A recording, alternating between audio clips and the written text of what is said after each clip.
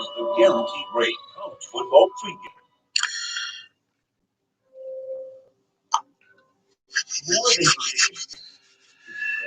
All right. Can you guys hear me? Sunset of the San Diego, the greenest grass in the land, and the greatest venue in the sport. The Rose Bowl is its own category. Dan Mullen is a panorama, a light in its beauty, rich in its history. All right. What's going on? Jordan Francis, Crimson Brave, Iceberg Plays. What's going on?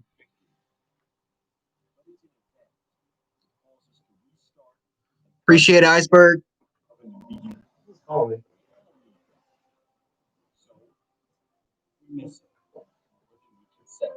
even find my damn phone. That's probably my cousin. Freaking want to be talking about that Georgia game, man. How y'all feel about that game? How y'all feel about that game, man?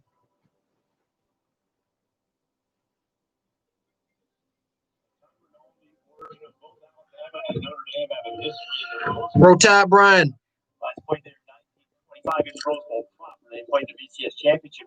I got Bama 42-28. Yeah, I hope so, depressed Clemson fan.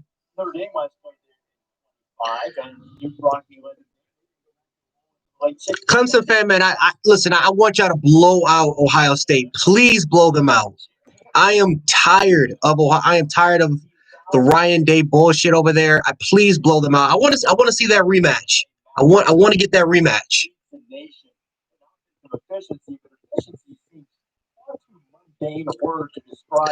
Yeah, man, Cincinnati choked. Cincinnati definitely choked, man. By the way, I'm sorry if the camera is not the best. Again, this is literally my first time live streaming, so trust me, we'll get better with this throughout time.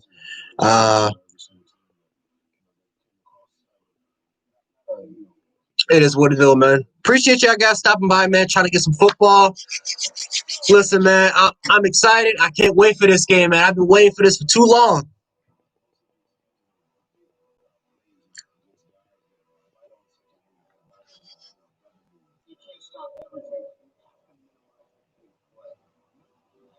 Oh, yeah. Georgia, man. I'm telling you, man, Georgia's going to be nasty next year, man. JT Daniels, is he the best quarterback of all time? No, but he's extremely talented. He's got some good arm strength, good character. I think with more time under Top Monken, I think Georgia's going to be really, really good next year offensively. They got some key pieces, and I think they're going to be good, man. What's good, CJ? What's going on, bro? How you doing? Florida players will still get a kiss from the Mullen for participation. Oh my goodness gracious, man! Dan Mullen is a clown, man. Yeah, hell yeah, CJ. That was an amazing game. By far, easily probably the best bowl game. I don't know, you know what? I can't even say that. Coastal Carolina and Liberty, that was a really good bowl game too. But oh man, that was definitely a good game. I definitely got to give some credit. Definitely got to give some credit to Cincinnati, man. They came up there and they played their asses off. They choked at the end, but got to give credit for Cincinnati.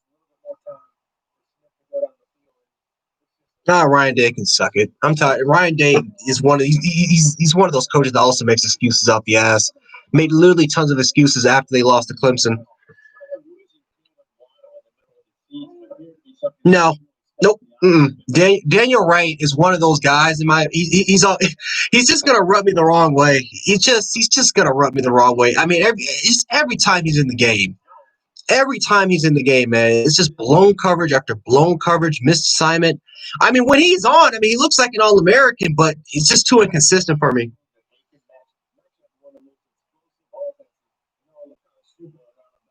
I think our players thought about the game different in the fourth quarter. Yeah. Georgia played their ass off, man, in the fourth quarter, especially on the defensive side of the ball. I got to give them credit for that. Oh yeah, shit. Matter of fact, you and Iceberg. I remember you guys were like my first 10 subscribers. You guys have been moving me since the beginning, man. So I appreciate that. Yeah, I wanted to try something new. I wanted to try something new, Crimson. I always wanted to kind of live stream. I always kind of want to live stream. I kind of been lazy with that, but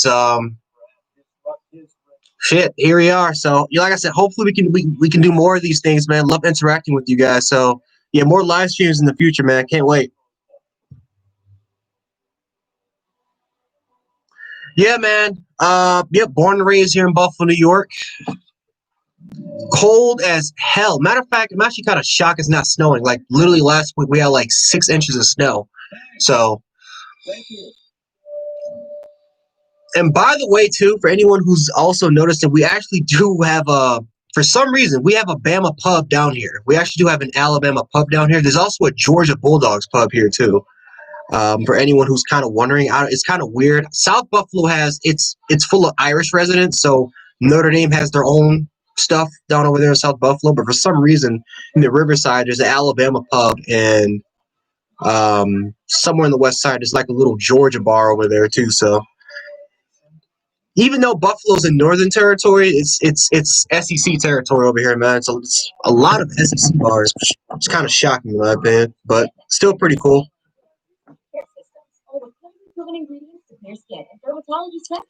Second half of the SEC championship was ugly. Yeah, I didn't like the way Alabama started off, man. Alabama was just a little bit too conservative. Defensively, Florida really kind of exposed their weakness. I felt like that entire first half, Florida was really, they were trying to feel out like what type of, what were we kind of giving? What type we were kind of giving them, and as soon as they kind of figured that out, at least on the opposite side of the ball, like they figured out that Kyle Pitts was a mismatch. They knew that if they could just attack Malachi Moore and Brian Branch, especially in the slot, it was over. And whether it was Kadarius Toney or Kyle Pitts, it was just an ugly time. So they got to get. So obviously, this game, we're gonna find out. I mean, you got that Brock kid, and I think you got the other tight end who's more of a blocking tight end, but he's also a receiving threat as well. I want to see how well Malachi Moore and Brian Branch will play those guys. Daniel Wright, I'm praying to God he does not bust the coverage. I'm hoping that he can learn his assignments. But I want to see how well Malachi Moore or Brian Branch those guys, because they're gonna get tested. If they're aligned, if the tight end is matched up against those guys, especially because Notre Dame loves to run those two tight end sets. I want to see if Malachi Moore and Brian Branch can match well against those guys.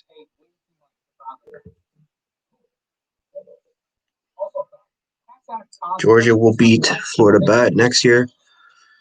Oh yeah, let me tell you something right here, man. The Florida Gators, they got to get their stuff together. They have got to get their stuff together, because I'm telling you, man, if the way that we saw against Oklahoma and the way that Dan Mullen had those kids prepared, I mean, Florida, they're extremely talented. Don't get it twisted. They're extremely talented. But if they don't get it together, guys, if the way Dan Mullen had those kids prepared, I'm telling you, they're going to get smacked around by Georgia and Alabama next year. Oh, Crimson. I said this before. I said this, I think this was during the Michigan video when we beat Michigan. This year, I said this was going to be a rebuild. This is the rebuilding year for Alabama. This is the rebuilding year. Like, this is not, I mean, everyone is saying that this is like Alabama's best team. No, this is not. This is not Alabama's best team. This is the rebuild year. They're rebuilding. Next year is the return of Alabama's defense. Like, next year, who you got? You got a Bogbe. You got I don't know. LeBron Ray's probably going to be gone, but Bogbe. You had DJ Dell. You got Christian Barmore. He could very well return. Malachi Moore, Brian Branch, Jordan Battle, Christian Harris, Timothy Smith, Jamil Burrows, Byron Young. All those players are coming back. All of those players are coming back next year. Like, Alabama is so full of depth. They're so full of depth, it just doesn't make any sense on the defensive side of the ball. So I think next year they're going to be dominant defensively. Offensively, they're going to calm down a little bit, but I think we're at the point now where Alabama is just they're just always going to have a good offense, especially in the passing game. Yeah, Oklahoma's going to be a top 4 team next year. I agree, depressed Clemson fan. Oklahoma's going to be really, really good next year. Oklahoma's going to be really, really good next year. For what I saw for them defensively, and a lot of those players are freshman, sophomore players. Those are really young players. I think their offensive line is very, very young too. I think that's like I think that's like the first year. I think their offensive line is like all together, playing all well together. So Oklahoma's going to be really good. I like Rattler. I think Spencer Rattler is a first-round talent. Their running game situation show that they can do it. I like Oklahoma, man. I think Oklahoma could very well have a complete team. Maybe the first time we've seen since '08.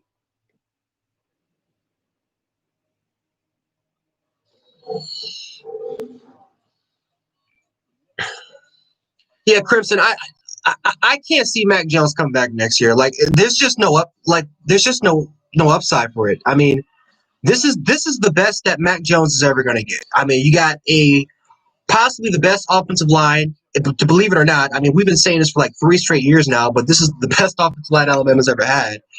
Then, it's possible that all 4 of them could be gone because Emil Ekiyor could very well go to the NFL. Leatherwood's gone. Dickerson's probably going to be gone. I mean, you could very well, Deontay Brown's gone, so you could very well have 4 guys leave. Devontae Smith's gone. Jalen Waddle's gone. I mean, next year it's literally going to be young players. Your top target's going to be Mechie, and I like Mechie, but Mechie's not a number 1. Mechie's a number 2.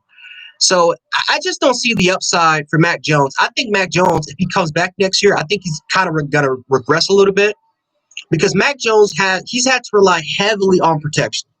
He's a good quarterback, but he's relied heavily on protection.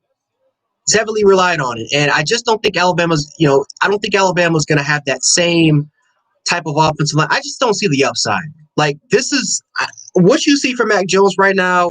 I think is the best you're ever going to get from him. And to be fair, I mean he's done a phenomenal job. He's done a phenomenal job, man. It's kind of like AJ McCarron coming back. Like when AJ McCarron came back, I'm like I just don't see the upside for AJ McCarron coming back. Like that's the best. Like 2012 was the best you're ever going to see from McCarron. It's the best you're ever going to see from him. And then 2013 came, had better stats, but he wasn't better than last year's version of AJ McCarron. AJ McCarron in 2012 was a Heisman finalist. But no, I like Mac Jones a lot, but he's just one of those players that I think he should just go straight to the NFL. Yep. Bryce Young is extremely talented, man.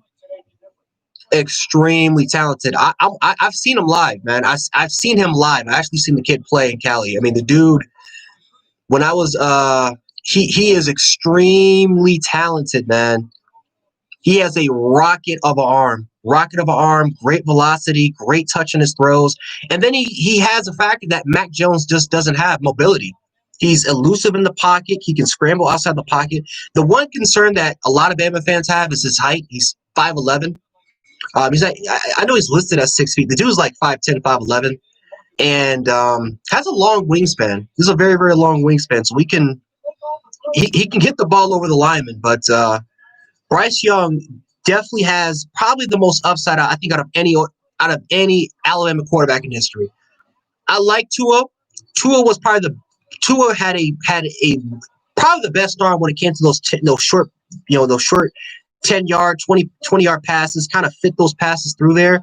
But as far as arm strength, launching the pass, as far as having the overall total package, Bryce Young is by far more talented than Tua, by far.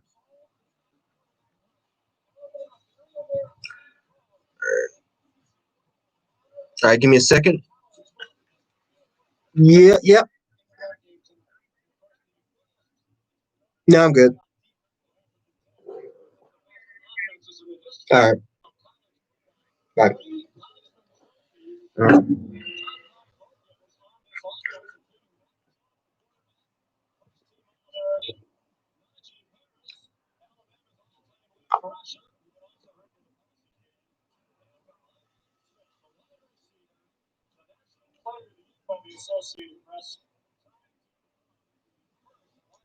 Oh yeah, man.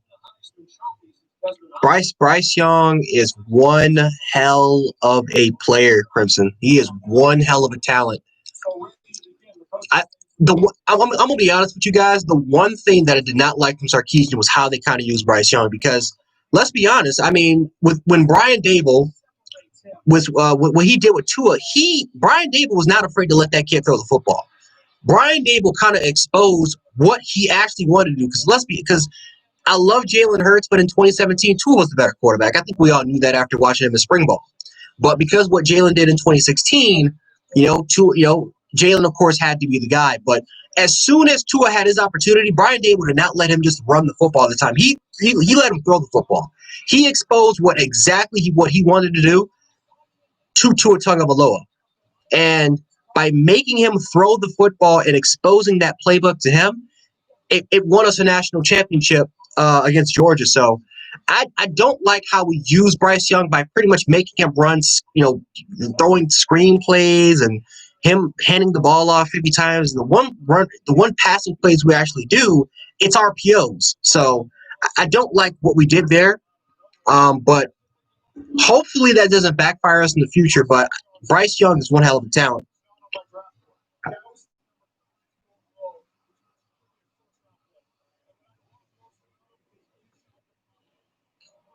Greg out here representing the the Florida Gators. Yeah, Greg, let me tell you something here, Greg. I like the Florida Gators. I don't like Dan Mullen. I do not like that man. But I like the Florida Gators. They're extremely talented, man. But Dan Mullen's got to fix his goddamn attitude. You guys are not going anywhere if that dude cannot fix his attitude.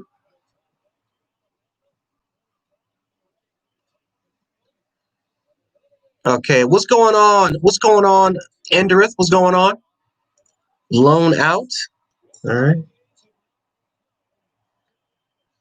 2017 was an underrated year for college football. It really was an underrated year for college football.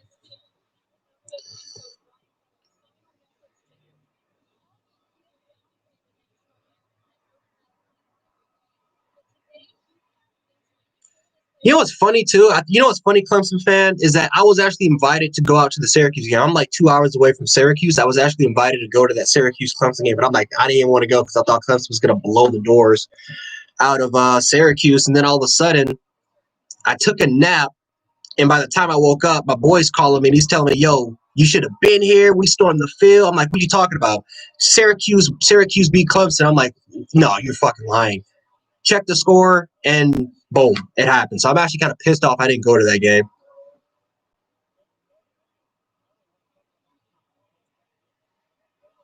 Yeah, I mean, simple as that. It's like, it's like Dan Mullen. Dalen Mullen's got to do a good job.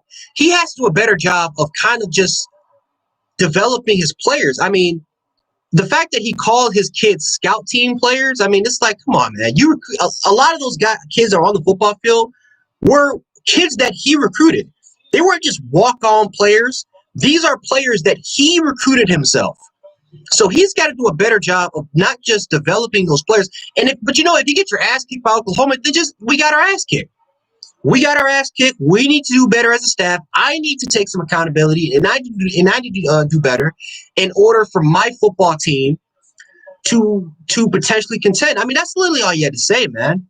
I mean, Ed Orgeron lost like 30 players because of opt-outs or due to the NFL draft. You don't see Ed Orgeron coming out there crying and saying that, hey, it's every post game. He's like, we got our ass kicked. I got to do better.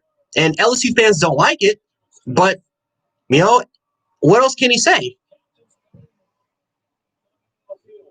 Yeah, Kirby Smart doesn't really. I mean, Kirby Smart doesn't really make excuses either. I mean, I think the one game against Alabama, I know he was kind of crying a little bit against Alabama, but besides that, Kirby Smart's a guy that just doesn't make any excuses. I mean, when he loses, he's like, we lost.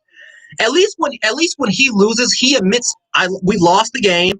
I need to do better to prepare my kids. That's it. Oh shit, the toss. I'm too busy talking. I forgot about the toss. You think Alabama's going to blow out Notre Dame, or you think this is going to be a competitive game for anyone who's watching?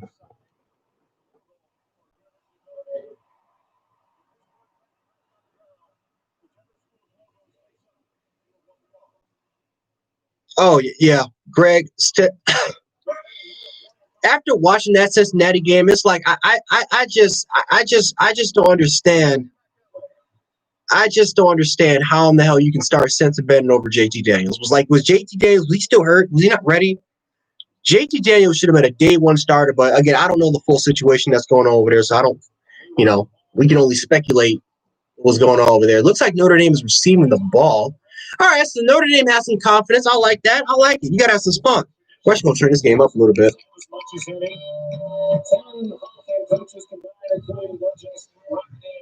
Blowout? Okay.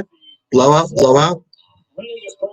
14, 17 points. I think 14 points. I think Bama's going to win this game by 14 points. I think this is going to be a competitive football game. I think Notre Dame is going to come up here. They're going to show. I think they got a chip on their shoulder. They got a huge chip on their shoulder. I think they got a huge chip on their shoulder, guys. I think Notre Dame's going to come out here and they're going to be extremely competitive.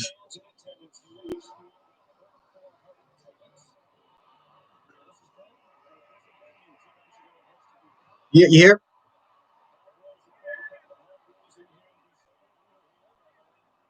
Oh, okay. Bye.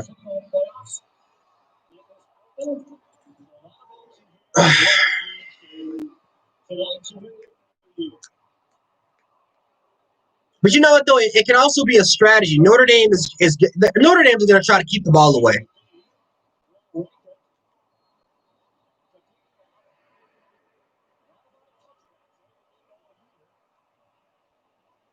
Yeah, Kyle Trask is going in the second round. Kyle Trask went from a first round pick to immediately having a second round grade. I feel bad for him in a way. I do. I like Kyle Trask. I feel bad for him, but he's going in the second round instead of it being a first round pick. Oh, fumble! Woo! That's damn.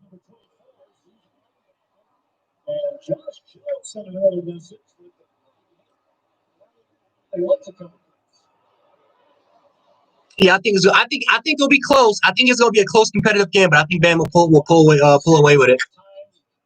I'm not one to kind of like disrespect the team unless I'm like really kind of feeling pissed off. I don't know. I kind of imagine like I look at it as a jinx. I know a lot of Bama fans do that. I'm one of those fans. I'm like, I think it'll be close. I got to give some respect to the opponent.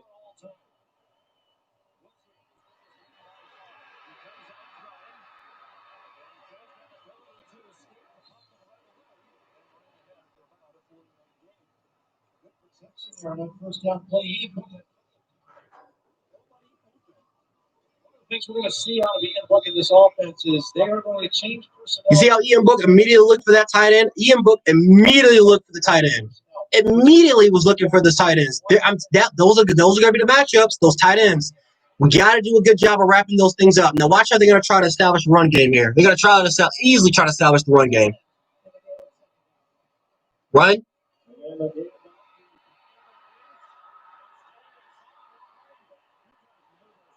First down. See? That's going to be Notre Dame's game plan. That's going to be Notre Dame's game plan. They're gonna establish the pass, use the tight ends, eventually have some short dink and dunk throws. Maybe eventually take some over the top. Maybe take it over the top throws with some of the receivers, and then establish the run game. If Alabama can stop the run game, the game's over.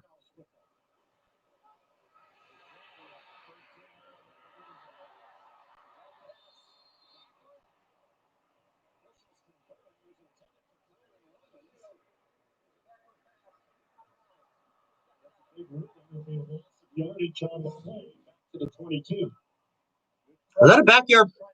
That was.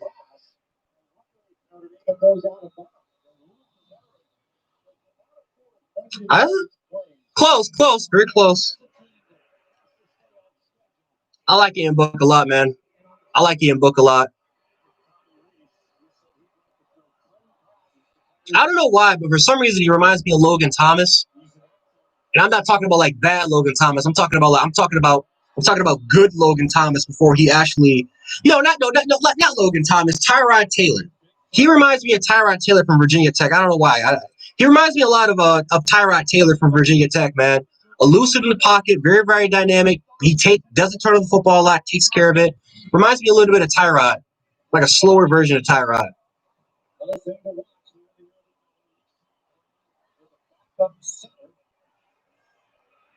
Man, think about that, dude. It's been 11 years since we've seen Tyrod Taylor and Williams at Virginia Tech. Man, it's just crazy how college football has kind of transformed over the years.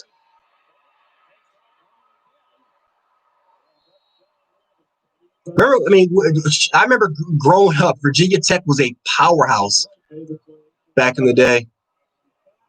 And man, shit has definitely changed over the last decade. But they have to stay ahead of the chains, and that's a difficult situation against this Alabama defense. Everything's very concerned about punting to Devontae Smith also. Wants Jay Brown to hang it up high and not give Smith a chance to return. Almost high and also deep.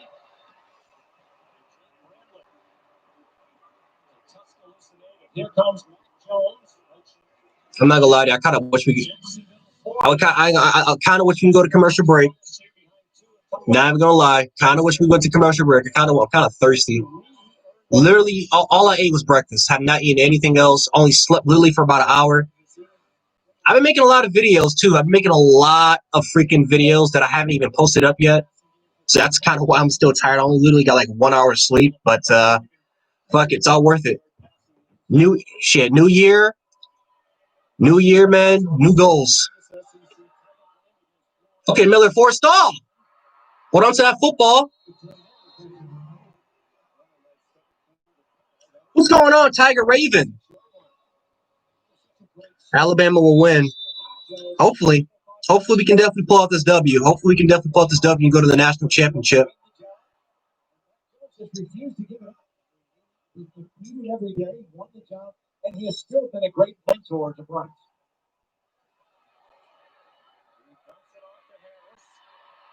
Oof.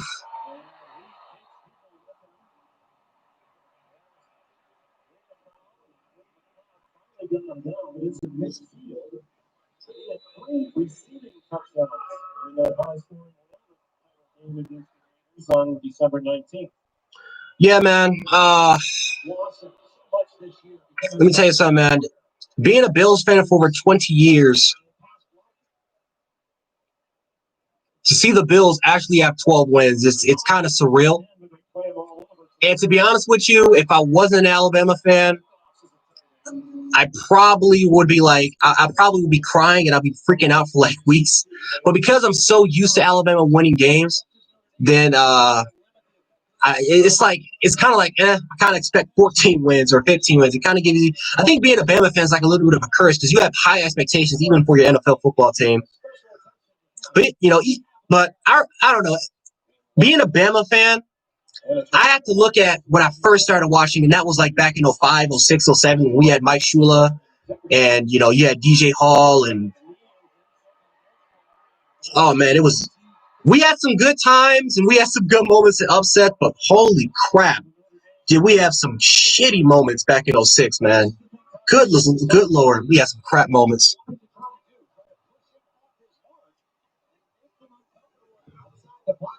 But yeah, I'm super excited that the Bills are like 12-3, and we have an opportunity to be 13-3. I don't think we'll be 13-3.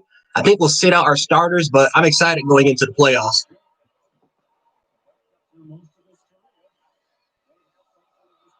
That's a big asshole. Jesus Christ. Let's go, Chris Owen. I see you, Chris Owen. Look at Landon Dickinson. He knows that too. I see you, big boy, with that block. Just the ability to get push and get some movement. I see you, Chris Owen, making that block on the linebackers. I wish he would have pancaked his ass, but I see you. I'm not gonna lie to you, dude. I really wish Landon Dickinson was playing in this football game. The pass blocking. That's a dangerous ass throw. That's a dangerous ass throw to Slade Baldwin because Kyle Hamilton was staring down. He was staring out it. Kyle Hamilton, he knew exactly where that was coming. He almost got the interception.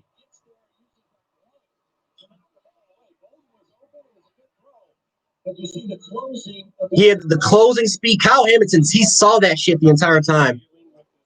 It wasn't really a bad throw. That's just more of a good play by Kyle Hamilton, but that was extremely. That's one of those. That's one of those. That's one of those chess-like situations, man. Let's go, Devontae! Let's go, Devontae! Woo! Let's go, baby. That's why he's a Heisman contender right there, baby. That's second gear. Don't underestimate the speed. Do not underestimate the speed, baby.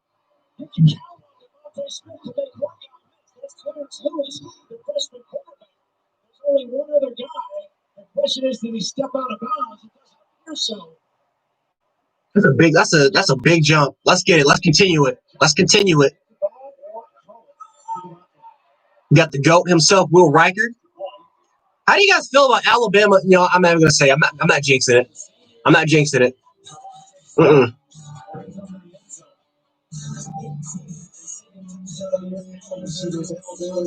You know, I'll say this. How do you guys feel about Alabama potentially having a kicker?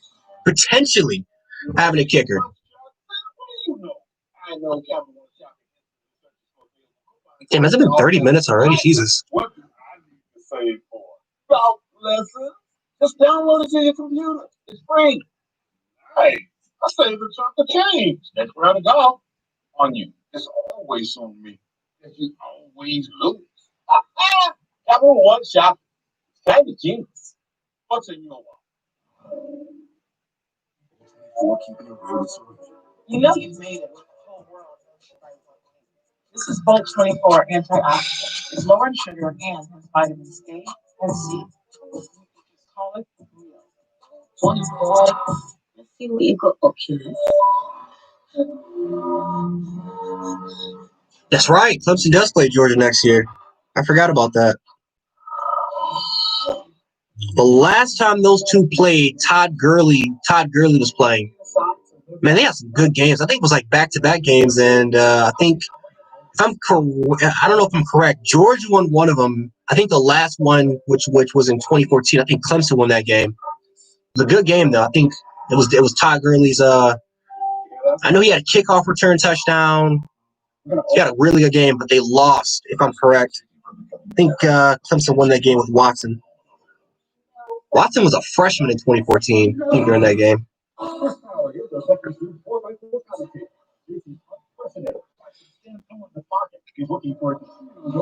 He makes the connection.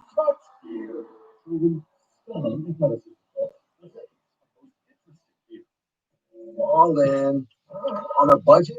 How many $1 your way menu at Burger King featuring a flame grilled bacon cheeseburger? Value this good is hard to find anywhere else. Your $1 your way menu now at Burger King.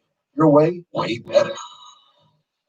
Historically, black colleges and universities have nurtured and developed millions of black students seeking opportunity through higher education. Supporting this pursuit of excellence is a priority for Capital One. That's why they're partnering with. Okay, it was Georgia that won that last matchup. Okay.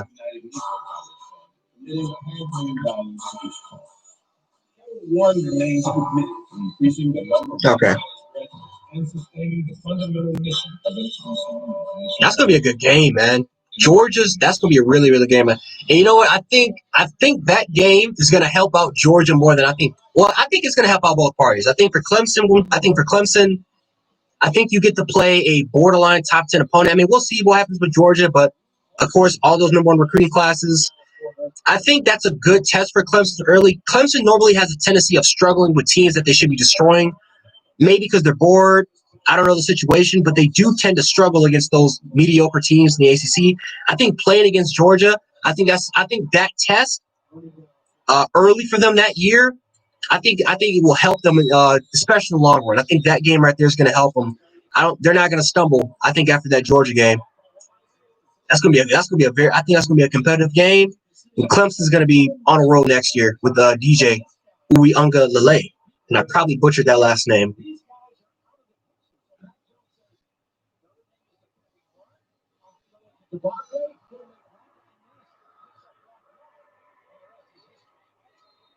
If you really think about it, Clemson has a scary-ass team next year, man. Man, Brian Bresee, Miles Murphy, man, those players are only going to get better. Those guys are true freshmen.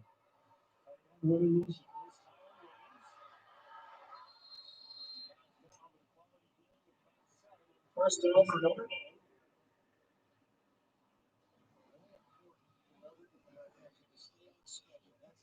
Distance, and it's the scoreboard. They're behind. They got behind so quickly in the ACC championship game, and they weren't used to it. They don't play well that way. They've got to stay within striking distance of this powerful Alabama team. Man, listen. I've been trying to pronounce DJ's name since high school. I've been watching DJ since he was a sophomore at St. John Bosco. I literally been having a hard time saying his name since he was a sophomore in high school, man.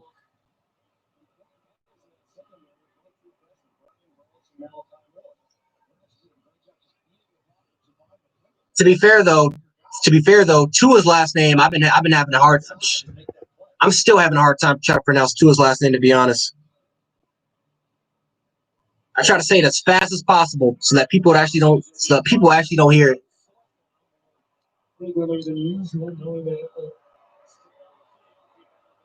Oh, fuck.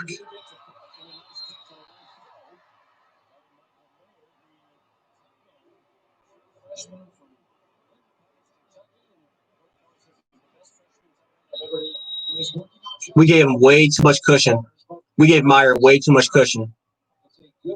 We send that extra blitzer from the star position, and then we definitely played a little bit too much soft cushion right there.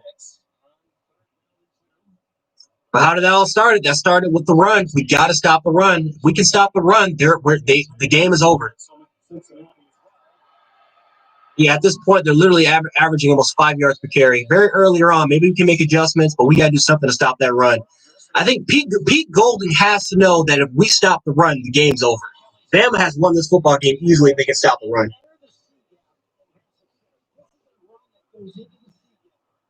Oh, my God. Christian Barr. No, that's Fedarian Mathis. He got Fedarian Mathis, dog.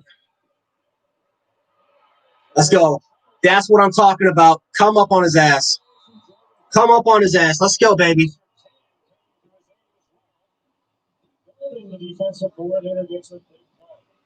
Fedarian Mathis, though, on that last play, he got shoved all the way to fucking China. Jesus. He got shoved all the way. The Great Wall of China shoved his ass. They said they told his ass to get out the way. Jesus. What's going on, Zachary? Roll Tide Roll, baby. 3-7. I thought that was like 3-10. I'm gonna be honest.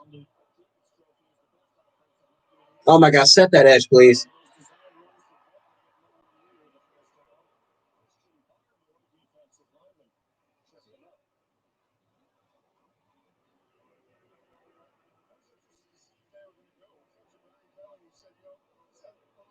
Notre Dame's playing pretty conservative.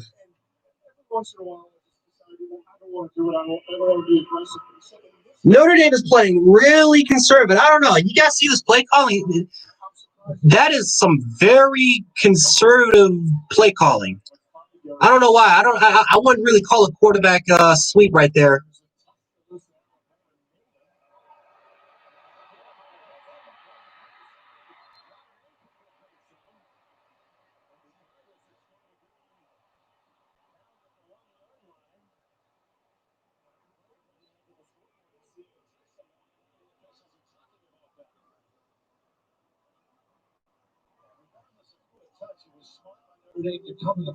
What the fuck, man? Did I actually hit somebody? Oh, holy shit. That ball did not. Oh, my God.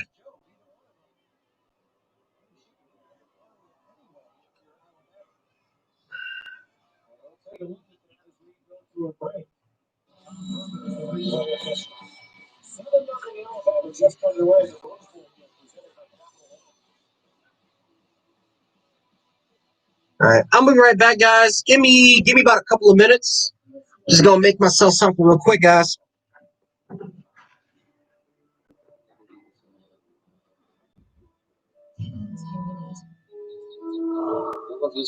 Always golden. Cheesy. Yes, you said. So,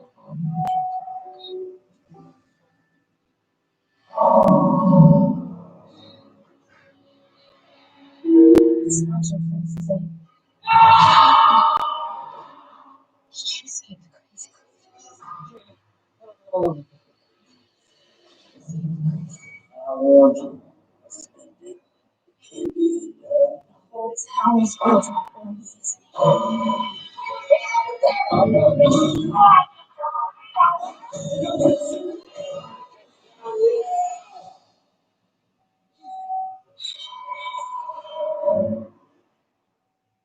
This is the new iPhone 12 Pro with 5G, and it's on AT&T, the fastest nationwide 5G network.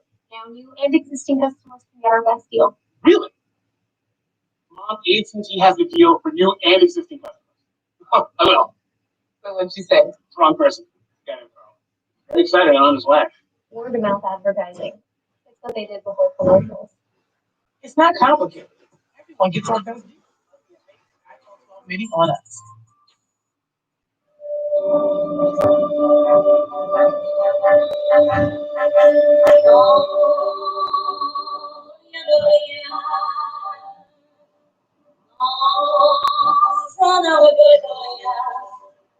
Smooth driving pays off. With Allstate, the safer you drive, the more you save. You've never been in better hands. Allstate. For a quote today. The fighting spirit is one we all share. The story of his immigrant mother, raising 4 children on her own. His own story of a man who came from nothing, found purpose and success in the growth of a reporter studio. And his impact on his fighting spirit. He uses it to inspire others through his music. Since 1925, we've proved that it doesn't matter where you come from, it matters what you're made of. Look up, root for those with a fighting spirit. The Rose Bowl game presented by Capital One. What's in your wallet? And you want by Taco Bell's natural fries. And AT&T 5G. Rose Bowl game. Also the first national semifinal. Alabama leads 7-0. Nearly a disaster here for the Crimson Tide. But after replay review, his team that ball didn't strike anybody. Hard to believe it's just 4 players between the 2 teams. Trusts his quarterback.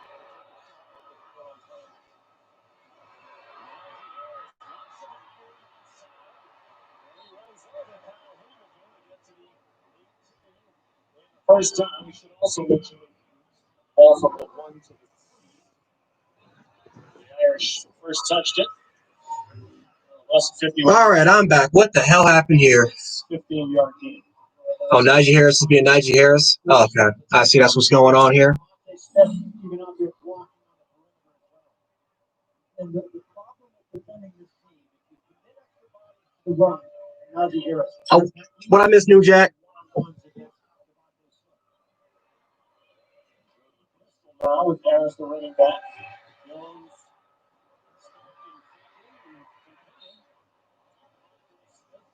His second catch. This one good for 9 at the cloud there for Notre Dame. That's what makes him special. The ability to sink his hips, get in and out of breaks, and come back and make the catch. You remind me so much of Morgan Harrison. Harrison, a Pro Football Hall of Famer, just Slade Bolden stepped in. Yeah, man, you did that's that game next year for Clemson and Georgia. That's gonna be one of those games that you just don't want to miss it. I gotta figure out what type of game I want to go to. I was actually planning on going to the Alabama Georgia game this year, but COVID hit, and I haven't been to a Bama game in a while, man. Definitely gonna go back to T-Town.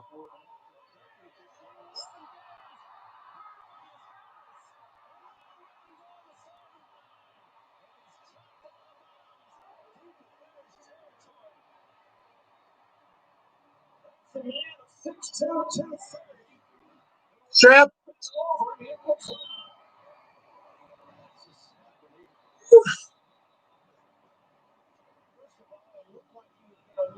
That's a stinker. Woo!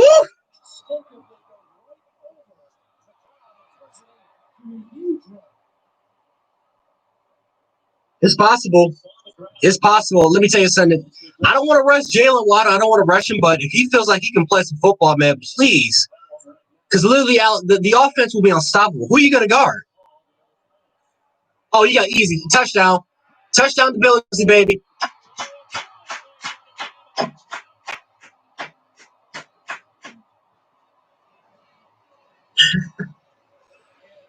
Yeah, Jalen Waddle.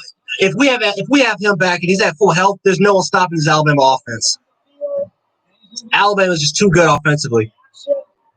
They're too good offensively.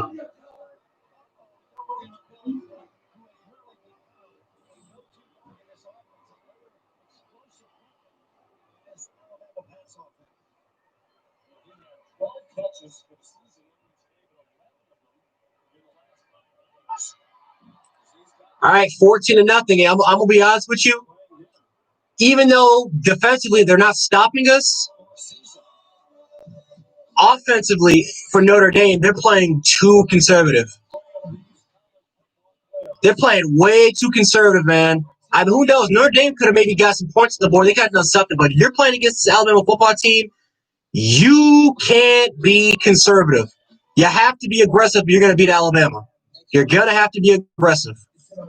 Like when you run a quarterback sweep like that on third down, that's not going to help you win, especially if you don't get it.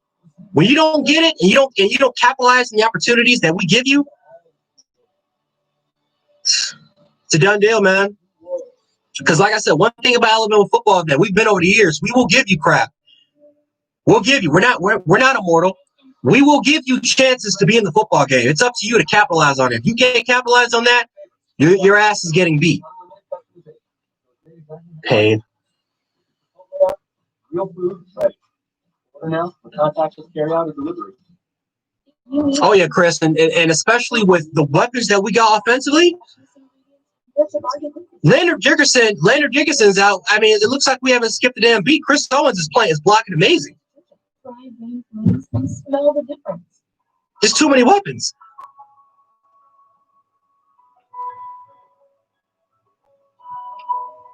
Like if Jalen Waddle was healthy the entire year, Mac Jones would literally be averaging close to 400 yards a game. That's not even over exaggeration. He would be having at least 350 something passing yards a game. Devontae Smith would definitely not. He wouldn't even be a Heisman finalist. Devontae Smith will still be a player that probably still have 1,000 yards, but Jalen Waddle probably would have been the Heisman finalist. Jalen Waddle is the player that probably makes the more exciting plays, and he's a fan favorite. Jalen Waddle would easily probably be in that position to be the Heisman finalist if he was healthy. Oh yeah, man, we got the big boys. Got the big boys in the offensive line. Chris Owens is in there. It looks like we haven't even skipped the beat. Leonard Dickerson is the best center in college football. Leonard Dickerson is the best center in college football. It's not even close.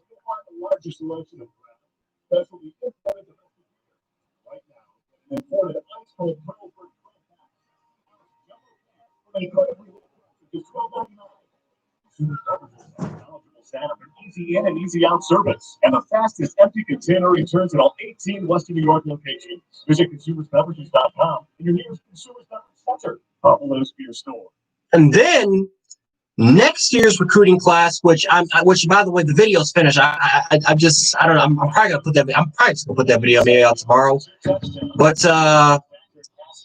you have the greatest offensive line class of all time with the 2021 recruiting class. So Bama, that's one spot that Alabama's always going to get right. It's that offensive line.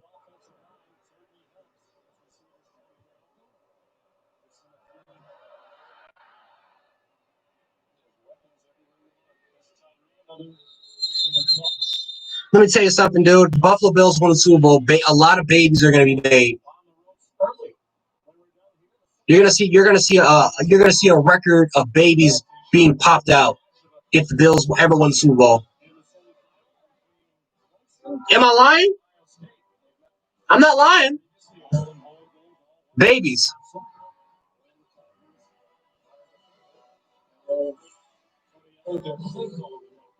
See, look at she even agreed. Babies will be made if the Bills ever win a Super Bowl. Thousands. Thousands. Here comes pressure. For about 3, tripped up by the freshman Will Anderson.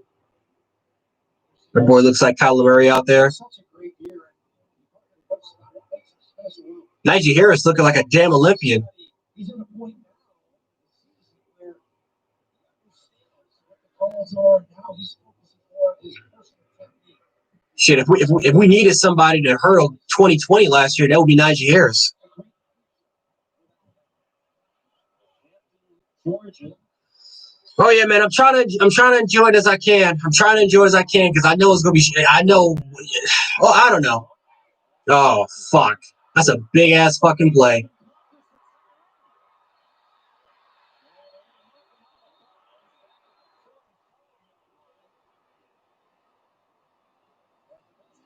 Trying to enjoy the experience as I can, man. I'm trying to enjoy the experience I can. I think being a Bama fan, I'm spoiled because I'm so used to us winning that the Bills winning now. It's kind of like, I shouldn't be. I should be enjoying it more than I actually am. But I am happy that we're winning games. I'm happy.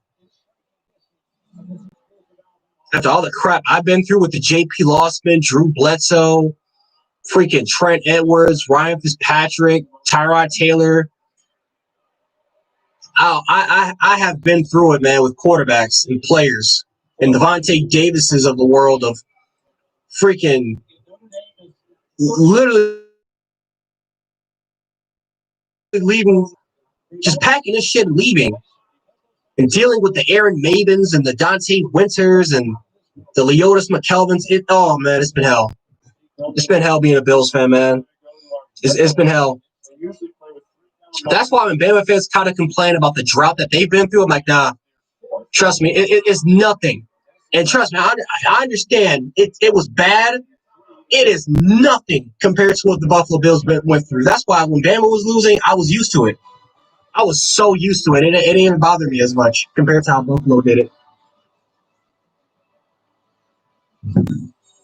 You know what's funny, dude? I wanted Anthony Lynn to be the head coach. I wanted Anthony Lynn to be the head coach so goddamn badly. When Sean McDermott, trust me, when McDermott was hired, I was like, all right, I like McDermott. He's got a good reputation. He's tough. Doesn't take shit compared to the Joker that was Rex Ryan. But I wanted Anthony Lynn so much. I wanted Anthony Lynn so much, man. I really liked him. But, man, what he is doing with the Chargers, man. Started off really, really good, man. Had 2 winning seasons, and then, yeah. I mean, we'll see what happens next year, man. Derwin James, this is like his second consecutive year of missing action. So, if Derwin James can stay healthy, I think that Chargers defense will be massively improved. But, I'm not gonna lie to you. I'm not liking what I'm seeing with the LA Chargers. I'm gonna be honest too. I think the Chargers need a better market. I don't think LA is the right place for them. LA is not. It's not a good market. Like I understand they're getting a new stadium and all that type of crap, but oh no, I'm sorry. No, they're playing in this. They're playing in the same stadium as the Rams are. I forgot about that. They're not playing this in that soccer stadium anymore. But I just don't think it's a good market. Like I think San Antonio is a good market. I think even Sacramento. I think Sacramento is a good market. Portland's a good market. I mean, I just think that there are just better markets out there for the Chargers.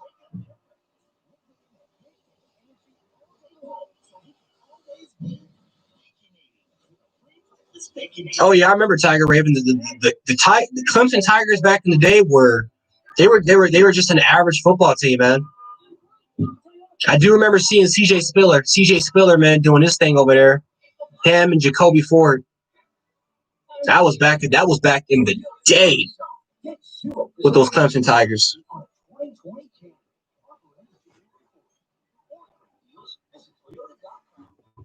Oh, it's January 1. Let's go places.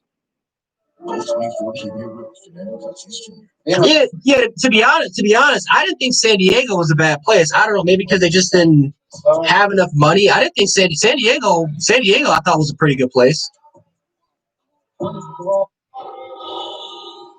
This is my first game live. Yeah, this is my first game live. First game live. Definitely want to try something new. New Year's. Normally, I'll wait for post game, but I decided this. And I think a big reason why I don't have the greatest equipment on the world. Like I record my stuff on a cell phone, right? I don't, cell phone, tablet. That's where I pretty much record my stuff on. And part of it is because I'm like, I don't feel like editing for like hours and hours and hours. And I just feel like talking football with you guys, giving you guys my thoughts and my opinions, and just post it. But I guess there is kind of a little bit of a fear of going live sometimes. But no, new year, new time, and definitely wanted to talk some football, watch some football with you guys.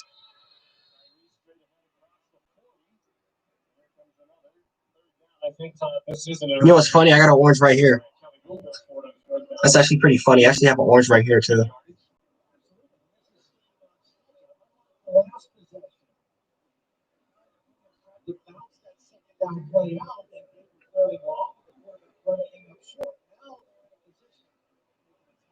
That's literally perfect timing too. That's that's literally perfect timing. I have an orange right next to me, and I like orange. I like oranges too. I don't like all types of orange, but I do. I like these oranges. These oranges are good as hell.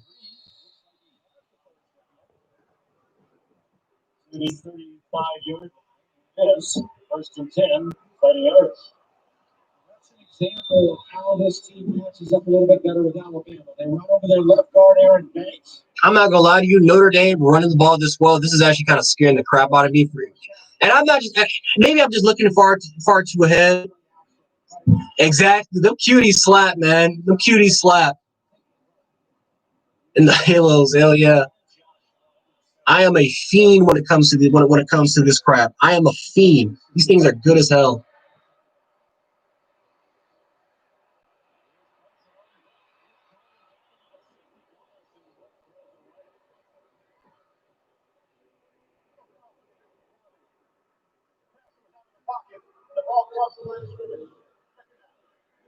He's coming in. They're bringing the backside doors to pick this up, and he's just there. He's a little bit late getting there. And Battle is able to force him to come out of the pocket. He does his smart thing. Man, I'm not gonna lie to you. I hate when DBs are blitzing and they always get faked out. The quarterback is always gonna go to the outside. He's never gonna rush to the inside. What the fuck? That's just horrible tackling. Horrible tackling. You got two guys right there in the backfield. Got to make those tackles. Horrible tackling. This is actually scaring me that we're actually like letting this team run the ball over us. Like William Anderson he did his job. He did his job. He disrupted the play. It's up to Byron Young and Christian Harris to make the damn tackle. We didn't do a good job on that. That's a hole. That's a hole right there. Fuck. Yeah, they're gonna score.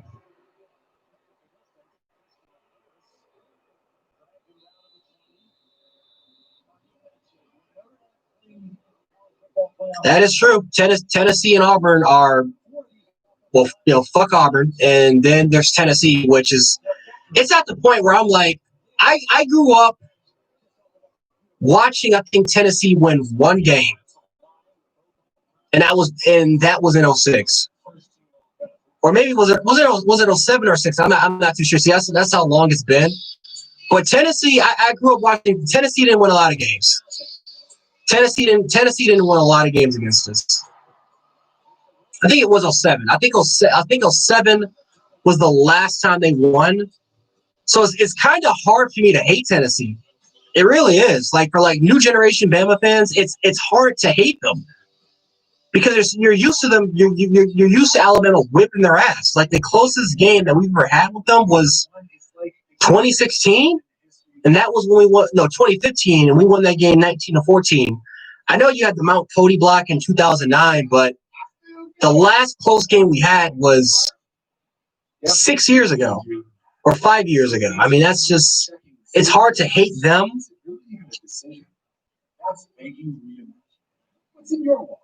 Yeah, I mean, it's like I feel bad for them. It's like every time every time that we play Tennessee, it's like what's the point of even grabbing a cigar? Like, what's the point of even going to the store and grabbing a cigar? You know what the result's going to be. It's like it's just one of those games. It's like we got this. It's got to be competitive before I start celebrating. I don't celebrate when Alabama beats Tennessee. It's just another game. I celebrate more when we beat LSU. LSU has been more of a rival than Tennessee has. Right? Auburn, of course, we beat Auburn. That's just we beat Auburn. I call it my cousin, and I call up my barber. My barber's actually an Auburn fan, which is actually pretty scary because he's a fucking barber and he can always mess my crap up. But I call him up every time and make fun of him. But Tennessee fans, I can't make fun of them. I can't. That's just one. It's just one of those fan bases I can't make fun of. It's how easy you can share them with your friends. They taste fresh. Yeah, man, we gave them probably the best defensive coordinator we've had. I mean, I love Kirby Smart, but Jimmy Pruitt was a monster at defensive coordinator. And man, I mean, they regressed. They didn't get better. They regressed under him. Everything just comes together in such a delicate dance. Oh man, peach tea.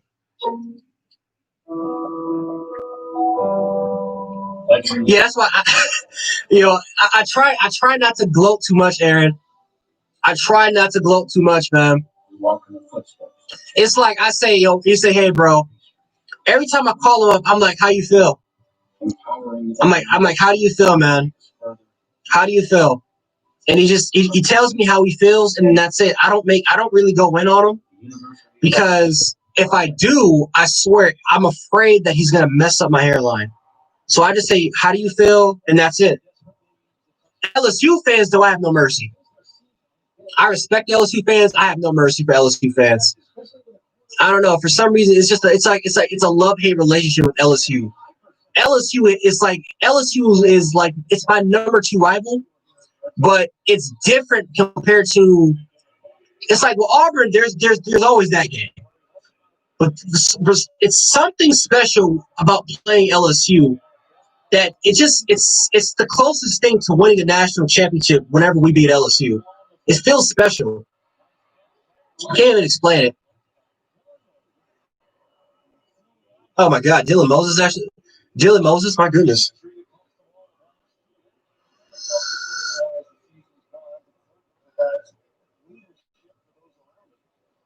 Oh yeah, I agree. Kellen Mond's not the answer. If A&M had an elite quarterback, A&M would probably be national championship favorites. A&M is close. They're very, very close to being a national championship contender. Very close. Very close. I'm actually pretty impressed when I'm seeing from Jimbo Fisher in this squadron.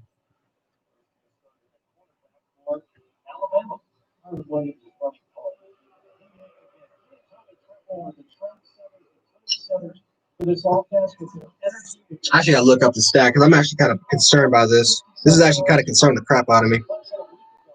I got to look up how many rush yards they got.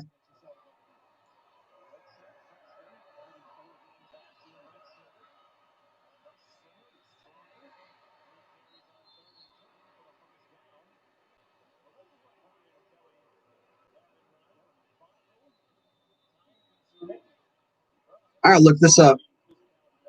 This is generally kind of concerning me a little bit.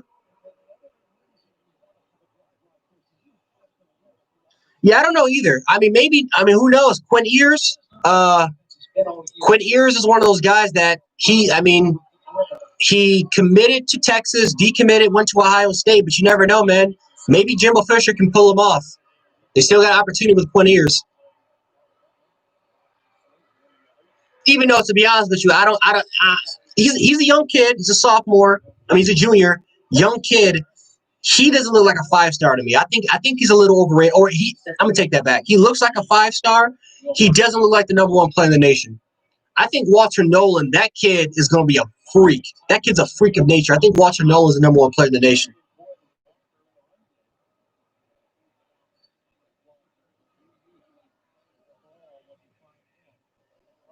Okay, Notre Dame. He's averaging 5.1 yards a carry right now.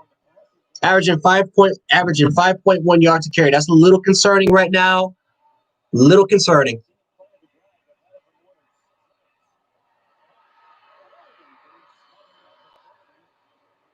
You know what's funny? If there was ever a running back that had 50 yards on us, rushing us in the first half, if this is like 3-4 years ago, Bama fans would be freaking out right now. Bama fans would be freaking out. How are they moving the ball so well? What is going on? What's going on with their defense? And then all of a sudden, when we give up like 100 or even 200 yards rushing, it's kind of like, eh. It's crazy how we get used to it. We know our defense is not the greatest. It's not bad, but it's not the greatest in the world. If this was like 5 years ago, though, Bama fans would be freaking out right now.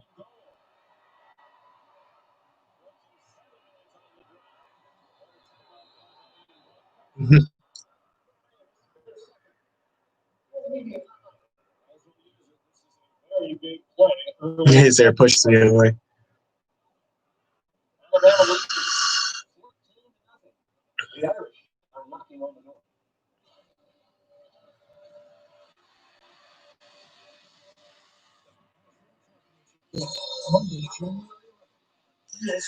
Yeah, I'm telling you, man. Next year is going to be Alabama's best defense since 2017. I'm confident in that. I think with all the experience we're going to get back next year, people don't realize that this is still a very young Alabama defense.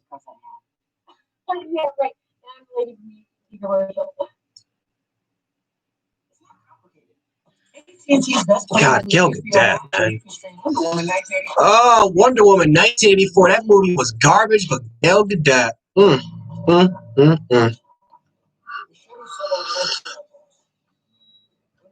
Gal Gadot, man.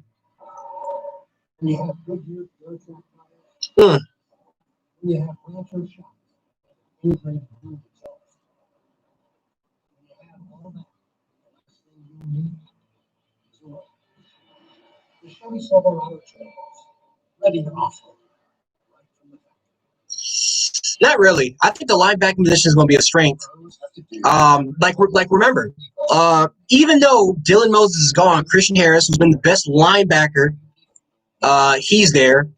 And then look behind him. I mean, you got Quindarius Robinson, 5-star. Ian Jackson, they're bringing him. He's a pretty good 4-star player from this class. Who's the other kid? Alabama got 2 inside linebackers. I forgot the other guy's name is. From the I think from Prattville. I gotta look him up. This is gonna bother me. But yeah, you got Drew Sanders at outside linebacker. Chris Braswell is a 5-star. You bring in the kid from St. Thomas Aquinas. He's a 5-star. I mean, Alabama got nothing but 5 stars. And look, Jackson Braden. You got Jackson Braden, who's a 4-star kid. Very, very talented. Very, very talented kid. But Jackson Braden is extremely talented. Bama's linebacking position is in good hands. If this was like 2 years ago, yeah, I'll be concerned because Bama's lacking depth. They got a lot of young talent that still needs some developing, but a crap ton of talent that I think is going to be even better than this linebacking core for this year.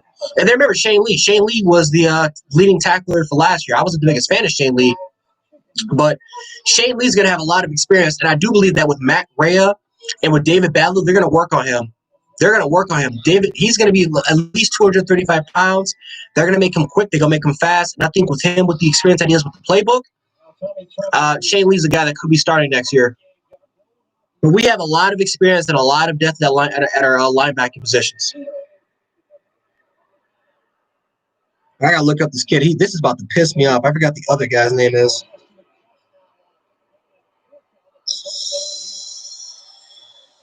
Deontay Lawson. That's his name, Deontay Lawson.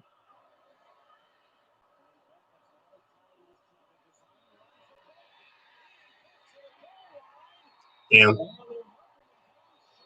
Wow. That's a touchdown, dog.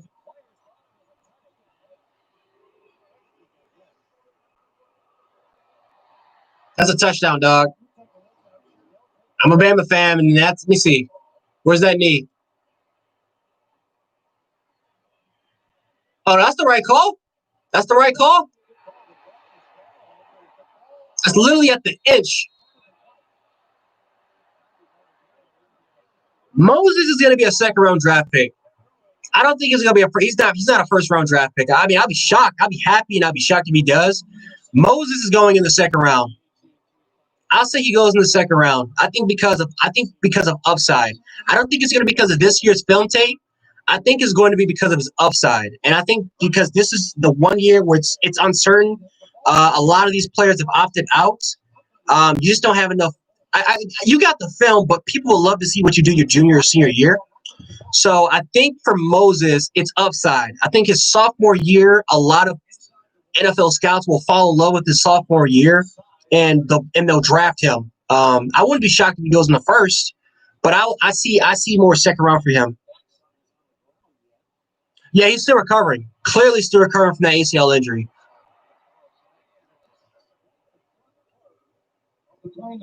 Mm-hmm.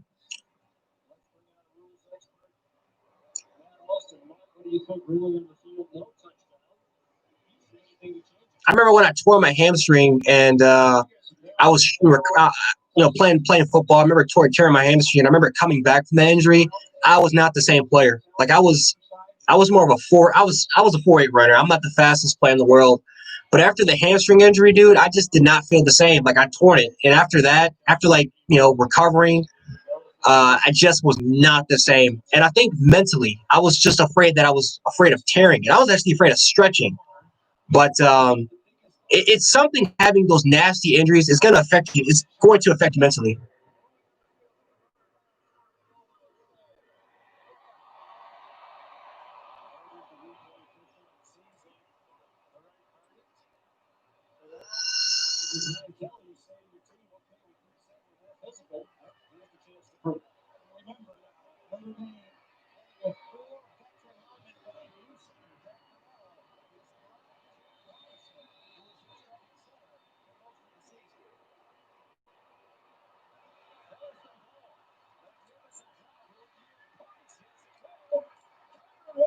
Yeah, Bama's just not physical on the goal line.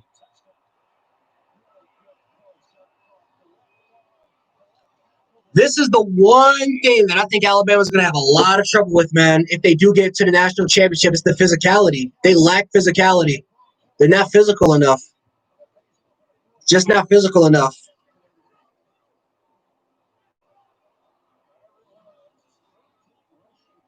But like I said, I didn't expect Notre Dame to just score 3 points like Clemson. I expected this to be a competitive football game. But this is still kind of concerning that Notre Dame is just running the ball over us, and we kind of have no answer for it. We had to kind of just rely on, honestly, Notre Dame's crappy play calling. I think, honestly, that's what's stopping this thing for maybe even being 14-14 right now. It's the play calling. Notre Dame's play calling has been conservative, but I can see them being more aggressive from then on. Mac is going to be a late first-round draft pick, in my opinion. I think either Atlanta, New Orleans. I think Atlanta and New Orleans are the best destinations for him. I think with the mentorship of Matt Ryan or Drew Brees, or maybe even Phillip Rivers if he gets drafted to the Colts, and then you have the offensive line help, you got the receivers surrounding you. I think I think putting him on a bad team, it's gonna set him back. Mac Jones he's not elusive. He doesn't have the greatest footwork as far as just the quickness and kind of how elusive he is in the pocket. Mac is one of those guys that he's a Kirk Cousins type of player. He's a prototypical pocket passer that fits the modern game.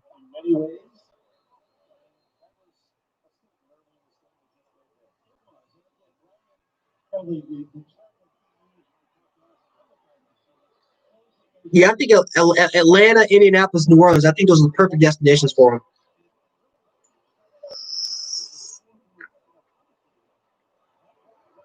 By the way, sponsor of the video is Lipton's Peach Tea. Lipton's Peach Tea, man. Best tea I think you guys will ever have.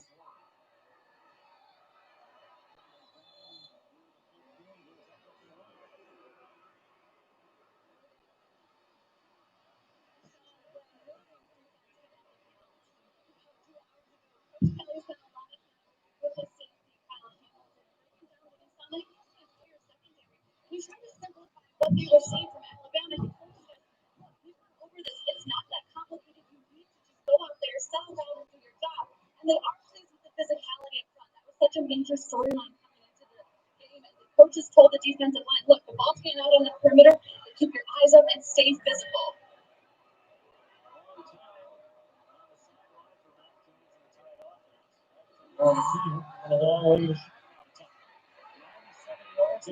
Here you go, Mac.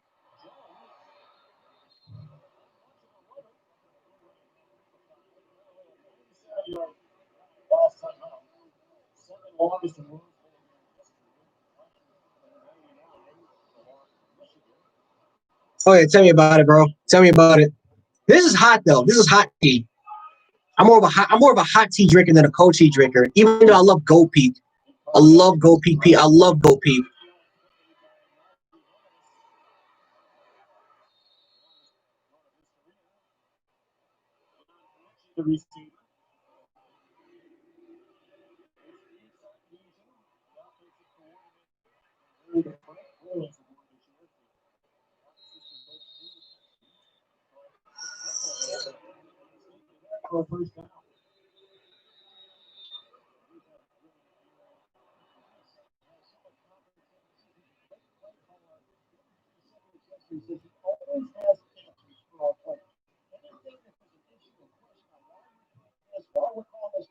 He has answers for the players, and they love him.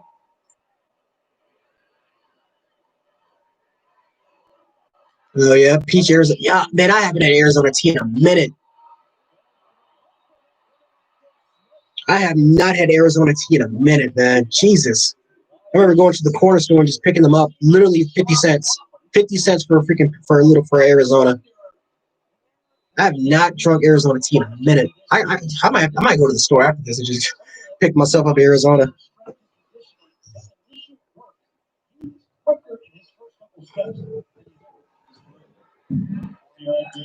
Oh yeah, and I gotta give some credit to Steve Sarkisian too. He's doing a good job of getting the ball to Najee Harris. Doing a really good job so far.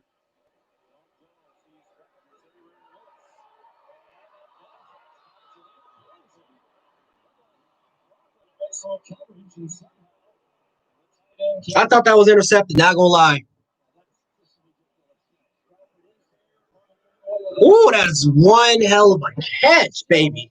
Makes the catch, and he's listed as a tight end, Sean, but at 6'4", 230, and with the speed, he's just a big receiver. They needed another weapon. Second half. Either Devontae or Jamar Chase, man. What I mean, you get one of those two players is gold.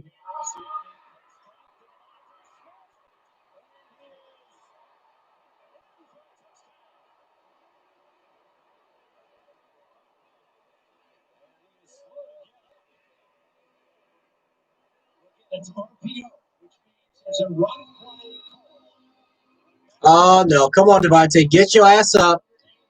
Get your ass up. You're fine. Nope. Get up. Get your ass up. You're not. We're not doing this today. You're fine. You got a little bruise. You're fine. You get up. You get your ass up. We are not. Nope. Not today. Not today. Not today. No. Nope. Mm-mm. Let me tell you something, people. If he's out for this, let me tell you something. If there's injury to Devontae Smith, be prepared to go back to 2008 Alabama, where we gonna run the football 50 times a game. Yeah, you're fine. Walk it off. Walk it off. No, we're not doing this today. You are fine.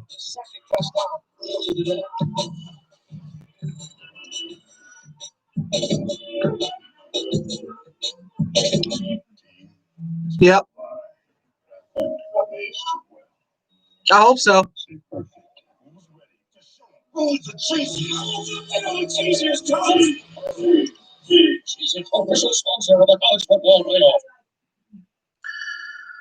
yeah, Julio Jones should have definitely got a ring, man. Julio Jones is one of those players that, to be honest with you, his career it reminds me of Terrell Owens. Like, remember Terrell Owens when he had that great game? He had that phenomenal game against the Patriots in the Super Bowl. Like, Terrell Owens deserves a ring. Like, a lot of people hate Terrell Owens. He deserves a ring. That's Julio Jones. Phenomenal career. Did everything by the book. Wasn't a huge talker like Terrell Owens, but he played his ass off every game. And he's just one of those players that's going to go down in history without a ring. Now, who knows, man? Maybe they can trade him.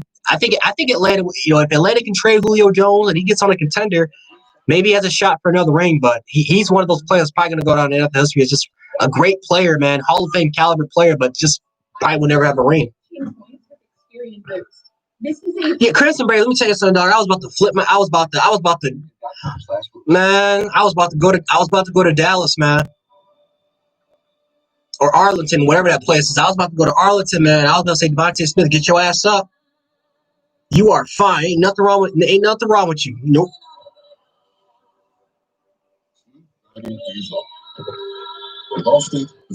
What's going on, Amy?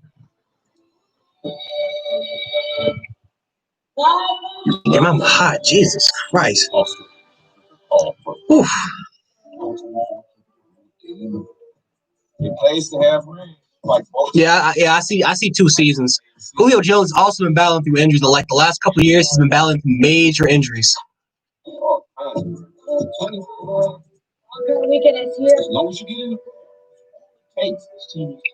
Yeah, we look good out there offensively. Defensively, I'm not gonna lie to you. Defensively, we look sluggish. We don't look physical. Our secondary has actually played pretty good. I think the secondary has been the better part of our defense. Up front wise, we've played like crap. We've looked sluggish. We've looked we looked out of place. The physicality is missing. We have got to be more physical up there up front. If I'm Pete Golding, what I would do as adjustments, I would just send everybody up front. Force Notre Dame to throw the football. Force them to throw the football. Get you guys up front. Play toe-to-toe physical football like we used to. Sometimes, playing all this, 5 defensive back crap. No, sometimes, man, get the big boys up there, play some physical football up there, and let's see who's the better. Let's see who's the better team up front.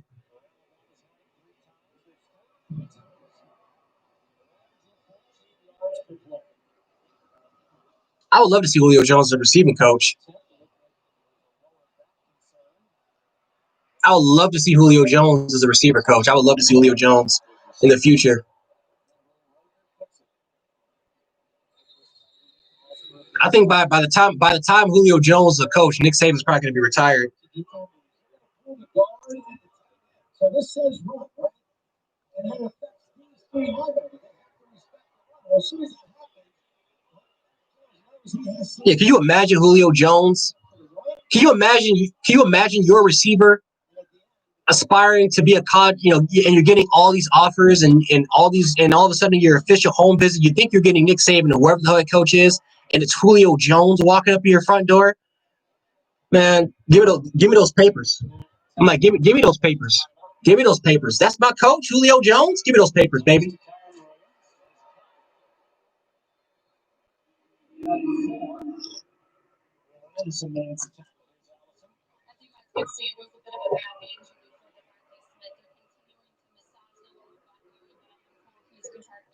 There is a rumor, though. That Terrell Owens is actually interested in Alabama coaching. He's actually interested in coaching for the University of Alabama. For those who do not know, Terrell Owens is a huge Alabama fan. So there's been talks. I mean, this is not official. This is a rumor. But Terrell Owens, he's been trying to call Nick Saban to see if he can get a coaching opportunity. So who knows? Terrell Owens, maybe in the next few years, could very well maybe be like an analyst, or he could very well be on this Alabama staff. Imagine Terrell Owens walking up in your front door, offering, trying to pitch your kid to come to Alabama. That'd be crazy.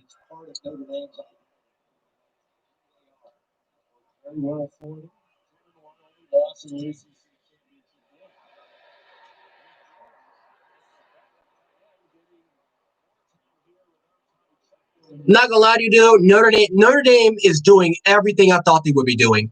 They're just running the football, short dink and dunk throws to their tight ends, really attacking the hook, Like if I'm Pete Golding, dude, just I'm gonna be honest with you, I'll play cover zero. These are one of these situations where I would just play cover zero and I would just challenge. I would dare them to throw the football deep. I'll dare them to do that. I'm not scared of Notre Dame. Look at them. Look at them. Swing passes. I mean, this is exactly what I thought Notre Dame was going to be playing like. I would literally play cover zero, and I would dare them to throw the football against me deep.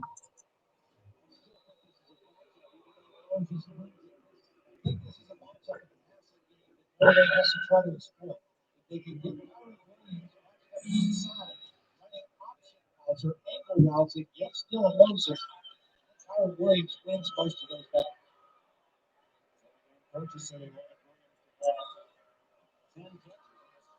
at that. Run the football.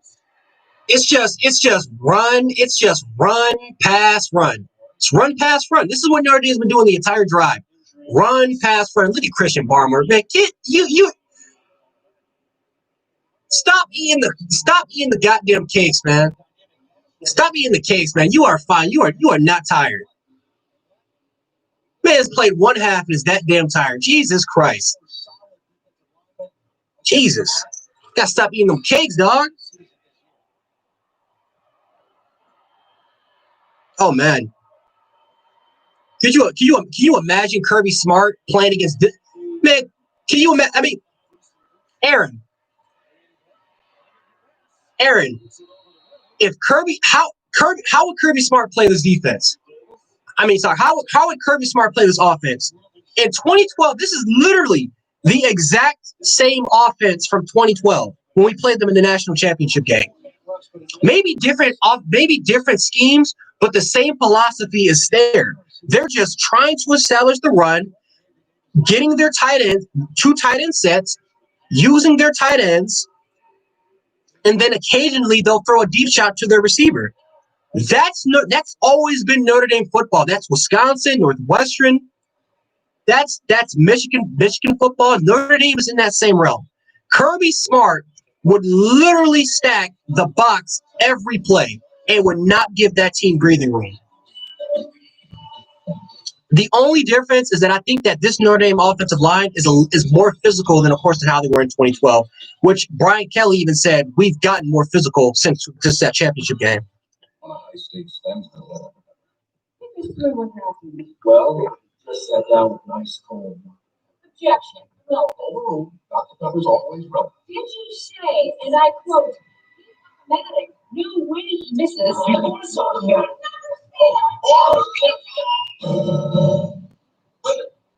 What finds you guilty? All right, Crimson Brave. How do you feel if Alabama plays against Clemson in a national championship? How do you like the odds?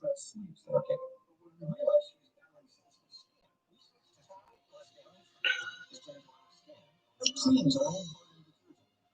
I'm going to be honest with you, I am not liking our odds. I mean, who knows? I think offensively we'll be unstoppable. It's that defense, man. That defense is what I'm worried about. Because Clemson's offensive line is just as good as Notre Dame, and their passing attack is way better. They're not afraid to take chances with their passing game.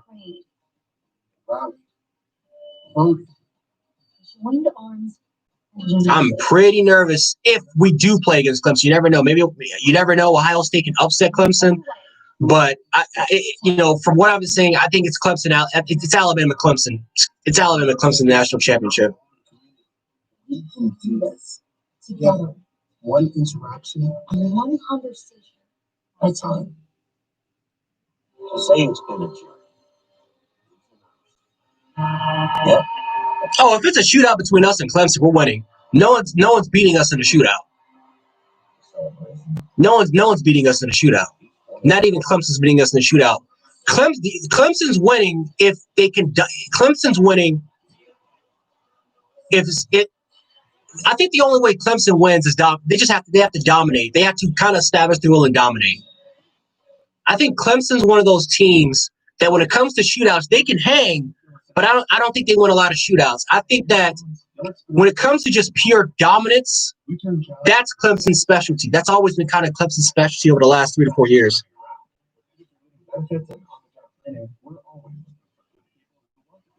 their work. Because here at Roy's, you're a valued member. Yeah. So if you're looking for a change, we want to meet you.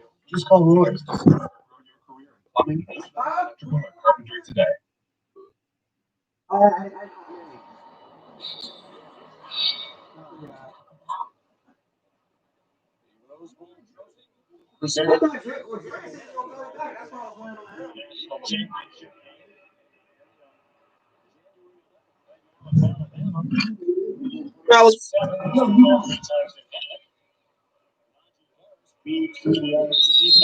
I was waiting on Jeremy.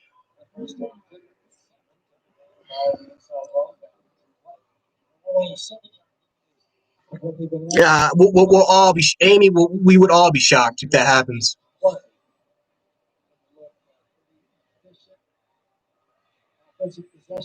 I'm not gonna lie to you though. I thought Notre Dame was gonna be way more aggressive on the offensive side of the ball. They've been really conservative lately, but at the same time, I'm not really surprised because that's Notre Dame. That's who they are, man. I mean, different scheme, but the same philosophy for that 2012 national championship. What do they try to do?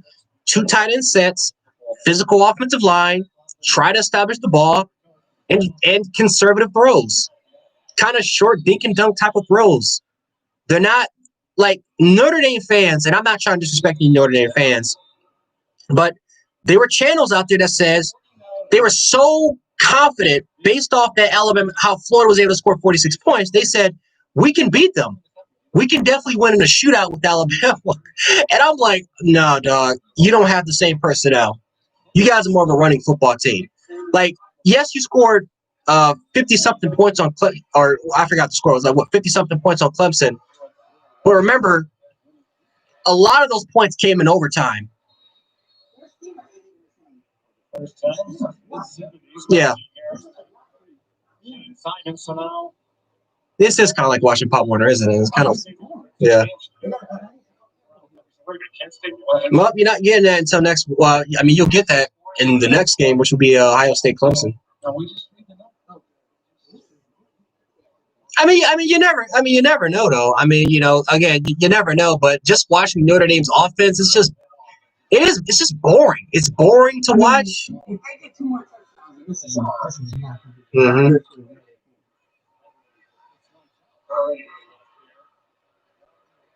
Okay, here we go with this conservative ass play. Come on, Steve. Look at Jalen Waddle. He's getting pissed off. I mean, this is just conservative play. We're trying to get off the half. What is up with this conservative ass play calling we're getting here? This is just conservative play calling. Come on now. Amy, it's been a long time coming. I don't like Dan Mullen. I don't like Dan Mullen, man. And just what he did, what he pulled off with Oklahoma, it just proves which type of person he is. I hate that dude.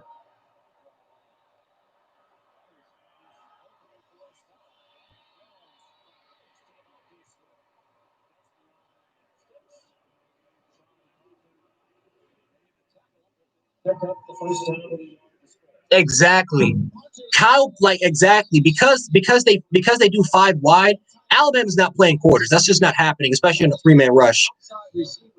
But Kadarius Toney, Kyle Pitts, when he's matched up against those guys, it's nighttime. I mean, Notre Dame doesn't have a guy that can say that. Like Florida forces you in a very uncomfortable situation. Notre Dame just doesn't. They're very. It's just, again, different scheme. It's modern pro style, but it's more of a 90s 2000s type of feel, which is it's just not going to win you the national championship. Yes, I mean, yeah, you got moms out here saying that it's Pop Warner football. I'm gonna have to agree with her. This is Pop Warner. It's kind of wishbone-ish Pop Warner like in a way, where you just know exactly what's coming. It's just up to you to stop it. What the hell is? All right, Steve Sarkisian, we're getting cute. We're getting cute, dog. We're getting cute with that reverse play. We're getting cute now. I was kind of blown up from the start. We're getting a little cute with that. Exactly. I mean, this is what Alabama specializes in. I mean, you're not beating Alabama by playing old school Alabama football. You're not beating Alabama by you're not doing that. Alabama's used to that. This is what they specialize in. You're not beating. I mean, and I got to cut that off, dude. I mean, just the cute. See, we're literally just trying to waste the clock off. We're not being aggressive. We're playing cute antsy bitsy football. Steve Sarkisian has a tendency of letting teams back in the game. To hell we are. This is the playoff game.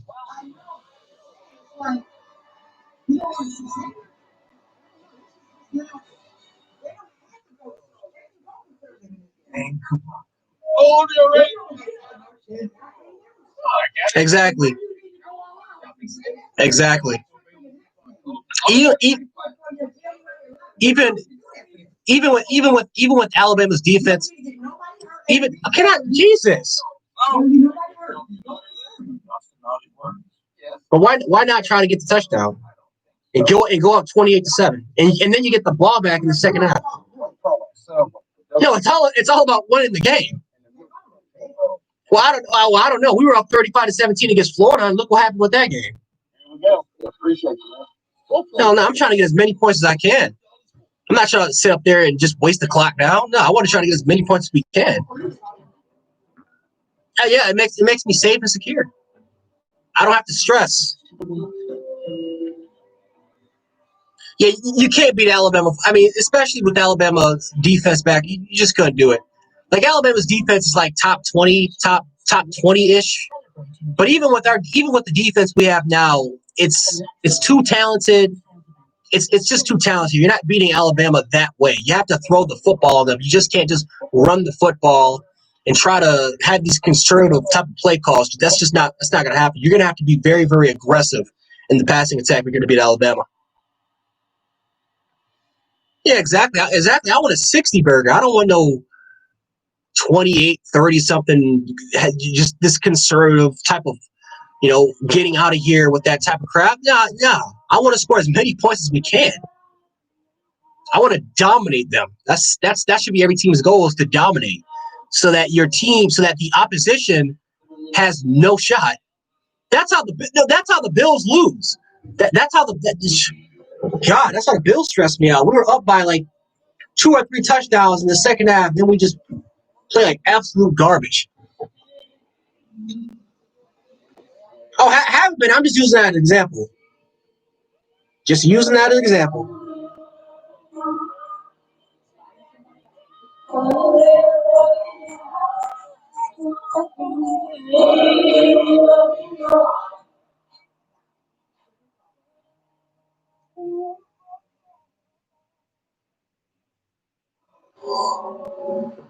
Coverage provided by Goodyear.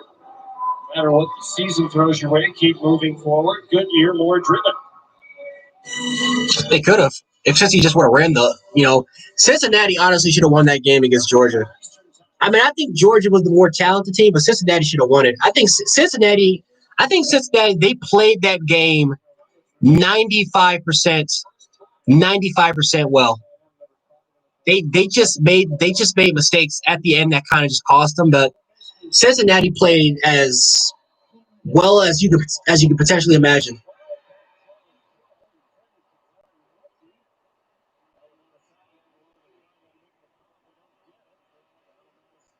But that game was very entertaining. I was entertained. I think Cincinnati did a good job of entertaining.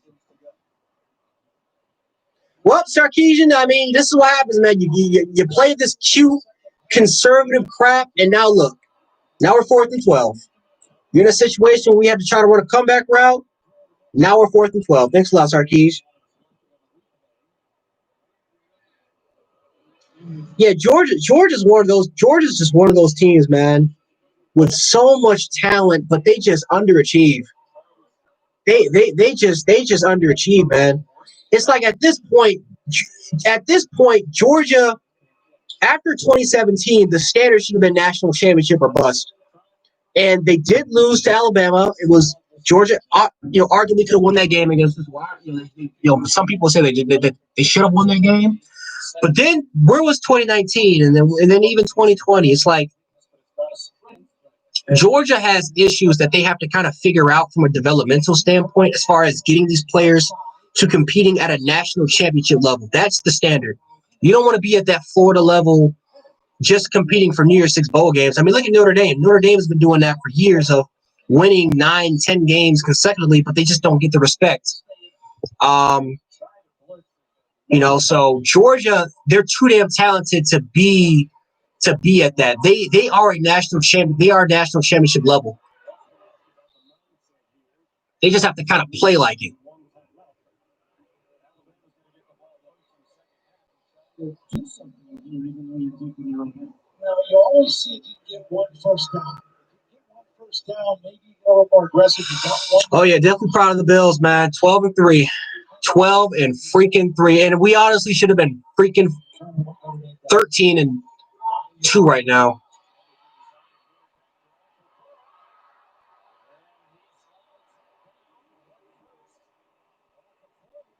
13-2 if it wasn't for that Hail Murray.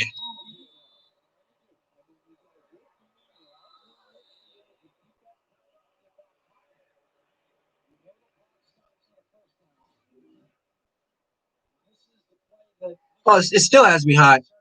It still has me hot. I mean, if the Bills can secure that number 2 seed, then I'm gonna forget about it because it's like even if we would have won that game, no matter what our record is, the number 2 seed was ours. We lost to Kansas City, but I can't lie to you. That game right there is gonna get me hot for a long time.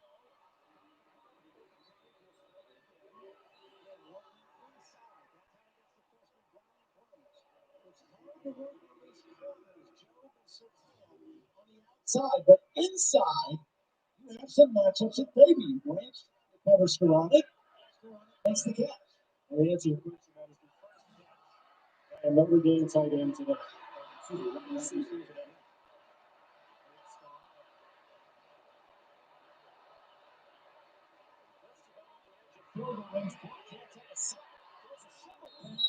And you should not have tried to catch it.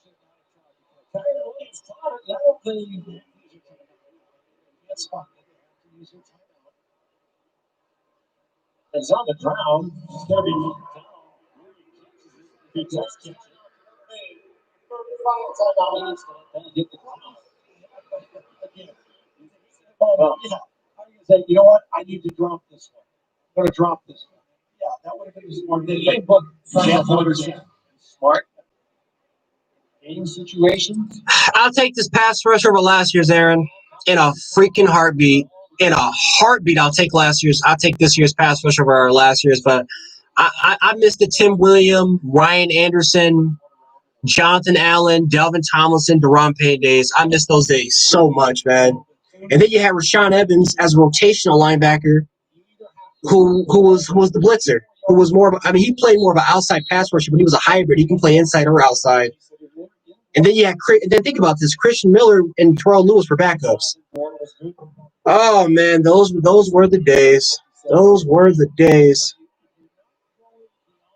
Oh man, I miss those days so much.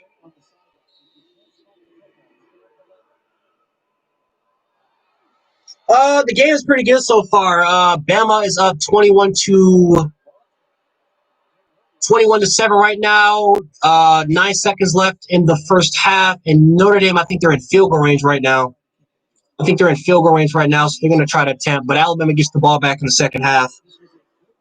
It's been entertaining. It's been entertaining in a way. It's been entertaining so far. Oh, hell no. Oh, hell no. Nope. Let me tell you something, Aaron. We can always get the pass rush back. The kicking game, that's going to come once in every 30 years. We just got to accept it. After Will Riker's gone, we're never going to get our kicking game it's not happening. We just got to take it. And Aaron, we got to take it, man.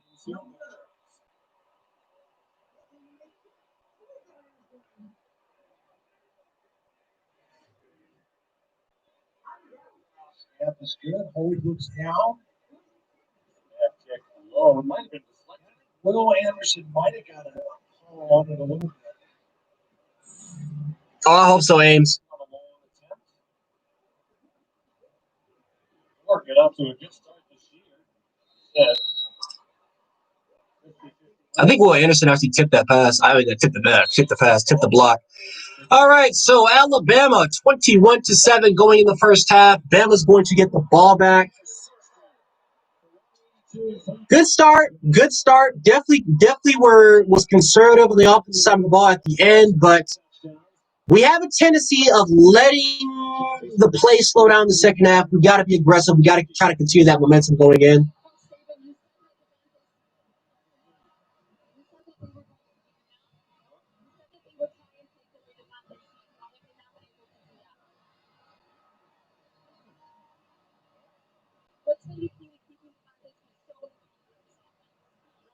And Nick Saban is typical Nick Saban fashion. He just looks pissed.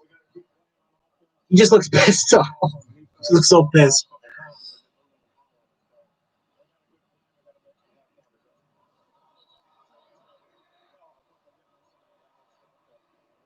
Yeah, Will Anderson is gonna be a really good player, man. I remember just watching this highlight tape, and man, he was so freakish, so quick, and I did not expect him to be this. I did not expect him to be this good earlier on, but I'm so glad for it. By the way, guys, thank you guys so much for stopping by the live stream. Really, really appreciate it. First live stream, so I really, really appreciate you guys stopping in, leaving a like on the video, and leaving a like in the live stream. And yeah, thank you guys so much for it. We're gonna do more live streams in the future, man. I'm probably gonna do a Bills live stream tomorrow. So I might just do a live stream all day tomorrow. So if you guys definitely want to, definitely appreciate if you guys would stop by, chat with your boy, talk some football with me tomorrow, and we're gonna have a good time, man. But definitely more live streams in the future. But definitely gonna be a live streaming for about a couple more hours. I don't know. I might live stream all day. I got nothing else better to do. So you don't have to look like I'll say 4 more. 2023, once that TV contract is up, 2023, they're going to go to 8. I don't think they're going to go like to 16 teams. They're going to go to 8 teams. Yeah, he did. Will Anderson has 7. He leads the entire SEC in sacks, which is crazy. He's a true freshman. And he's still developing. He's still learning. It's not like he's complete. Still learning, still developing. Still developing as a player, man. I like Will Anderson. I like what he brings to the table.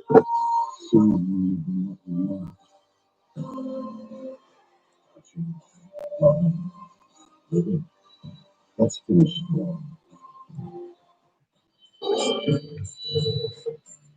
This holiday season, local businesses are doing Yeah, I'll stream the Bills-Dolphins game tomorrow. help protect your community. Tap to pay with Visa. Because where you shop matters. I'll stream that game tomorrow. So yeah, the Bills game. I'm going to stream the Bills game tomorrow, and I'll stream the Sunday night game as well. So if you guys want to stop in at 8:00 as well, if you guys don't want to, if you guys don't want to stop by the 1:00 stream, 8:20 I probably will be streaming again too. So again, chat football. You guys can chat anything you guys want, and like I said, I'll definitely talk. We definitely hash it out, man.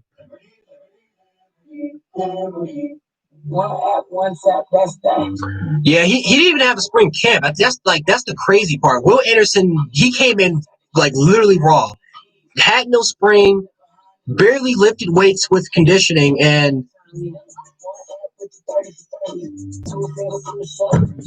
just the way he's kind of performed, and he's gotten better every single game, man.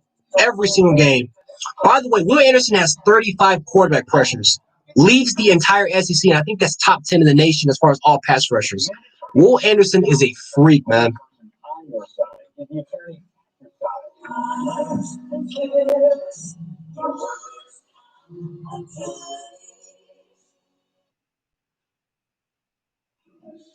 Yeah, the problem with the playoff format, because it's going to happen, but the problem is, it's like what's going to happen with the conference championship games?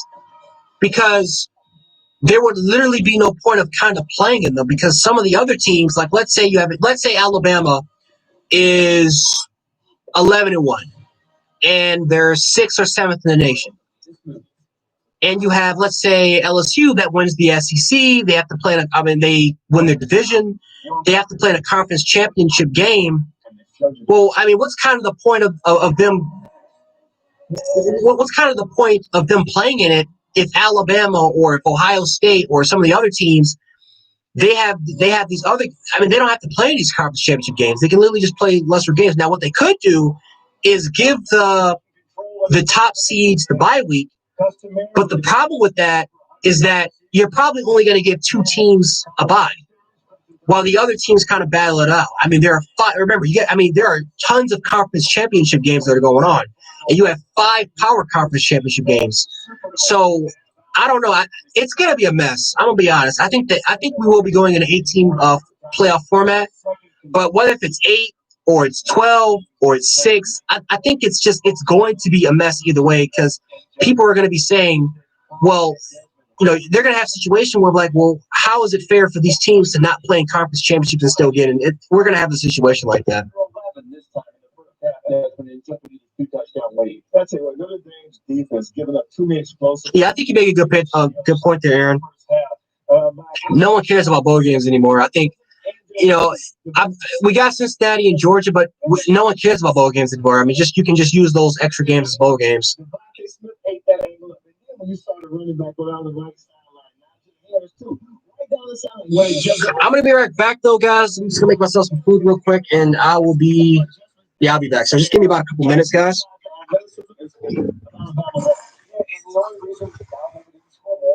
They put together a long 8+ minute drive running the football, and that's their only chance. They're not going to consistently stop.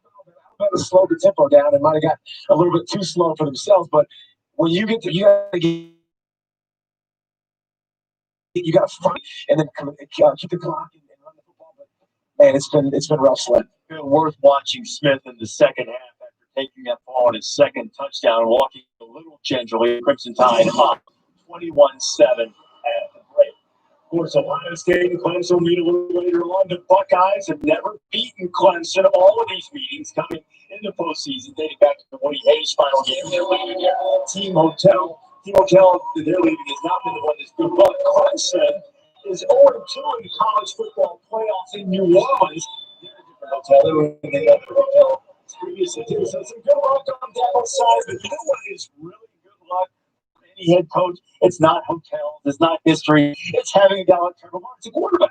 Yeah, that's having 16, because his ability, I tell you, to run the football. Last year, Ohio State, they didn't know beforehand. We talked about, like, wait a minute, you didn't know? 16 carries, over 100 yards a year ago. Trevor Lawrence feet decide this game. He has to be able to run the football, and he will, so get ready. Justin Fields, too. He's going to have to run the ball, but he's going to have to throw the ball. For the last couple of games, he wasn't that sharp. I want to see if he comes out and not press, let the game come to him, and just get some nice throws easy, because we know he can make the throws. He's a great passer when he has some time. So make sure you watch Justin Fields.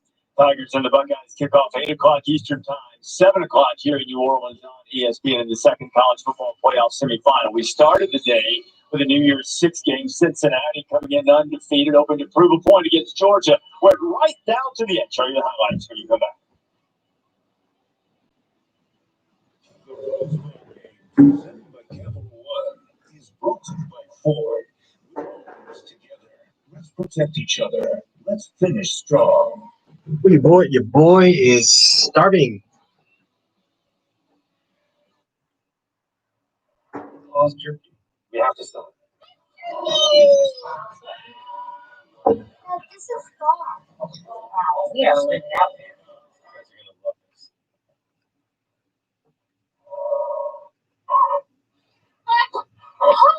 What is this? It says TNT. All right, I want to get some milk. Take a family off-road trip in the new Santa Fe with H-Track all-wheel drive.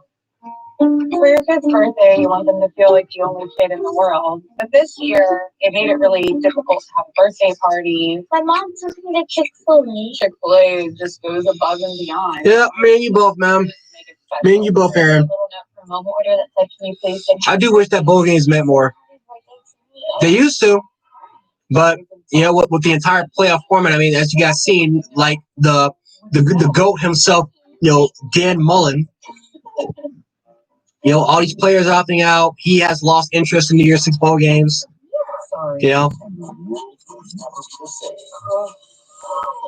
I think that's the one negative impact about the playoff is that we kind of just don't care about these bowl games anymore. Like, even for me, like, the entire bowl season, I just didn't care for it because it just has no meaning. It doesn't really have that significant meaning as it used to have anymore. I just didn't kind of care for it. This hour here, the Becky's new play-by-play commentator. This is unprecedented. Watching Stan Shaw in the pocket. He's looking for a cue. He makes the connection. Touch here. Truly stunning devices. Most interesting here. My best memories growing up were cooking with Mom. She always said, food is love. So when she moved in with us, a new kitchen became part of our financial plan. I want to make the most of every meal we have together. At Northwestern Mutual, our version of financial planning helps you live your dreams today. Find a Northwestern Mutual advisor at nm.com.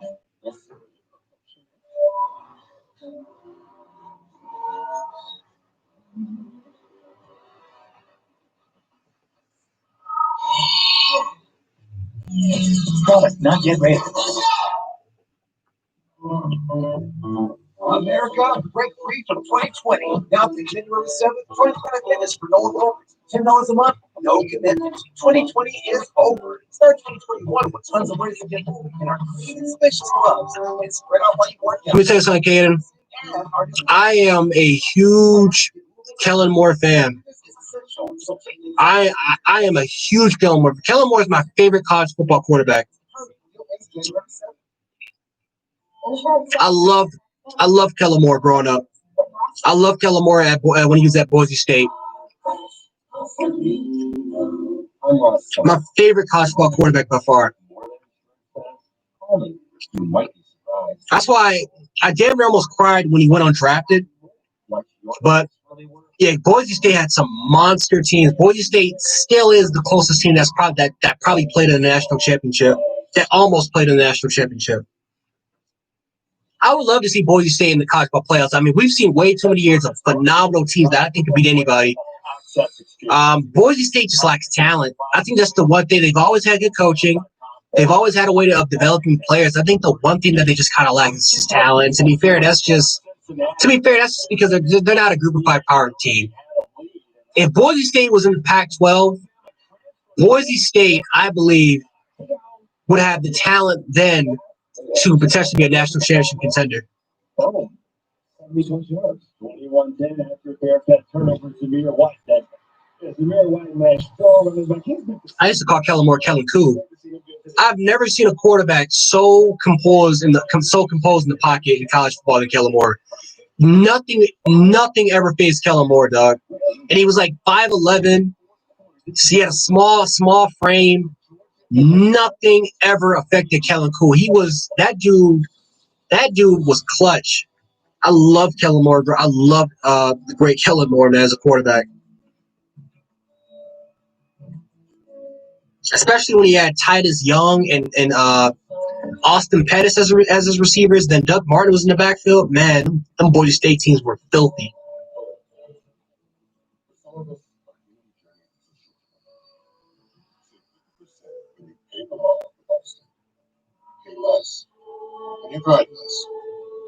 Never been Boston. Take a call for a Oh yeah, that's when Alabama's defense shut out Michigan State. Shut them out. That was a good time, man. That was a really good. That was a good time for Alabama defense. Life is full of challenges, but you don't have to catch on them alone. If you're experiencing pad time, there may be a way to help. The life you want is waiting. Talk to your pad tech today to find out pad time. What made me start liking Bama? I wasn't always a huge college football fan, and this is like I was 7 years old. So I started watching college football heavily in 2005. Like I knew about Reggie Bush, I knew about Matt Leinart, I knew about the I knew about all those players, but I was a Bills fan. I was more into hockey and the Buffalo Bills just growing up. That's kind of just what I did. So, but I always wanted to get into college football. And I would kind of, I would sit there and just watch it sometimes. Sometimes it was all playing, and I was always interested in college football. So the game that kind of made me a huge college football fan was Alabama versus Tennessee. I remember that game coming on. And this is when, right, Arian Foster was playing for Tennessee, and then Alabama had Roman Harper, and you had DJ Hall and Brody Coyle. And, right, you had all these, these players that Alabama had, man. Right, D'Amico Ryans, just names that come off the top. Andre Smith, but man, that was a physical fight. It was physical. I love the environment. It was loud. I mean, it was an absolute joy of watching that football game. So, but then I love the Crimson too. I love the Crimson uniforms, and then I love the way Alabama played physical defense. And again, I thought Alabama was like the best. I thought Alabama was like the best team in the country. So I'm like, I'm just going right with Alabama. And they ended up losing some games that year, and then 2006 happened, and we all know what happened in 2006. I mean, it was hectic, and then 07 came, and then Nick Saban, it was his first year there, and then Alabama just lost a bunch of close games that they should have never lost to, including that LSU game, which will always sting me to my goddamn core. But 2005 when Alabama played Tennessee, that was my first Bama game, and it was the game that got me to just enjoy college football. So, yeah, ever since then, man, I've been supporting the Tide for close to 15 years. I've been watching them since I was 7, which is actually kind of crazy. I remember also too, my mom's sorority sister. She's a Delta. She's if you guys know ever heard the sorority Delta Sigma Theta, she's actually part of that sorority, and she graduated from Alabama. So she was over when we were watching the Alabama game too. So she kind of played a part into kind of why I support Alabama too. If they don't get a stop, the first possession of Alabama's offense, Alabama got the ball. In 2005, I needed a break too from the Bills, so it was good to see a team winning games. Because in 2005, it was just,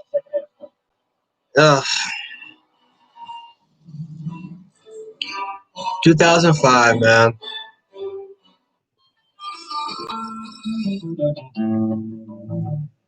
I hated Tim Tebow. I loved Tim Tebow when he was with the Broncos. I hated Tim Tebow when he was with I hated Tim Tebow when he was with Florida. Thought he was just, I don't know.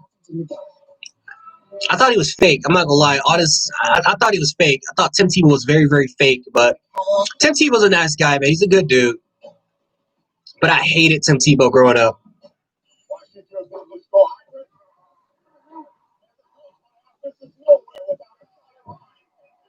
Yeah, their jerseys are clean, man. I love their jerseys. It's classic, it's traditional, but they're clean as hell, man. I love Bama's jerseys.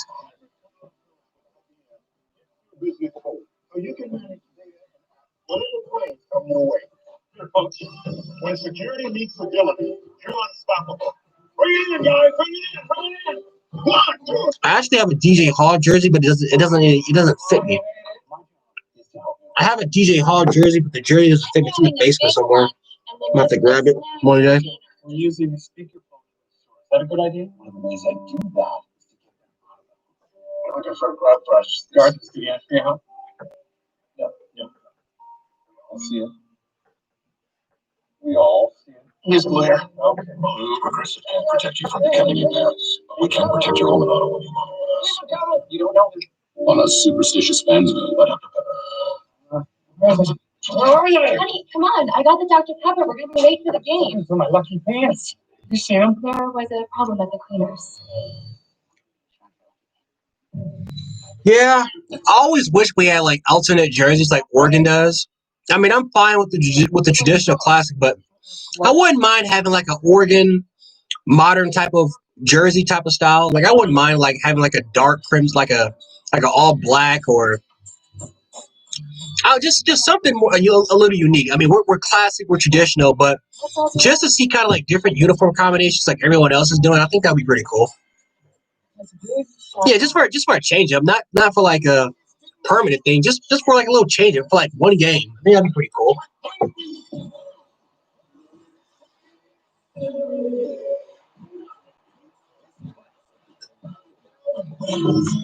Oh man, I'm slurping that. I'm slurping that drink like it's the last thing I ever drink. But I don't know. Maybe we just don't want to fall for the rat poison. That could be it too. Maybe just don't want to fall for the hype of the when it comes to getting those jerseys. Bills have won their first AFC East title in 25 years. To commemorate this historic season, Big Time Bats is releasing. Maybe we just don't want to fall for the hype, but I would love for one day to just have like a pretty cool jersey combination. And their championship, this officially licensed ball is limited to only 2. Yeah, I mean, yeah, that looked pretty cool. Do like a crimson stripe with the black jersey. That looked pretty cool. Just for like, and especially we can do that for like the first game of the year. Like the first game of the year, we're normally playing a neutral site anyway. I think that'd just be cool just to have just something new. But again, maybe that's just the younger in me. I mean, I know maybe for the old school guys. I mean, maybe it's just hey, we got to stick with traditional. That's who we are. But just to see something new and just something change up.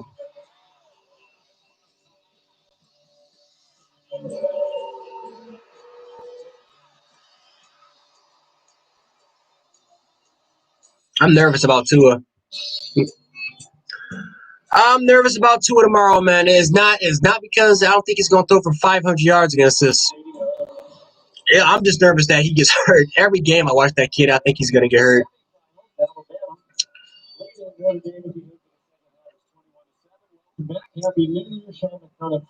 Georgia fans will say we copying them now. Yeah. All right, second half is back on. They had in their last game against Clemson. The Tigers had 9 plays and 20 yards and 400 touchdowns. And so coming out of the first half, Alabama 4 plays of over 20 yards, 2 of them touchdowns. Receptions by Devontae Smith. Kelly thought that against Clemson was a bit of an aberration.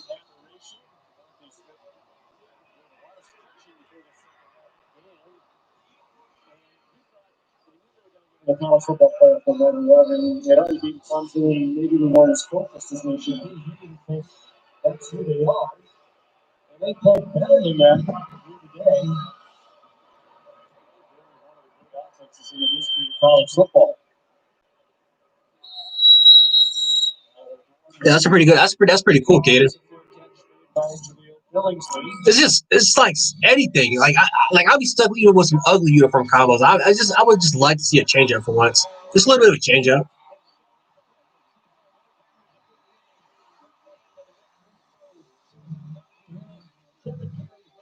And that goes for the Bills too. I would love for the Bills to kind of have some change up in the uniform combos.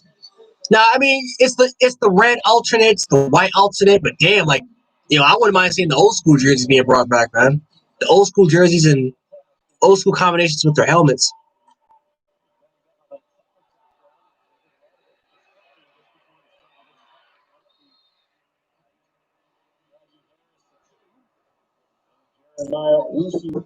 Made the stop for Notre Dame.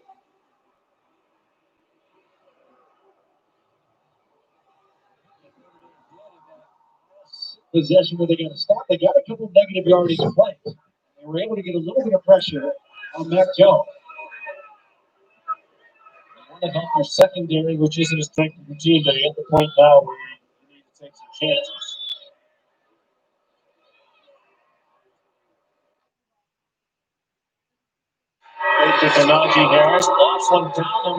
Jesus Christ, dude! I mean, you just can't guard Devontae Smith. Jesus Almighty! Jesus Almighty, man! Oh my God! Look at the air time. Look at that. Look at the catch radius.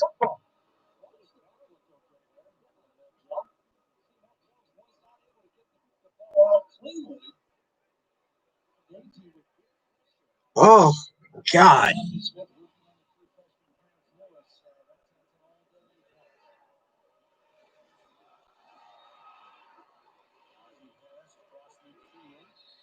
I would love for Buffalo to bring back the red helmet, man. Just one game. Just bring back the red helmet.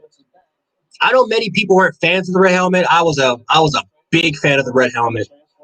I was a huge fan of those 90 red helmets, and then what we did with the 2000, I don't know. I think the 90s red helmets were better, but I was a huge fan of those red helmets just for a game, man.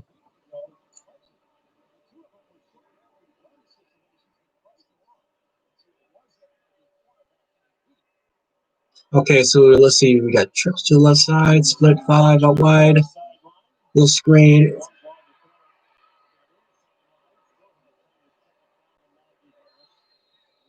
I'm about to say, you had Najee Harris wide open as a check the entire time. And Najee Harris could have got that first down. He just would have threw that check a little bit sooner.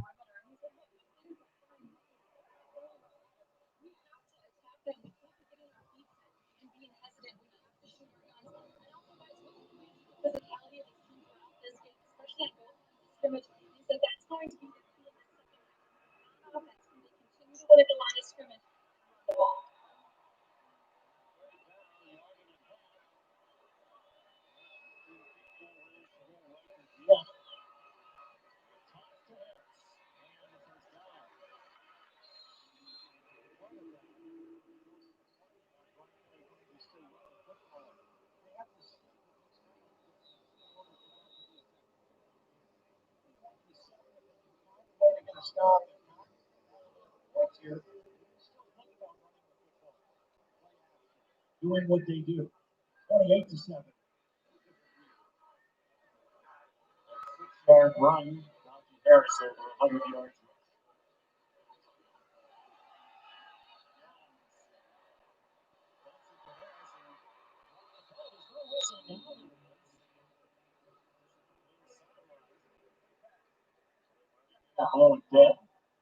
What I like about the way Mac Jones has developed as much as anything. So this is a play action call to take a shot down the field. He's not there, but he knows where his step-offs are. He's blocked by Najee Harris, but still the decision to not force the ball downfield, just take it with a dump off, because he knows those big plays will be around. Yeah, we're losing the physicality up front. We're losing that physicality right up front.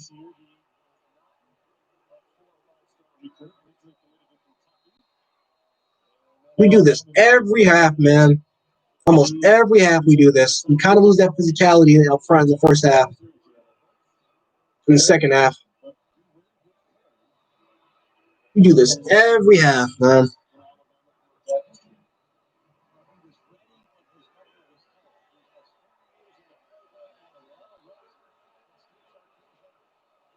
Very, very important conversion. I would love for us to score here on the first drive.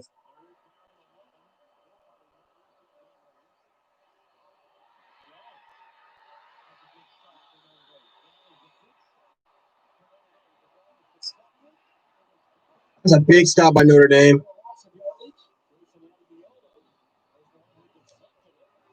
We had a guy. It wouldn't have been a first down. We've been in field goal range, though.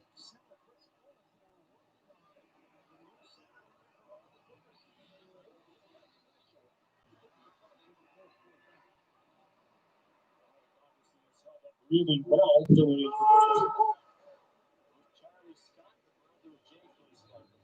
Larkin punt. So we got to stop. Get the Irish roll for the ball again. Let's start for their own 10-yard punt. When we come back.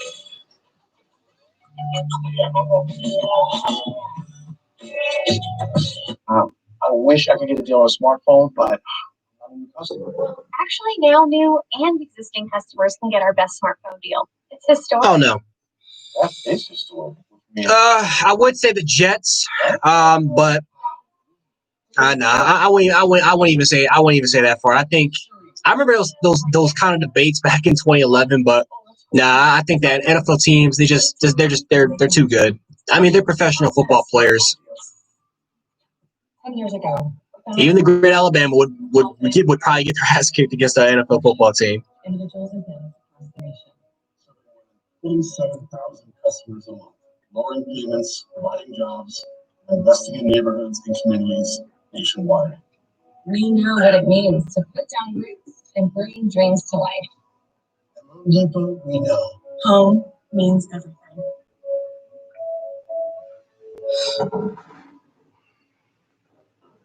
Jeep is more than a legendary SUV. It's a community.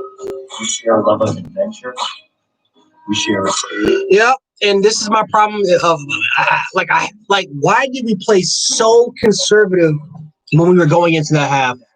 I understand you kind of just want to get out the half without making any critical mistakes, but when you play kind of soft like that, it's like you're giving them a little bit of momentum, and you know we have a tendency of coming out of half and starting slow. We have that tendency of just coming out of the half, starting off slow, and we gotta rely on the defense to make a stop. We gotta rely on the defense to kind of make a stop, and can Alabama stop the run? Can they are there any adjustments that they can make? It's something we got to find out. But for now, the Alabama defense got to step up. Jaleel Billingsley is going to be a good tight end for us, man. I mean, he's going to be that next Irv Smith, that next OJ Irv Smith type of player. To be honest with you, there are times where I kind of question, why is Miller Forstall even in the game? Like, as far as a receiving threat, Jaleel Billingsley is obviously better. He's a better route runner. He's a better pass catcher, more speed. The only thing that Miller Forstall kind of holds against him is run blocking, which Alabama is a balanced team. They're going to run the football. But as far as just adding that additional receiving threat, especially with Waddle being out, I'm actually shocked Billingsley wasn't even included that much more in the offense. I think we gotta address the interior, Caden. I think that I forgot what was his name, Gutenberg or something. I know at those guard spots in the interior, we gotta address that. Now, Feliciano, I think that Feliciano is one of those guys that I think will stay at the guard position, even though that he is getting a little bit older as a very old kind of type of vet. However, we need to address that Brian Winters, Gutenberg type of situation. I can't stand it. That is the weak link of our defense. So we got to get better there. In order for us to kind of get better and to make Josh Allen feel more safe and to pretty much give him more time, we have got to replace that spot right there. So Trey Smith, even getting a guy like Deontay Brown, Easenberg from Notre Dame, the kid from Texas, we have got to address that interior. That's the one thing I think we should be addressing for the Buffalo Bills should be addressing the offseason is the offensive line.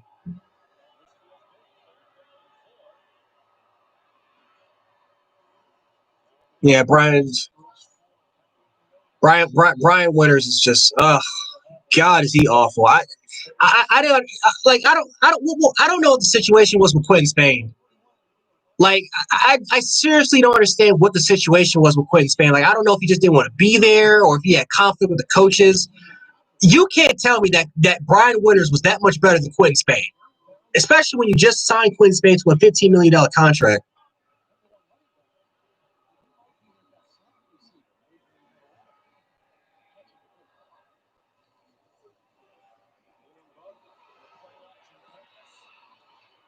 We are just letting – oh, my God. The next coming of Johnny Manziel, man. Jesus Christ. We're playing actually good coverage, man. We're just not getting there fast enough as far as pressure. I mean, look at that. We're getting shoved, 3 linemen, and then it's just creating this big old gap, and then Ian Book has time to kind of scramble. Jesus. We're not containing. We're trying to get there, but we're not containing. You got to contain this guy as well. That's one thing that Clemson did a great job of was containment.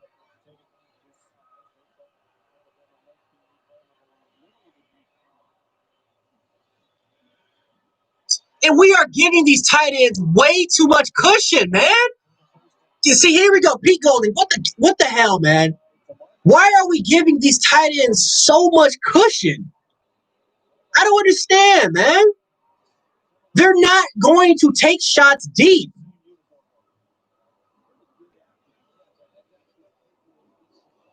We are giving them so much cushion for some reason.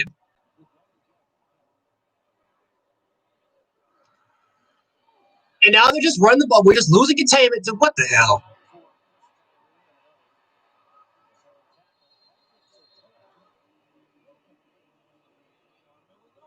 I mean, God.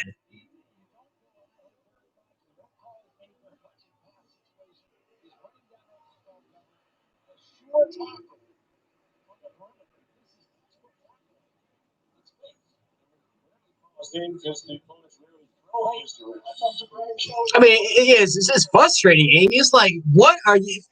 What are you doing?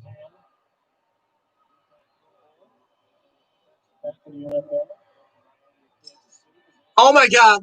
Come on, get some communication. This is a mismatch. He's going straight to the tight end. That's exactly what he go towards. Thank you, Jesus Christ. And by the way, who is that? Jordan Battle? That's Christian Harris?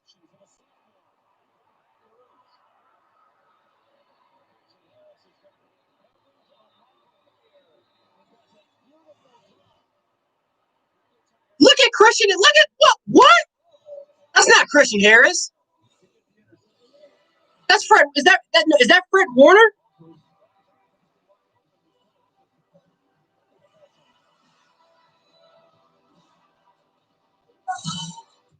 What? I am watching the game. I'm being sarcastic. Yeah, I forgot. He was a defensive. He's so big that you actually kind of forget. You actually kind of forget sometimes that he actually did play. He was a quarterback at University Lab in Louisiana, in Baton Rouge, by the way. MVP so far, I'm gonna give it to Aaron Rodgers. Offensive player of the year. Offensive player of the year, I'll give it to Josh Allen. Or you know what?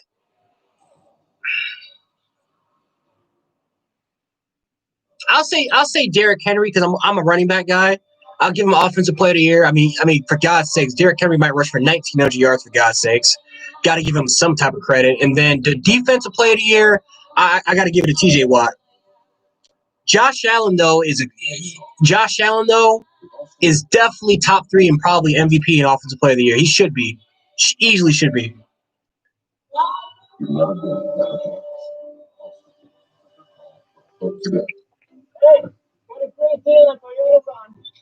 I forgot about Stephon Diggs. Stephon Diggs. Damn, I forgot about Stephon Diggs. Yeah, he's leading the league in receiving. Best year in his career. You know what? Stephon Diggs, offensive player of the year. Nah, I still go to Derrick Henry. He's been so important to that damn team. But Stephon Diggs leading the league in receiving yards. He's definitely going to be in the conversation.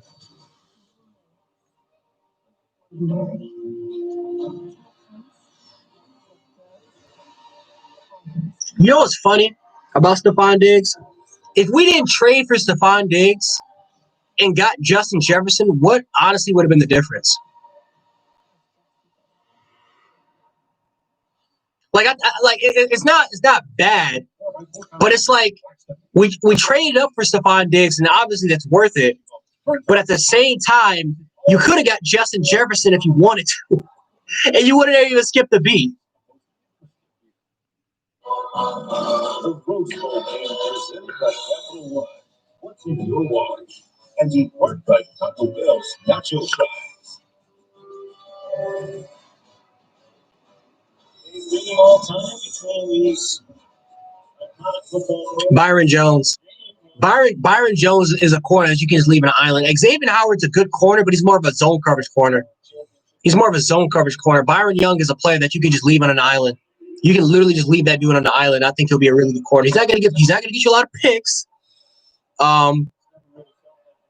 But I think Byron Jones is the overall better corner. I think Xavier Howard's more of a better playmaker. Oh. But I think that Byron Young is a guy that should be covering Stephon. Oh my God, Derrick Henry. Oh, Derrick Henry on the Bills. Oh, don't get my hopes up, Ames. Don't do it. Don't let me imagine that, please. You know how pissed I was when Buffalo Bills didn't draft Derrick Henry back in 2016. You know, I was so pissed. And we didn't have a first round pick because we traded for Ronald Darby. No, we traded it was affected because of the Stephon, not the Diggs, the Sammy Watkins. Oh.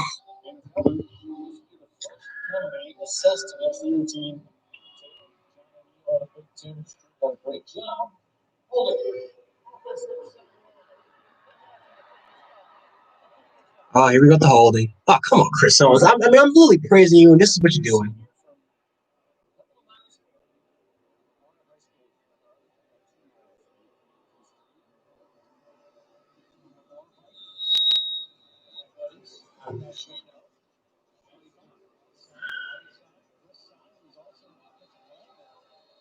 I appreciate that, Ames.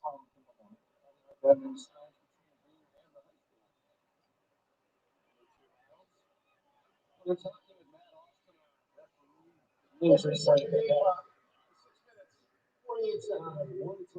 was the first penalty, and to you, the official, that's probably not a surprise. No, it's really not. Man, Caden, it looks like it's going to be that way. It literally looks like it's going to be that way for the next at least 2 to 3 years. I'm one of those people that I think Tua is going to be the franchise quarterback. I know a lot of fans are kind of writing him off because he's playing very, very conservative. But, I mean, people got to remember, that's a dude that's coming out of hip surgery. He's coming off of hip surgery, and he's still trying to learn. And one of the things I like about Ryan Fitzpatrick is that you can hear him kind of mentor Tua, like, hey, you know, you got to throw the football here in this situation.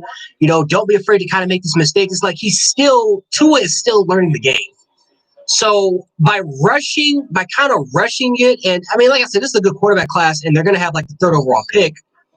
But I feel like it's not going to make. I mean, it's just. I feel like that's just the wrong move. I think Tua is that guy. Just give him time. And you know, look what we did with Josh Allen. We gave him time.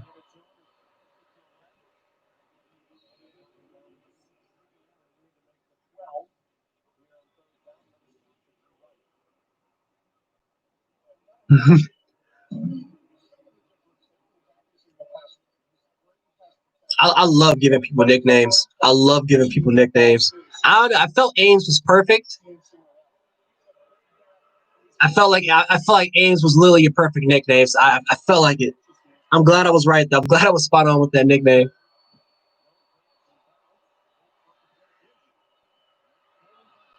Get it back, Jones.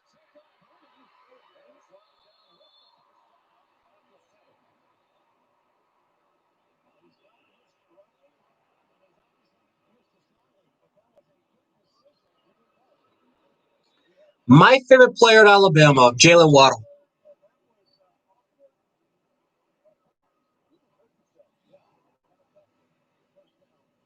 Jalen Waddle by far is my favorite player.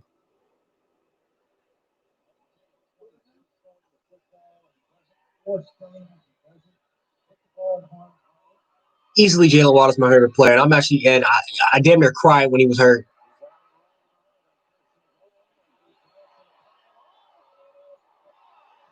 Woo! 27-7, guys. Sorry if I spoiled it.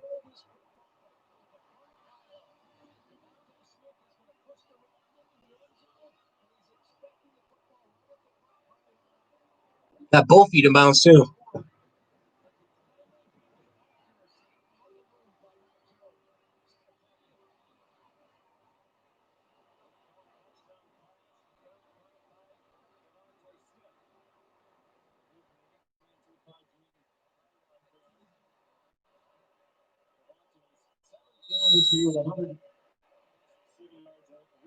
2 touchdown receptions.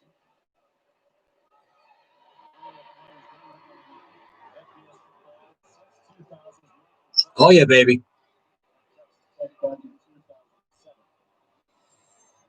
All right, 28-7.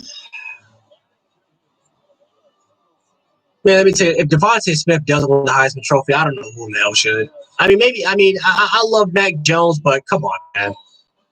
I mean, come on. I mean, just how impactful he's been this entire year. It's just, come on. He's got to be the Heisman Trophy. By far the Heisman Trophy. And you know what? I can't wait. I can't wait until you guys actually hear me scream. I can't wait for you guys to actually kind of hear me yell, rage, scream. I'm telling you, we're going to have a fun time with these live streams, man. We're going to have a fun time with these live streams. I can tell you that.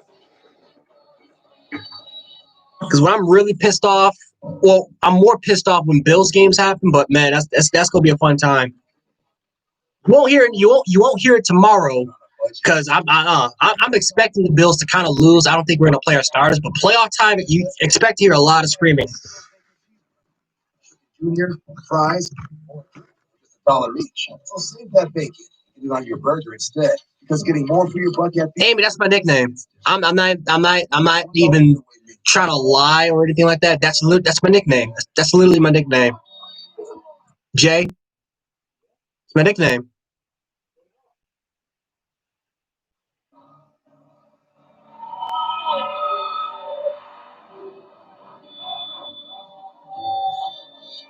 Yep. That's what everyone calls me. Everyone calls me Jay. So if y'all want to call me Jay, you know, I'm or whatever y'all want to call me, but yeah, Jay is I would prefer Jay or anything else, but it is what it is. Verizon Finance. Now, pair a Verizon wireless plan and get America's most reliable network. So you can watch, game, work. So I got Ames right, and she got my nickname right on the first try. $20 a month. Let me eat the sandwich. This sandwich is really good. Your next phone or tablet. For the first time ever, give families more entertainment with Disney Plus, Hulu, and ESPN Plus now all included. Learn more at Verizon.com/joint offer. Man had the best dramas. More comedies. This horror movie. My story is as old as time. Girl meets Does make sense, yeah. stabs girl. Girl becomes serial killer. She's like a whoopee. She's crazy.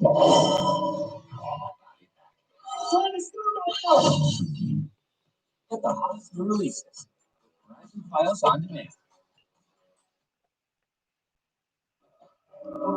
I gotta watch that shit. I gotta watch Cobra Kai again. I might watch that like later on. I have got to watch Cobra Kai season 3 again.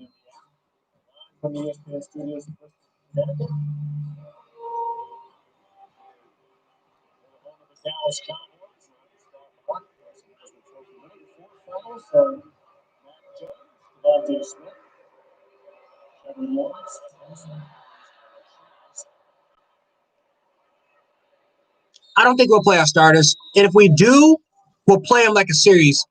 Last year we did that with the Jets. You know, we kind of had nothing. I mean, it made no sense for us to kind of go out there and play against the Jets and win. We can play for a number 2 seed. I don't know. Here's the tricky part about this is that we have home field advantage. Is that we got home field advantage for the divisional round, but then you also have 6,700 people that can attend the stadium. So now that you actually got fans that can attend, is Sean McDermott thinking to himself, if the Kansas City Chiefs ever lose in the divisional, if we can clinch number 2 seed, we're going to have home field advantage throughout the entire playoffs. But do you want to kind of take that risk of entering your players for a number 2 seed and potentially Kansas City losing, or do you want to take the safe route and bench your players? And by the way, Mason Rudolph is starting for the Pittsburgh Steelers anyway. So Pittsburgh is kind of giving up. I mean, I think they kind of give up on the 2 seed. They're benching Ben Roethlisberger. So I should tell you that the Steelers kind of don't care about home field advantage. They just care about getting to the playoffs, which might be the safer route, is the playoffs, because The number 2, number 3, and everyone else is playing the wild card round, and it's going to be very, very tough, especially in the AFC. So, this is the one year where I'm like, I don't think we're going to start our starters. I just don't think it. I think with the injury to Cole Beasley, I think that might scare McDermott to kind of saying, you know what, let me just rest the players because we got a tough 3 weeks to kind of go through if we want to reach our goal and get to the Super Bowl. Favorite NCAA game? NCAA 10. NCAA 10 when they introduced Road to Glory and Dynasty, man. Oh, God, do I miss NCAA games. Favorite gameplay game, though, is NCAA 14. The NCAA 14, for a gameplay standpoint, is my favorite.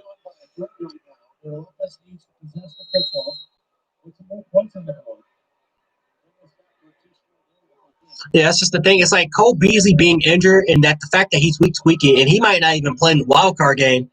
I think that's going to scare McDermott. You don't want to risk Josh Allen and Stephon Diggs getting hurt because you want to try to make your record 13-3. I mean, it's cool.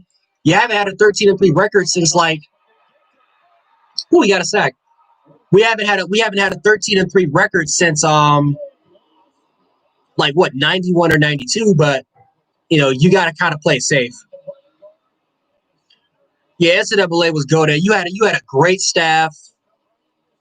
You had, it was heaven. You had a phenomenal staff that actually cared about the gamers, that actually cared about players, unlike a certain developers over there in EA Sports. Now today's in EA Sports that just doesn't give a crap, and all they care about is microtransactions. But man, that's when football was great back in the day.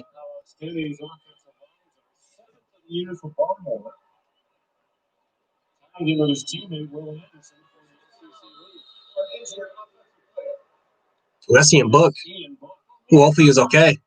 Man, listen, I'll be hurt too if 340 pounds is kind of slammed against me. My God, I can tell I probably took the wind out of him.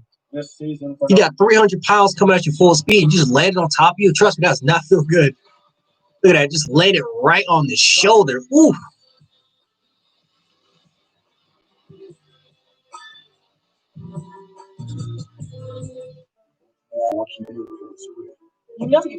I bet. I know me and my cousins, we played the hell up that game. Even though, the older games, like NCAA 04, NCAA 05, 06, with Matt Leinart, Reggie Bush, and those guys were on the cover. But the one with Michael Crabtree was on the cover, that was definitely by far my favorite game. Definitely by far my favorite one. But, man, yeah, those were the days. And unfortunately, because of lawsuits, man, because of those lawsuits, man, it is crazy, too, because NCAA's EA developing team was so much better than EA's, man. It was so much better than Madden's developing team. It was crazy. And I actually believe that NCAA would have been the best-selling game compared to Madden. It would have been the best-selling sports game by far compared to Madden. I think the only competitor to NCAA probably would have been FIFA. But, those lawsuits kind of split everything up, and all those developers went their own different ways. And even if they do bring NCAA back, I don't think it's going to be the same. I don't think it's going to be the same staff that made NCAA as good as it actually was. I think it's going to be a different staff, and I think it's going to be microtransaction heavy, especially with the addition of Ultimate Team. And I don't know. I don't think it's going to be a good time if they do bring it back. It'll be cool, though, just to see and find out about it, though. Yeah, I'm tired of the wild card round, Caden. I want to get to at least a conference championship. I mean, that was my expectation going in, though, man. Now, of course, I never thought Josh Allen was going to play like this. I always thought he was going to be like a 61, 62% thrower, at least for this year. But with the way our offense is, with the way our football team is, and we're getting on the right track, I understand you want to try to get that number 2 seed, and maybe you just want to get that 13-3 record, but you gotta rest your starters, man. You gotta rest your starters. You've got to rest your starters. You got a tough 3-game stretch. If you can even get to the Super Bowl, you got some tough games to go to. So, I would definitely rest the starters. And I don't know who we're going to be playing against. It could be Cleveland, it could be Indianapolis, it could be Miami again. Right? If we ever have a situation that we play Miami again, you definitely don't want to give away all what you're giving, especially in that, especially if you play them a third time. So yeah, and I'm glad. I know a lot of Bills fans kind of find it toxic that we have high expectations, but I think it's a good thing. I mean, I think it's a really good thing because, I mean, this is the standard. I mean, with Alabama, it's like it's championship or bust. I think that's a good standard to have, and I know a lot of Bills fans like, well, we got to appreciate what we have, but I mean, we have been. That was over when we made the playoffs the first time. The second time around, okay, we've been there around the second time in 2019, and fans were getting hyped up and fans were excited that we even made it. But now this year, we got the division, we got the players, we got the quarterback. Let's go, man. Conference championship or bust this year. And, if we reach the conference championship this year, then guess what the expectations will be for next year? It's going to be Super Bowl or bust. So a lot of people might find it toxic that we have expectations like that, but it's pretty healthy in my opinion. I think that this is where you want to be at. You want to be in this situation. You want to have high standards. You want to set high standards.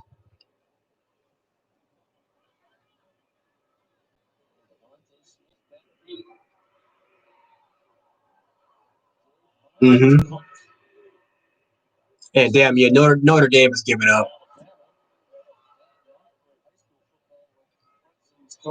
I mean, they haven't given up. It was 4th and 16.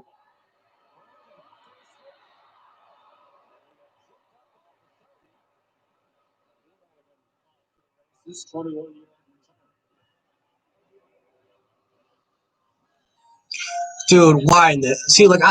Jesus Christ! Devontae Smith is gonna scare me every time he gets hit, man. Why in the hell is he returning punts? The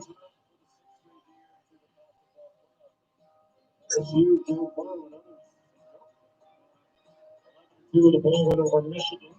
Michigan taking the steamroll the competition. Number one, without any question, reinforcing that today. Up by 21, 2 minutes to go in the third quarter. The Forest Toss had a nice day. Like he's been there forever.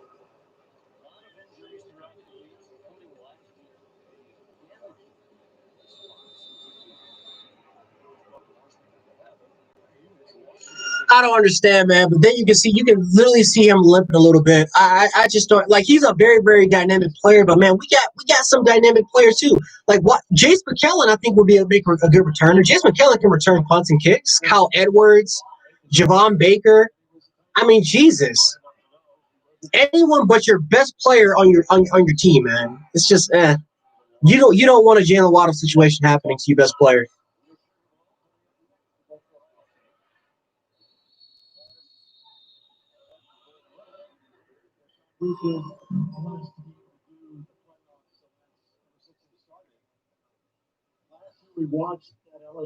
I love TCU's black uniforms. I'm probably gonna go with Oregon. I'm probably gonna go with Oregon. I do like Oregon's uniforms.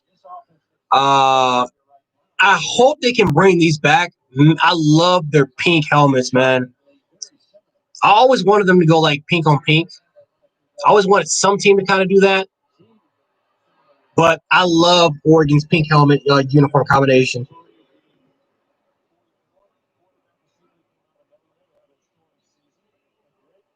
Yeah, exactly. And it's like back in the day, dude. I mean, you had players that would kill for a spot. I mean, literally, they would kill for a spot, man. Like I remember when you had Reuben Foster on special teams, Rashawn Evans, just begging for them just for any opportunity, any spot to get in the game. I mean, I don't know if we're lacking that or not, but I mean, come on, man, we got some talented players. We got to put someone else at punt return besides your best player, man.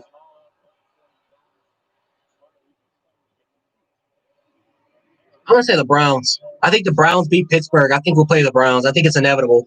And to be honest with you, I want the Browns because I want Nick Wright to. I want that ketchup all over Nick Wright's face, man. I'm tired of that troll and Nick Wright, man. I'm tired of that dude so much. I think getting rid of Nick Wright's homeboy in Baker Mayfield, I think will be fitting. But I have a lot of respect for the Browns. I like the Browns. I just, Nick Wright, he's an ass. He's such an ass.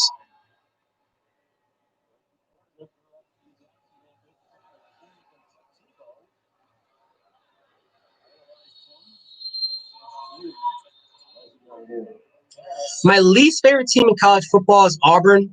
NFL is the Cowboys, and it's not even close.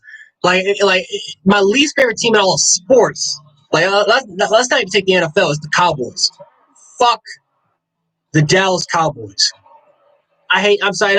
I'm sorry if you guys are Cowboys fans in there. I hate the Dallas Cowboys. I can't stand. And it's not just their organization. I just don't like the fans, man. Cowboys fans are so cocky, man, and I can't tell you how many relatives I have that are Cowboys fans. I cannot stand the Dallas Cowboys.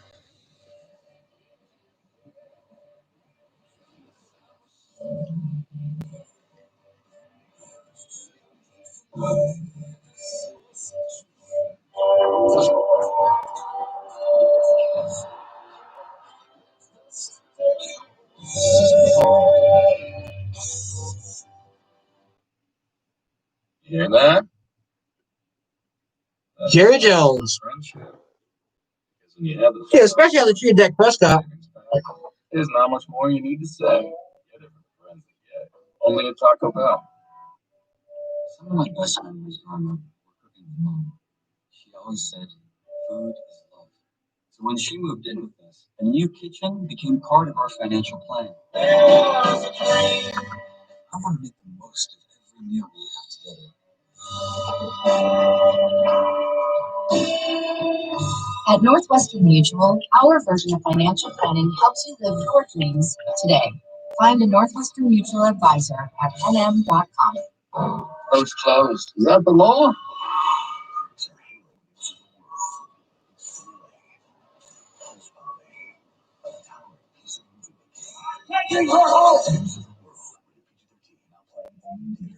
Well, 1,000 miles from nowhere, sad with me.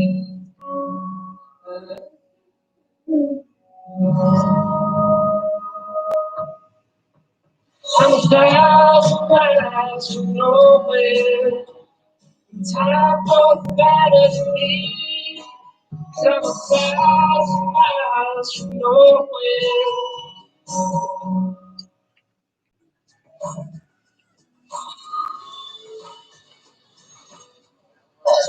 Yeah, I agree.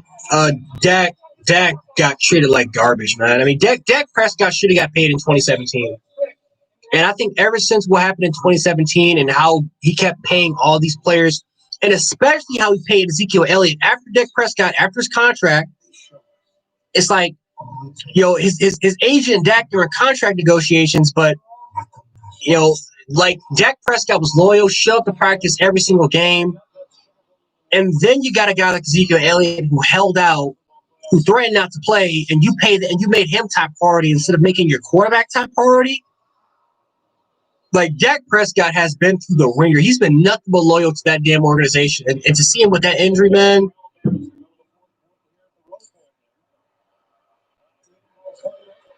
Well, let me tell you something right here. I bet you after this year, Dak Prescott's going to have the upper hand. I mean, you can go ahead and try to get Zach Wilson, but if I'm Dak Prescott, I'm like, what can they do that's better than me? What can you honestly, like, what do these quarterbacks do better than me? You can't get any better than Dak Prescott, in my opinion. And when you don't really prioritize your defense, when all you prioritize is getting these special players. I mean, remember, they drafted CeeDee Lamb not because of evaluation. They got CeeDee Lamb because Jerry Jones' grandson said, you have got to get this player. Jerry Jones' grandson told him, you have got to get this player, and that's how they ended up with CeeDee Lamb. So, I mean, when you have that in charge of your organization, you're not gonna really do that much with Dak Prescott. I hope Dak Prescott gets his money, or they can let him go and he can get paid and it can actually be with a real contender that gets has a Super Bowl opportunity. Because the Cowboys is just not it, man. I do feel bad for Dak Prescott.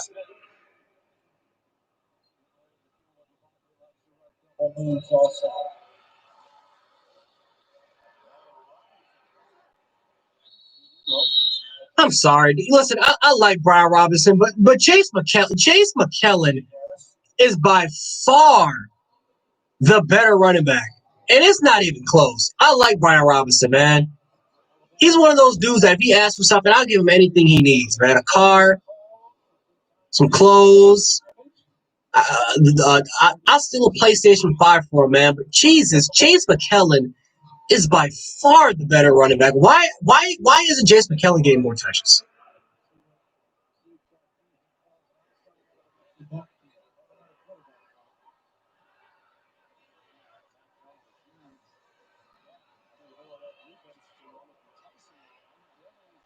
And we're just gonna play conservative.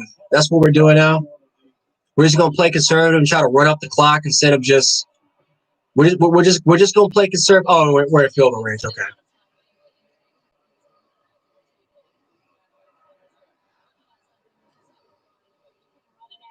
Oh, that's dope. Yeah, Brian Robinson's more of a fullback, more of an H-back type of player. I think he'll do great in those positions, but more as your number one running back.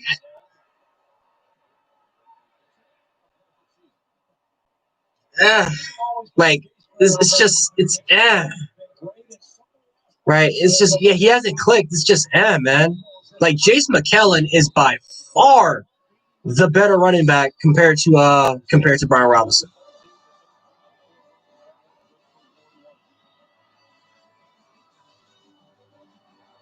Yeah, he's fast, man. He's a 4-4 runner. That's an excellent pass catcher. I guess I just don't like his running style. I think his running style. He's more of a traditional running back. He sees a hole. He's gonna go straight to it. He's not really a patient runner. But again, sometimes that can succeed. And if Brian Robinson comes back and we can get that from him, and he continues to develop as a running back, who knows? But Brian Robinson has a crap ton of talent. Yeah, but I don't know. It's like I don't know. It's like I look at Florida.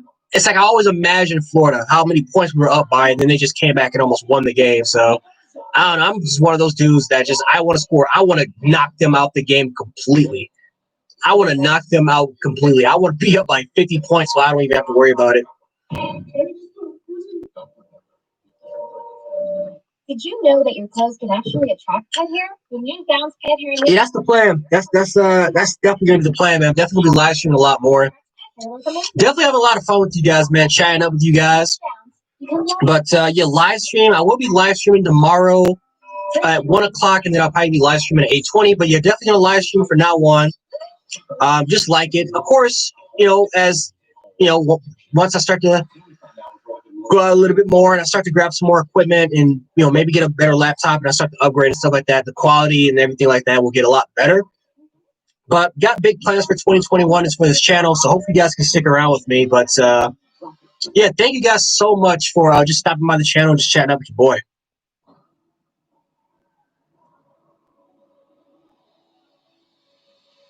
Aaron, if that's true and he changed up his running style, I don't know what the hell he was thinking. I don't know if any of the coaches told him to do that, or if he just decided this is going to be the best thing for him. But if he decided that, then he needs to change that right. He needs to change right back to Jace. He needs to change right back. He needs to change right back to his original running style.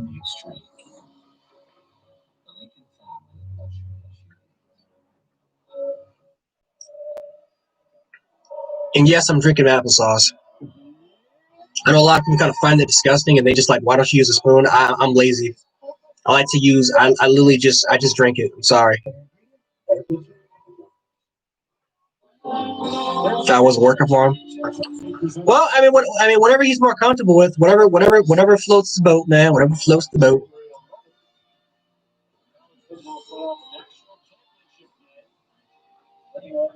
I'm gonna have to watch his high school tape. I'm gonna have to watch his tape. and kind of see like what kind of was the problem with them. I have to look at that tape.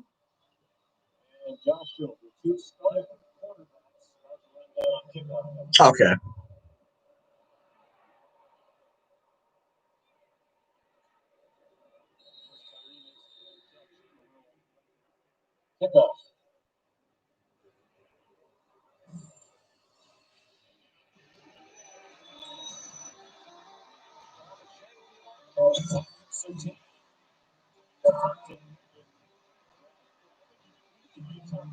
Yeah, I know my uncle grew at the Oilers. That was his team back in the day with Earl Campbell, the Houston Oilers. I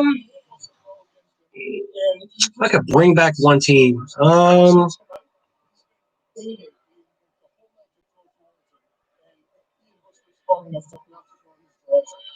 It's a tough.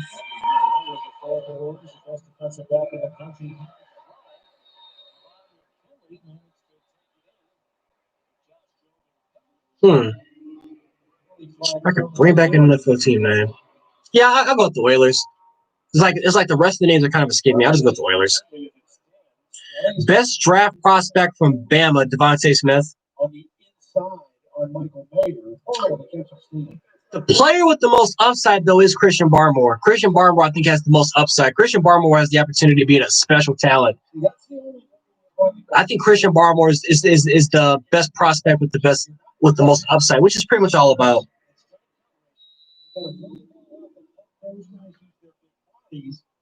To go up in high point against. That's exactly what King did there.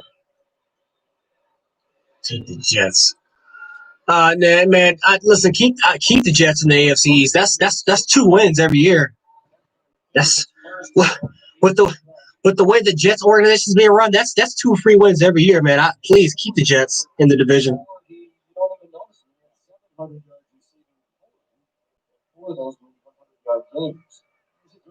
His last year, Brian Kelly told us when we had him earlier, this is really his first under the great lights. His first time being a marquee player. He's had his moments, for sure. Who's Coach Flo? That name's kind of escaping. Who's Coach Flo?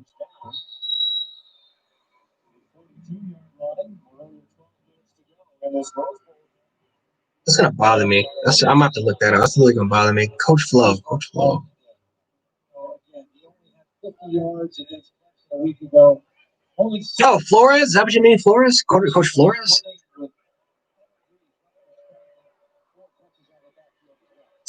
Oh, Brian Flores is a Bills fan? Okay, that's cool. I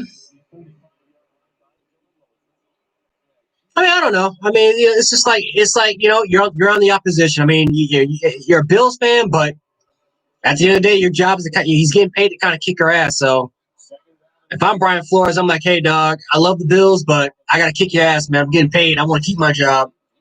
I'm getting paid millions.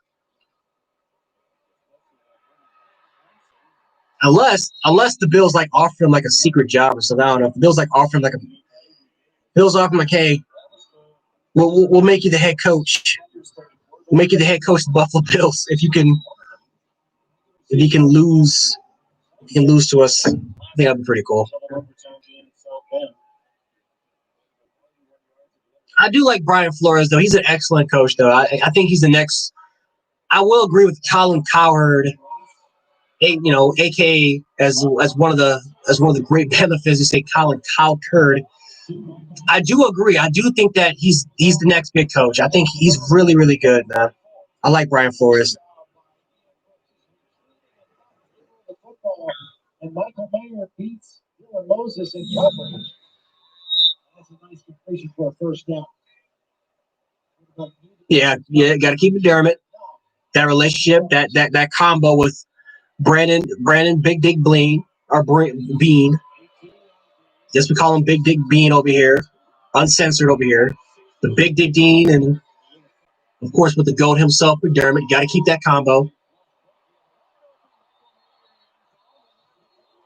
Big Dick Brandon Bean, and the man himself, Sean McDermott. I got to give a nickname for McDermott. I'm gonna have to call him Mickey D's. I think that's gonna be his new name. That might be his nickname, Sean Mickey D's.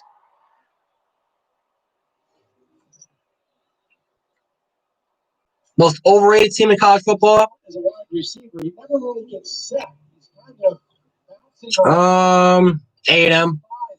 Most overrated team is A&M. And the most overrated team in the NFL?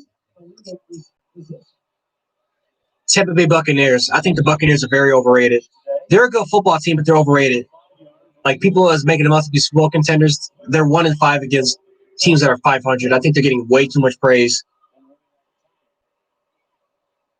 McMurder. He didn't want to play football in high school. He wanted to be a basketball player. His dad and he actually Sean McMurder. He looks like a killer. McDermott looks like a killer. McDermott is one of those dudes that you just don't want to mess with, man. I can tell he's quiet, doesn't really talk that much. But if you just mess with him, he just looks like he's just gonna fuck you up. Sean McDermott kind of scared me. I'm not gonna lie. The first time I saw him, I'm like, this dude's a killer, man. I do not want to mess with Sean McDermott.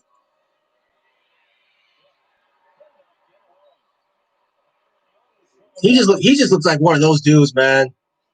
Like in school, like one of those kids that are just silent in the back of the class, never talks, but he just has that look in his eyes that says, if you mess with me, dog, I'm gonna kill you.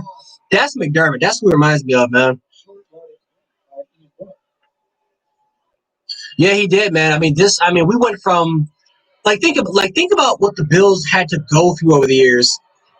It's like, and this I'm not gonna go through like I'm not gonna go through Big Dick Duran and the Chan Gailey days, but like you look at what we went through with the quitter himself, Doug Marrone, and how that culture was established. This defensive culture with Mike Pettin and Jim Swartz, and then we went 9-7. We had the greatest, possibly one of the best defensive line in Bills history, with 4 Pro Bowl defensive linemen.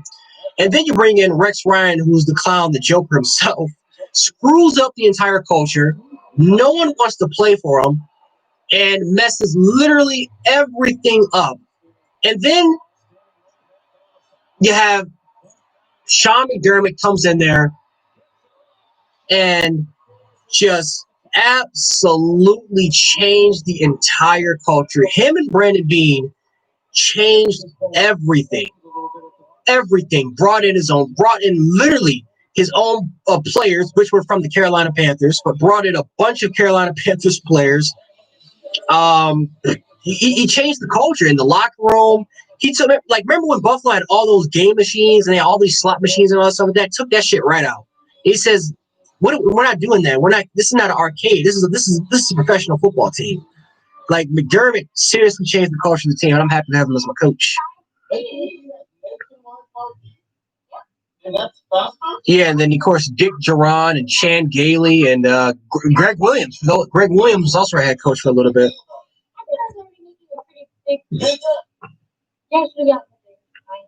not complicated. AT&T 5G. I mean, Rex Ryan was a player's coach, but Rex Ryan was a person. He was all friendly. He wanted to be like one of the guys, but dude, it's like sometimes being one of the guys is not the best decision. Like, you're not a player, you're a football coach. And he thought that Bills team that he inherited was just going to be like the Jets. And again, that Jets team that Rex Ryan inherited, it's different from what he inherited from the Buffalo Bills. And it messed everything up, sadly. And it still sucks. Like, as good as these Bills are, there is no question that 2014 was so talented. Like, you had 4 Pro Bowl defensive linemen. You had 2 All-Pro players on your defensive line. It should have been 3. And all that shit was a waste. All of it was a waste because Rex Ryan came in. It was crazy.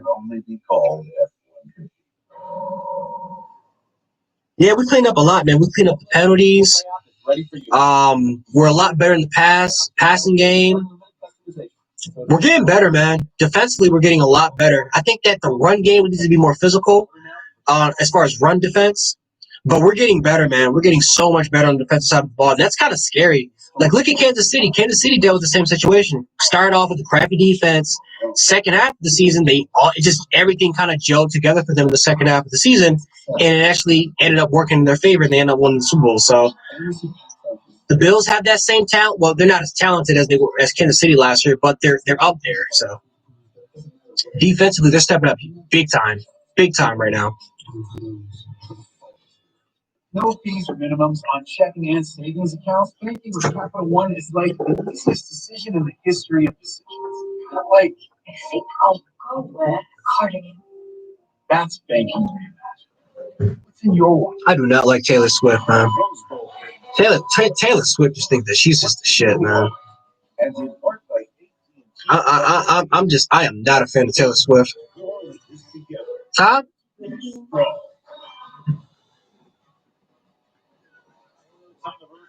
Was moved out of the Rose Bowl Stadium, 1942, shortly after the bombings of Pearl Harbor. Oh, you're a Steelers fan, CJ?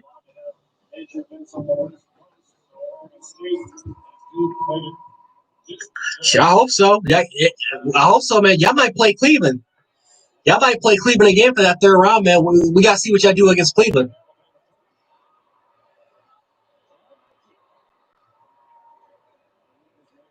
Whoever your wild card opponent is.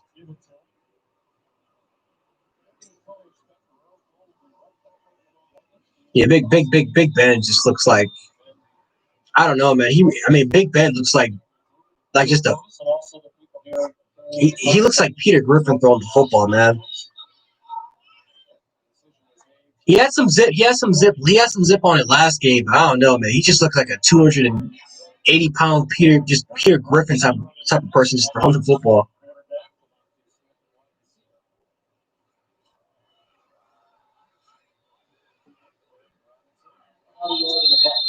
Defensively, though, they are getting healthy, so I think that for the Steelers, I think they'll be better defensively.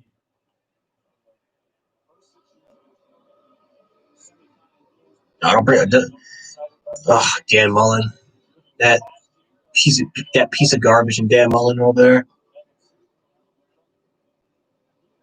Boomer Sooner.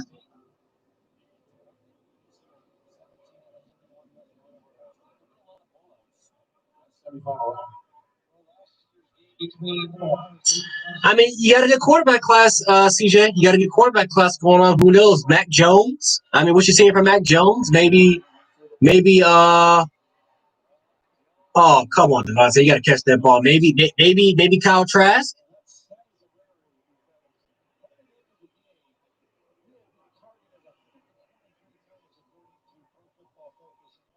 That makes no sense.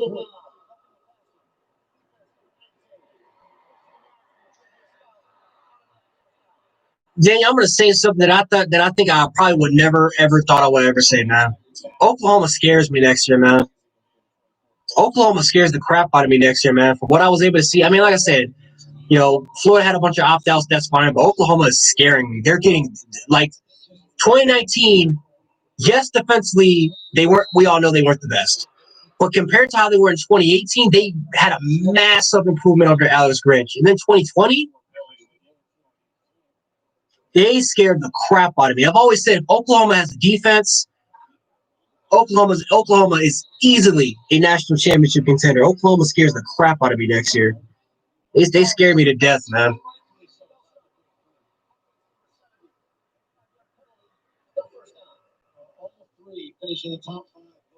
They scare me to death. I like Oklahoma, though. I like what Alex Grinch is doing over there. Lincoln Riley's got to figure out how to win some of those big games, though. He's got to figure out how to win those playoff games. Because 2017, even though the defense was not good, but they were very talented on that side of the ball, they just couldn't find a way to win. So they got to find a way to win those games.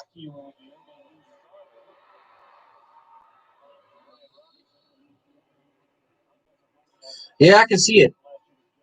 I can definitely see it. The Big Ten, I don't see it getting any better.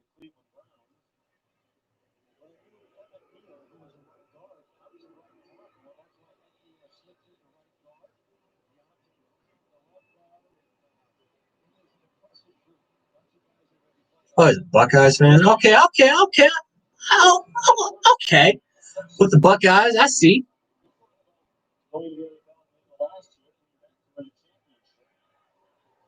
My best friend's actually a Buckeyes fan too. That's not even that surprising. I live extremely close to.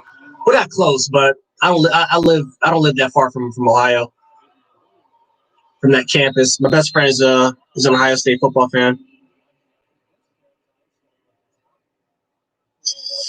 Yeah, Georgia's missing something, man. I don't know what it is. They're just missing something. It's not even the quarterback position. They're just missing that.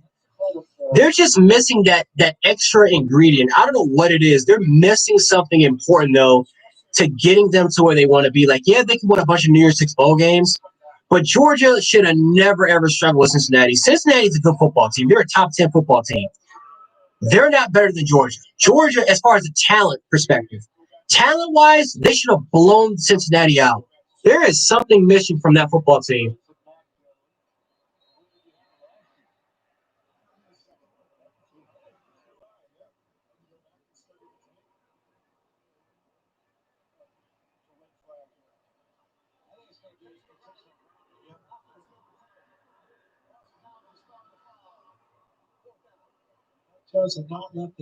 Maybe it is a good offensive coordinator. I mean, I like Todd Monken, though.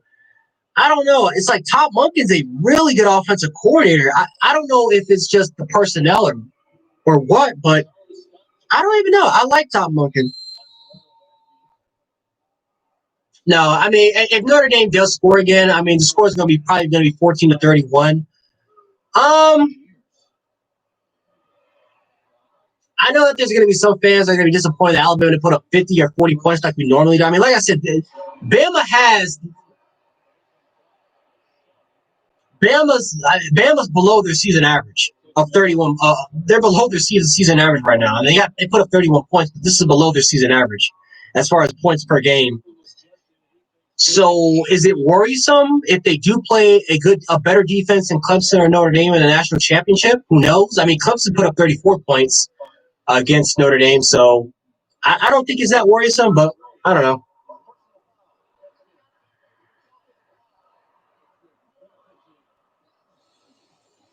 And you wouldn't think that though. You think that Kirby Smart would just be hands on defense. Like I understand you're the head coach and you gotta get hands on with everything, but to get that much involved in the offense and the decision making over there is just I don't think that's just his style. And I think clearly it's clearly cost Georgia a lot.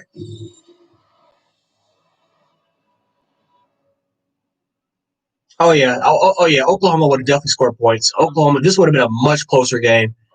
I actually think the game would have been a shootout. I think the game probably would have been more of a shootout. But yeah, Oklahoma would have scored a lot of points. Oklahoma has the type of offense that can just score on anybody. They just have one of those offenses that can just score on anybody. And I think the scary thing is that their defense is coming to. That's why they scared the crap out of me. Their defense is coming together. Who would have thought that in this modern age, that Oklahoma's defense will finally be coming together and could potentially be entering a elite category?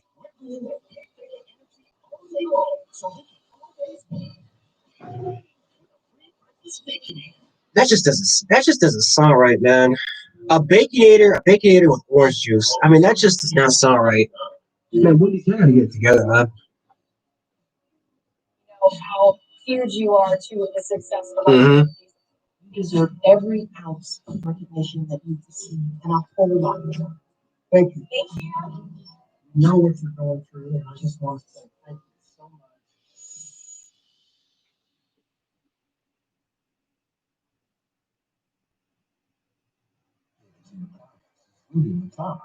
Okay, of course, not as had the negotiations on the O'Brien case last week. Your mind isn't on anything else. Yeah.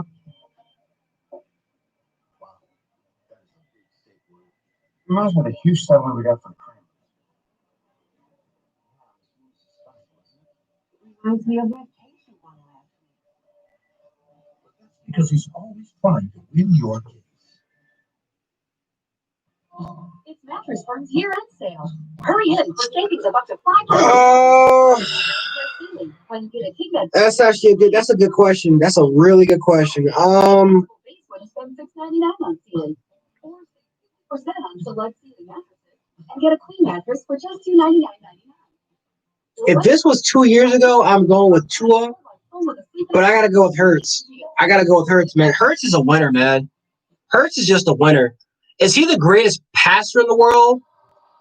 No, he's not the greatest passer in the world, but the dude just knows how to win football games.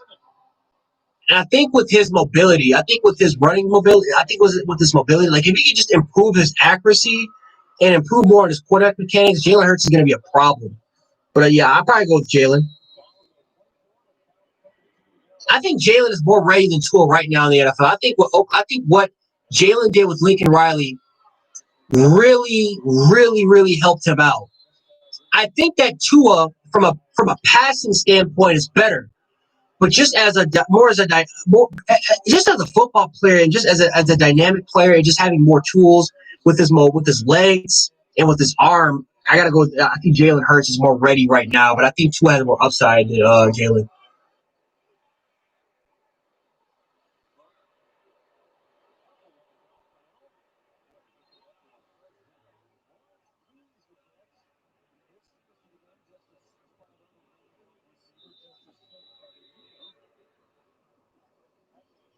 Yeah, Lincoln Riley can make anybody millions. I mean, that's why every quarterback goes. That's why every quarterback goes there.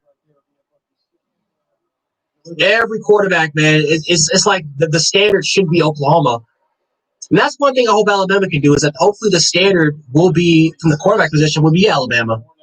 But I mean, you look at Baker Mayfield and just even before Baker Mayfield, you had all those other quarterbacks, Landry Jones, Sam Bradford. I mean, Baker Mayfield, Kyler Murray, Jalen Hurts, all of them are transfers. And now you have your own quarterback, you have your own 5-star in Spencer Rattler, and then you bring in another quarterback in Caleb Williams for next year.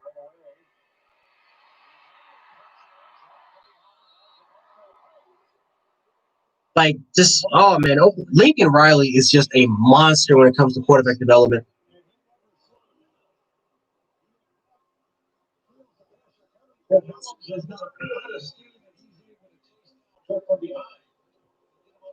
Oh, they will.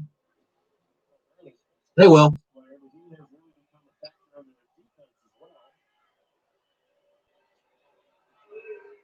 I mean, I think if like Alabama has clearly established himself as receiver U.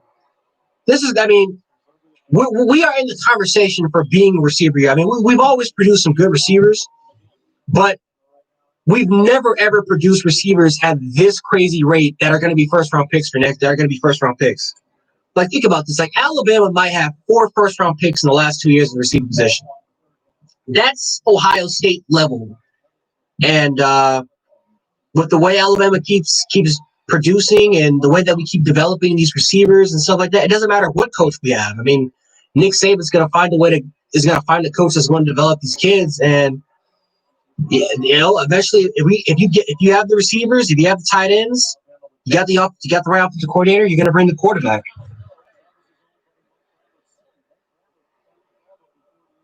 Yeah, but Alabama's definitely in that conversation for receiver U.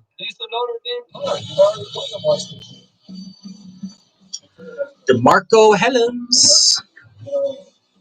Yeah, yeah. I mean, the game is over, but Notre Dame gave up a long time ago. It's like after Alabama scored when it was 20-7, they just gave up. They simply just gave up. But Notre Dame just played a weird ass game. They were super conservative on their play calling, and this drive right here. This is the first drive they actually were aggressive in the passing game. Like, they were trying to establish the running game, try to find those matchups with those tight ends, but they weren't like 10, 15-yard posts or out routes. They were just quick routes. They were just quick dink and dunk type routes, man. It's like, that's not gonna beat Alabama. So definitely disappointing if you're a Notre Dame fan. Yeah. It just didn't feel. It just something felt off with Notre Dame. They're physical. I feel like they got the physicality down. They're just missing an offense. That's Notre Dame's problem. It's not their defense. The biggest problem from that Notre Dame has is that their offensive scheme. They have to change their scheme. They're not going to win up. They're not going to beat these elite teams with their offensive scheme. They have to change that.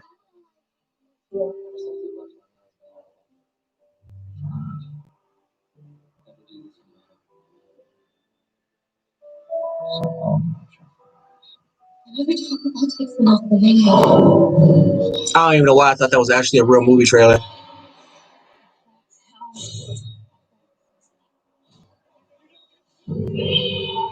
Yeah, it's crazy. We stole Jason McKellen and Kamar Wheaton. I never, ever, ever expected Kamar Wheaton to commit. When I actually saw that he committed, I actually didn't believe it. I actually thought that it was someone was trolling until I saw every Twitter feed, every like major, Alabama website say that he actually did commit. I'm like, what? We didn't even try for Kamar Wheaton. Like we didn't even try for Kamar Wheaton. Like this is how sad it was. Like our primary recruiter that got him, he talked to him like once during the month of December. Like they actually removed him from the board because they didn't think he was going to commit. They literally gave up on him. And as soon as they heard, they didn't even know that. They didn't even know.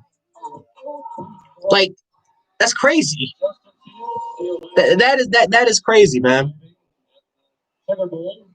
But Jason McKellen last year, and now Kamar Wheaton the next year. It's just I'm happy as hell that we got him. But that's just that even shocked me because I'm like Oklahoma has a great offensive line, great offense.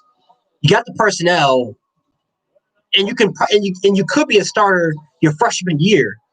But hey, you want to come to Alabama, man? It's just power to you, man. We got some guys. I can give you Brian Robinson. I can give you Brian Robinson if you want him, Daniel.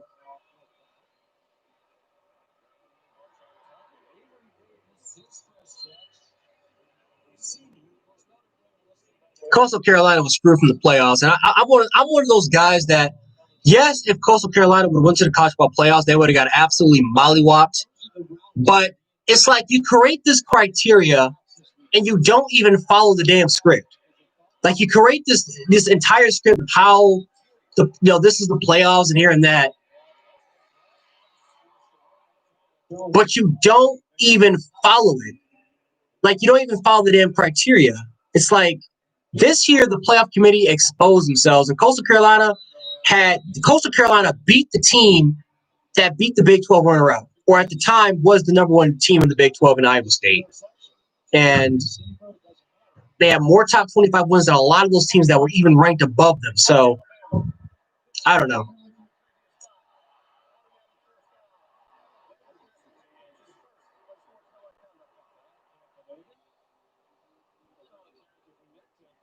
Oh, way to go, Nick. You just cost us a I'm just going to stop. Whatever.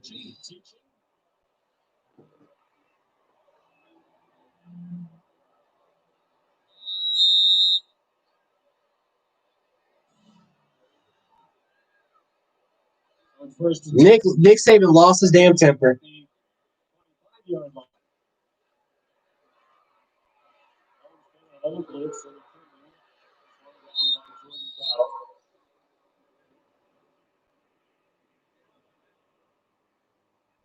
Down under 3 minutes to go. We talked to people about that.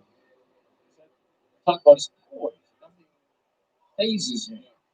So technically sound. Do you think part of that's growing up around his daddy? Yeah, that probably helped him out.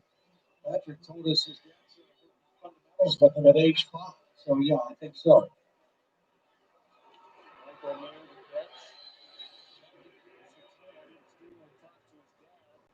Every before the game, that was a talk. He said, I think this says a lot about the dad.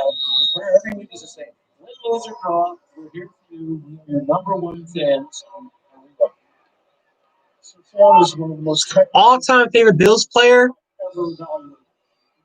Aaron Schobel. Aaron Schobel, man. I loved Aaron Schobel growing up. Loved Aaron Schobel. Loved Aaron Schobel, man. Aaron Schobel's probably got to be. He's got to be my favorite Bills player.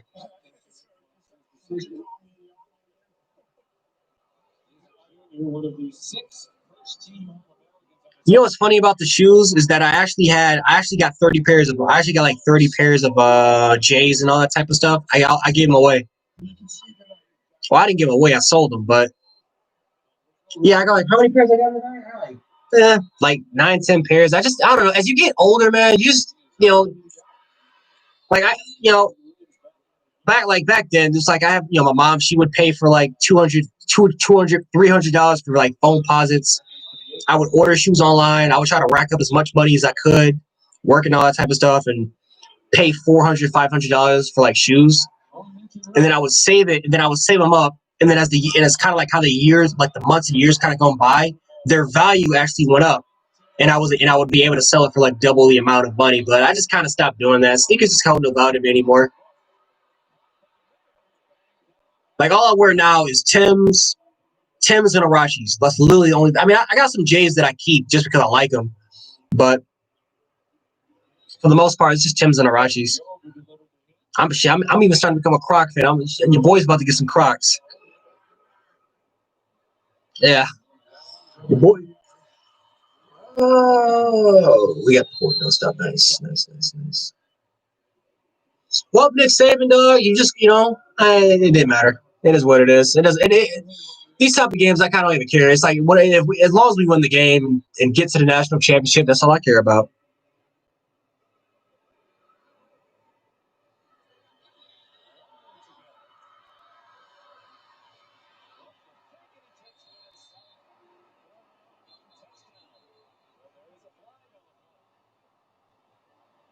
Favorite team other than the Bills?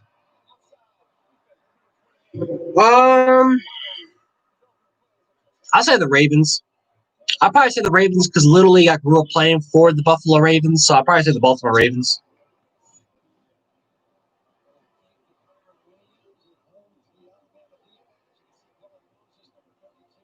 You know what's funny? In 2010, in 2012, this is 2012. I was so done with the Buffalo Bills.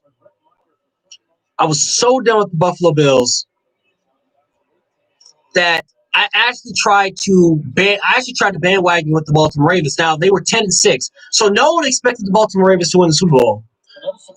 I chose the Ravens to be as my bandwagon team, and I actually bought an Anquan Bolden jersey. I actually bought an Anquan Bolden jersey because I'm like, this is gonna be my new team from now on.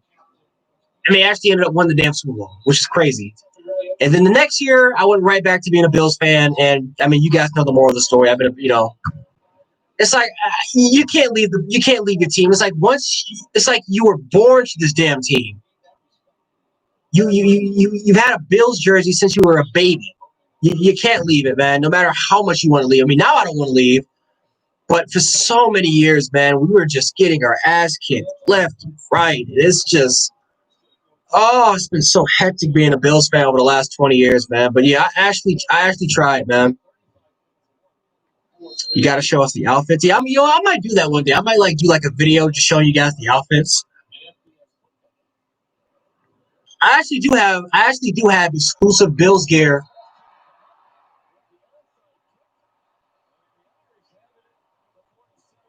Oh, that's fucking great. I actually do have Bills gear that probably maybe less than 1% have.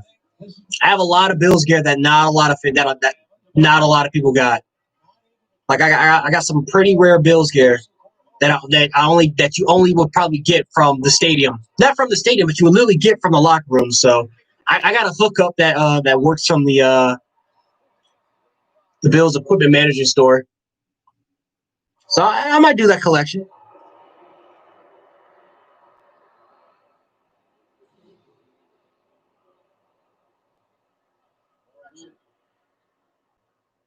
I got you, Pats.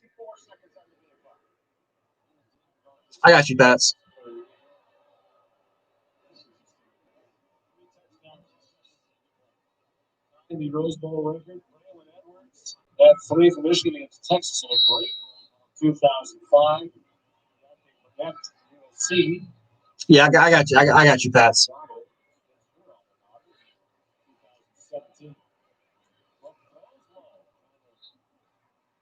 Through to Ben Scarron. Yeah, stick with them good through bad. And even when I was trying to bandwagon with the Ravens, I will always just check the Bills, just getting their ass kicked there. And that, it's funny. 2012, they started off like 5-2, and then they just crap the bed after that. And I was still like, whatever. It's just, it is what it is. It's my team.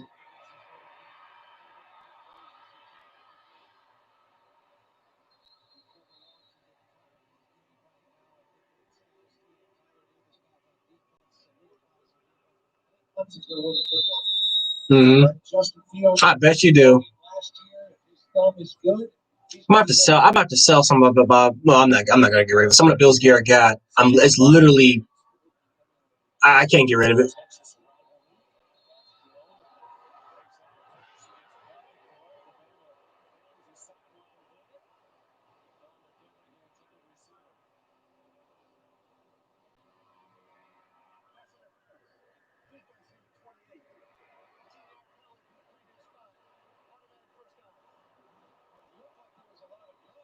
but they've been letting him play for most of the game. There's the grab also. I think he pulled it with his right hand. Direction ball in place at the start of the foul. First down. Shit, after what the Patriots have put us through over the years, man. I mean, we're all glad that they're not doing good.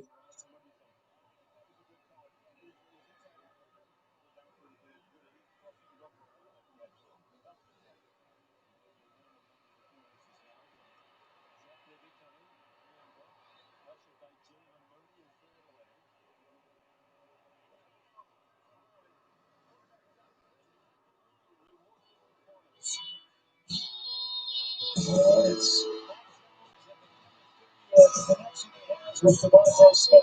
They are on the same page. But they're all these two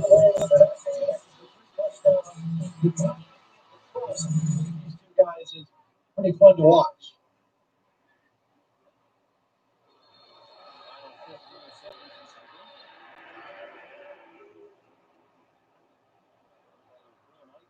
Playing in his last game, what a career he's had at Notre Dame. Offense number 74. 5-year penalty. Second down. There's one opportunity for a 10-second runoff. As the game clock was running at the time. Big start for Eichenberg out of a powerhouse high school program, St. Ignatius of Cleveland. One more game. Second team All-American this year. Kelly said, "You need to get better on the line." I know they're really doing too much with the damn game. Like, just end it. Jesus Christ.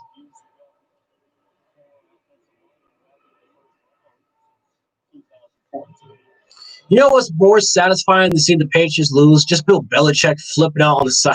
They're on the phone on the bench. Oh, I've never seen Bill Belichick. I did not think that Bill Belichick can ever get that pissed. Never thought Bill Belichick would get that pissed.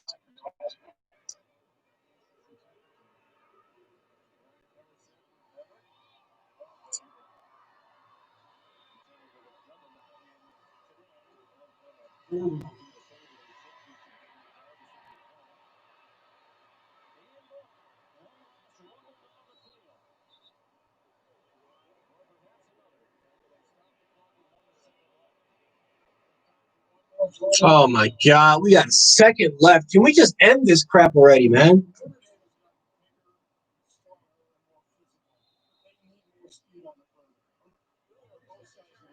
Jesus Christ. And now we're calling timeouts. Jesus.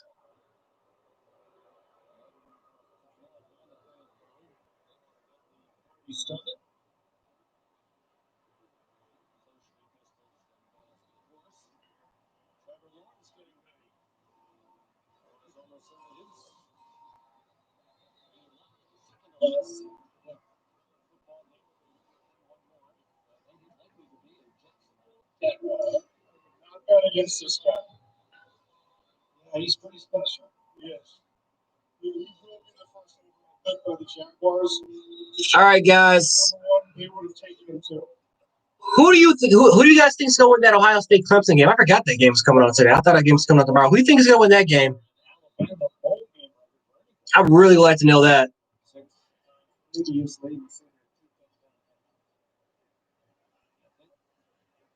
We see him again in Miami. I got Clemson. I think Clemson's going to destroy Ohio State. I think Clemson's going to destroy him. Clemson. Thank you, Jesus.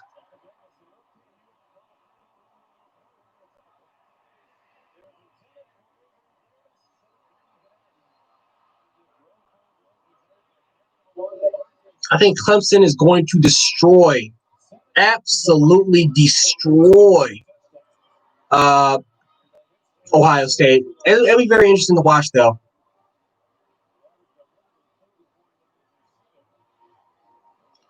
But that's the final, ladies and gentlemen. 31-14, Alabama wins the Rose Bowl game. I know there's going to be some Bama fans out there that's going to be disappointed that the fact that we scored only 31 points and we should have scored more, and that it's going to be worrisome. But we did as best as we could. We definitely could have played a lot better. But I am happy with the result, man. We won 31-14. Won the Rose Bowl. I think that's actually the first Rose Bowl game we've won in a while. So definitely the first one I think Dick Saban's had. So pretty cool. But we got our ticket stat, man. We're going to the national championship, the big dance. That's my expectation. Whether it's Clemson or Ohio State, man, I can't wait. I can't wait to see who we face against. But, yep, very, very expected. Expected win.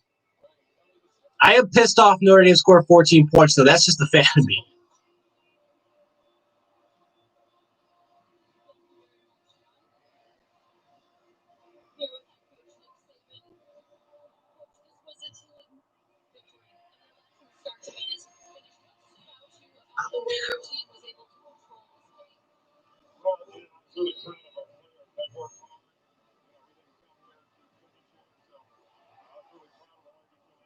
We didn't finish the game like we took the air out of it on offense. I've always got something.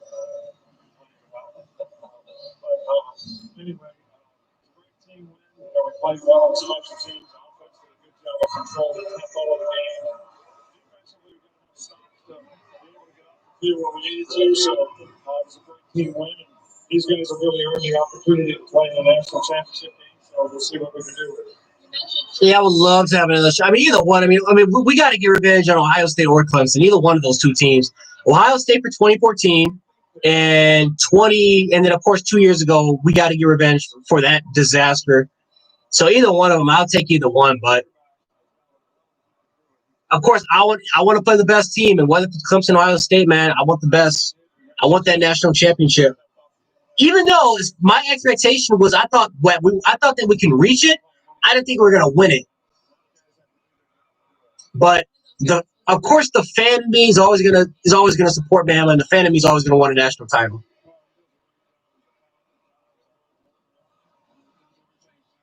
And it feels like I've been drinking this applesauce for like 2 hours.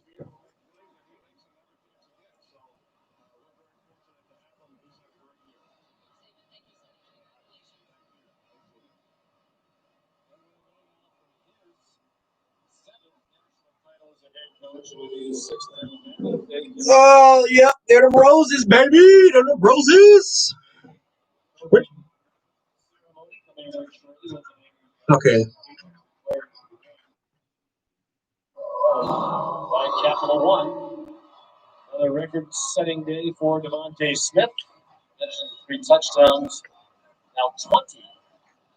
Receiving touchdowns, time with Jamar Chase. Most of the season in SEC history. Was tied with 100-yard receiving games within one season. So where is my Washington? Oh, there it is. I'm looking for this all day. So let me look at the stats for you guys real quick.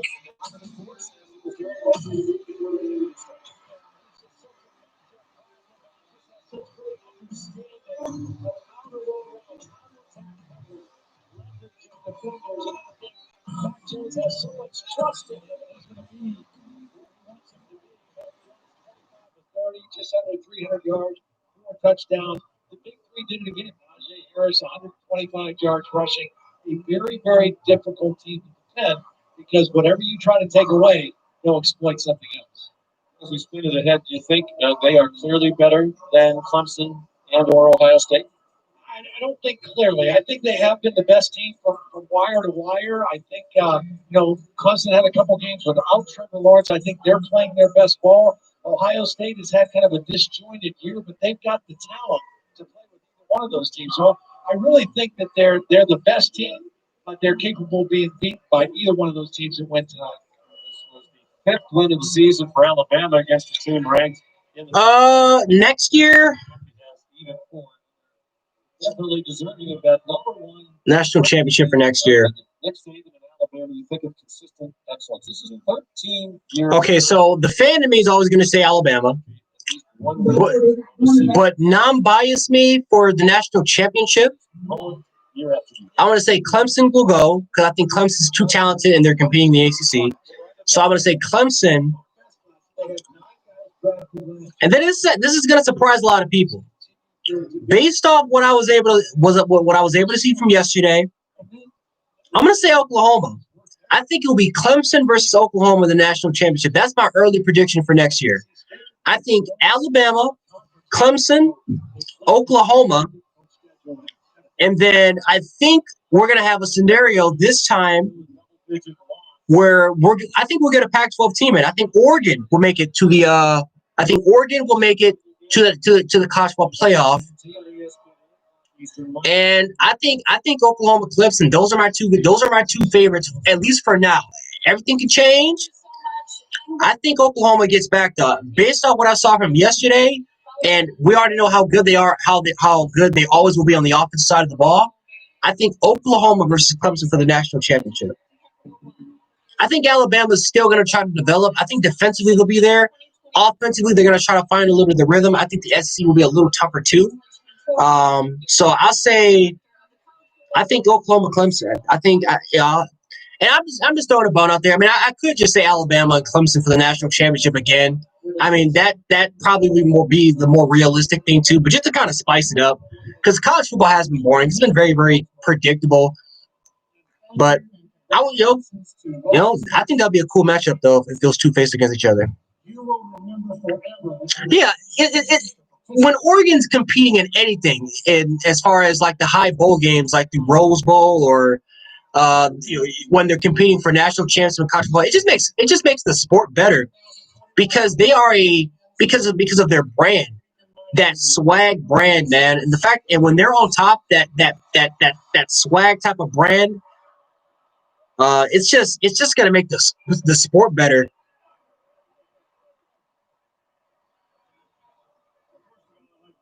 I don't think BYU got snubbed. I think Coastal Carolina got snubbed. I like Cincinnati, and I think Cincinnati should have definitely been in discussion, but Coastal Carolina did everything right. They were 11-0.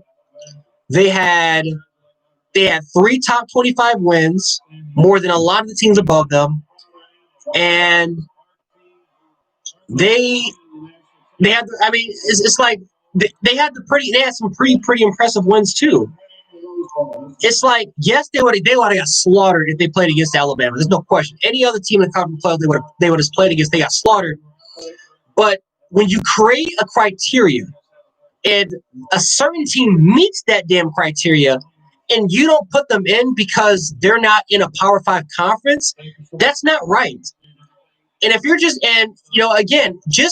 tell the group of 5, the non-group of 5 power teams, you're not getting in. Just tell them that. Just tell them that, man. And the playoff committee, they're lucky that Cincinnati didn't win this football game, because if Cincinnati would have won this football game, guess what they would have done? They would have claimed the national championship. Cincinnati would have claimed the national championship, and it's going to create this chaos. It's going to be a bunch of debates, and it's going to cause just a bunch of friction. So they're lucky that either Coastal Carolina and Cincinnati didn't get a dub today.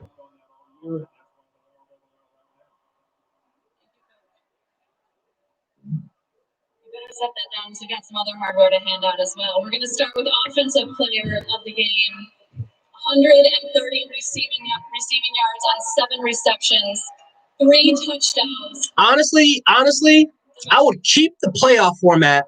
I would keep the playoffs, but I would just have the computers just make the decisions, because the committee, there's just too many things to go in. There's too many biases.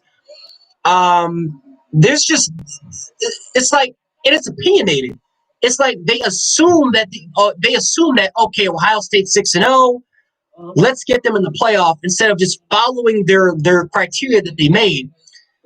Make the computers make the decisions. The computer, and someone actually made a formula following the computers, and it was a completely different list than what we've seen before. So I don't know. I would have the computers make the decision, not the committee, not a bunch of people, and especially got people like Condoleezza Rice that knows nothing about the damn sport making the decisions. What is it like for you playing with the type of talent that you have around you and the Oh, connections you have with your quarterback? 18 playoff is happening. An 18 playoff is definitely happening. An 18 playoff, it's going to happen. 2023, after the TV contract is up, 2023, it's going to happen. 18 playoff is definitely on its way.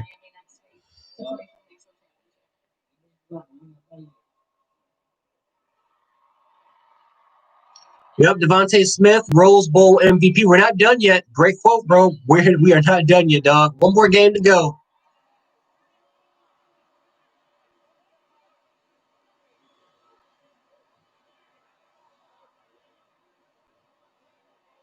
Damn, dog, that confetti's coming out like we actually did win the national championship. Lord. Yeah, exactly. Like, damn, why so much confetti?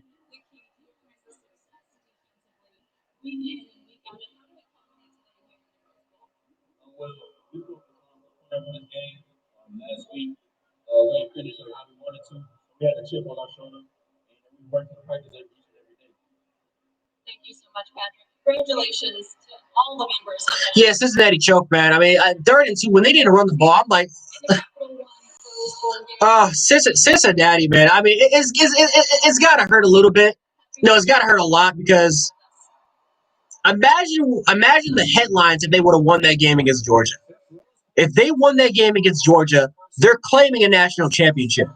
They're claiming it, and you know what's funny is that one of those major polls would have actually gave them it, and like they did UCF. And I wouldn't blame them. I mean, last time I actually did blame UCF because I'm like, come on, dog, Bama won the national championship. But if Cincinnati would have won that game and claimed a national championship, we ain't be mad at them for it because they didn't have a chance. Them or Coastal Carolina didn't have an opportunity. Money over quality. Yep, you're damn right, Aaron. They put money over quality. They put money over quality, man.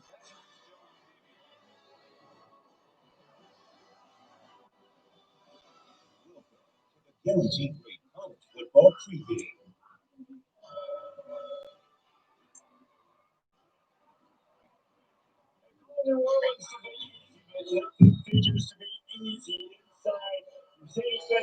Yeah, Kellen Moore. I would say Kellen Moore. I think Kellen Moore. He knows the culture. He knows the culture. He knows everything about Boise State, and I think he's got the NFL experience to kind of figure out how he can learn how to win, how he can learn how to handle the pressure, especially being as a coach at that level. I like Kellen Moore's line as the head coach.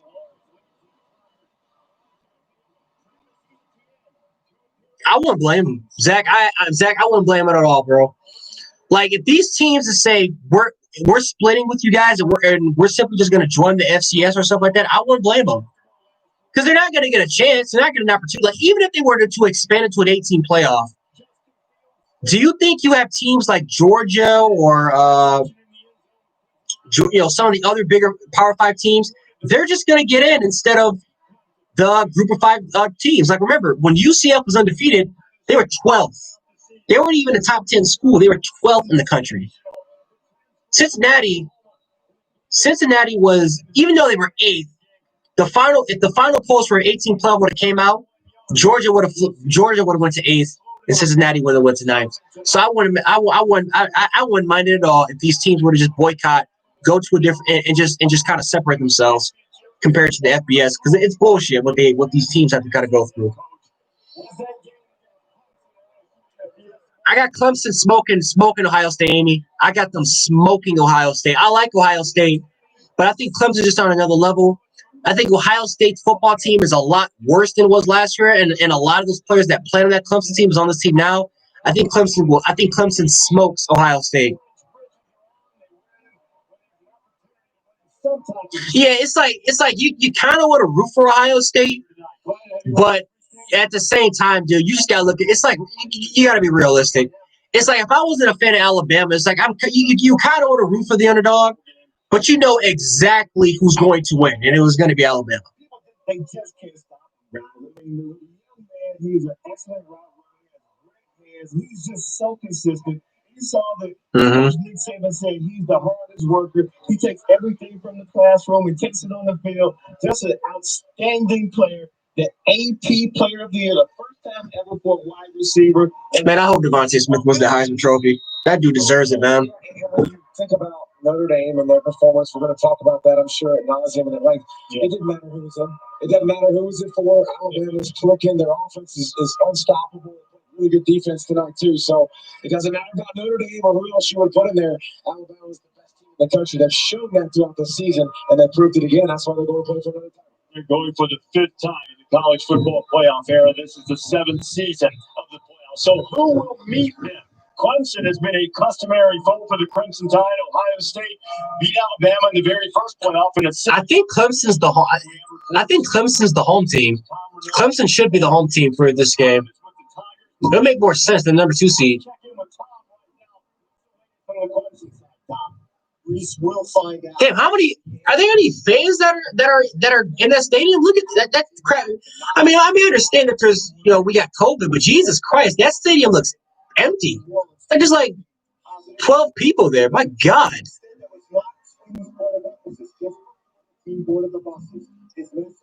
We all were supposed to be.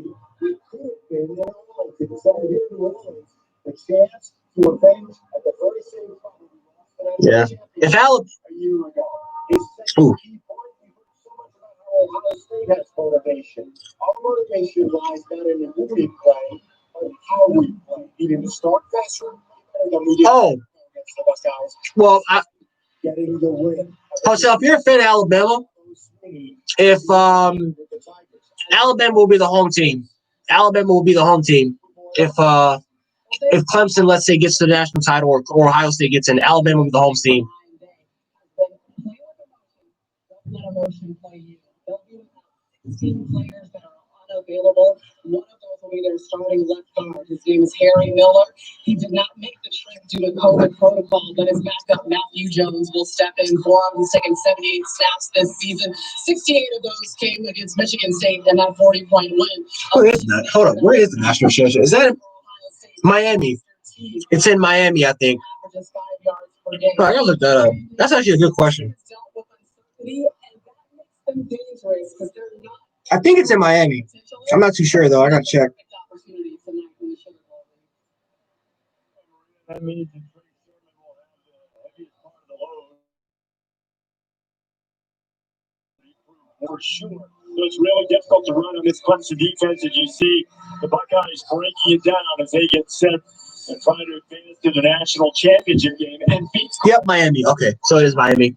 They gotta switch some things up, man. It's like it's literally the same 3 or 4 locations for the national championship. It's Miami, it's Arlington, it's Miami, it's Arlington, it's Arizona, and sometimes it'll be in Pasadena. But it's like the same 4 or 5 locations. They need to kind of switch those locations up, man. Like there are some warm weather climate type of cities. Like I wouldn't mind the national championship being in Tampa Bay, or hell, if you want to go to a northern city, I know people complaining, why is it not a northern city? Like, hey, Minnesota has a great stadium, or New York. I mean, hey, you can play in New York if you want, or Detroit has a really, really good stadium. I've been in that stadium before. They have a pretty good stadium. It's like they got Atlanta, Mercedes-Benz. When was the last time they played the national championship in Atlanta? So Atlanta will be a great destination. Like you have way too many really, really good NFL stadiums in a warm climate type of cities that can host these championship games. It's the same 4 or 5 locations every time. They need to kind of switch that up.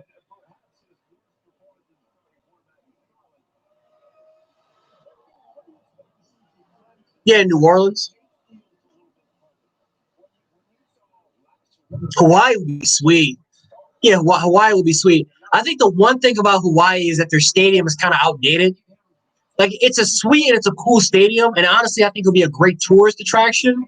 They need to upgrade their stadium. I think if they get an upgraded stadium, I think that's when they'll do it there. But I think Hawaii would be a great idea. I think another issue too is that they have to do with time zones. because their time zone is completely different. But Hawaii will actually be a really, really nice location. Yeah, this is definitely gonna be a good game.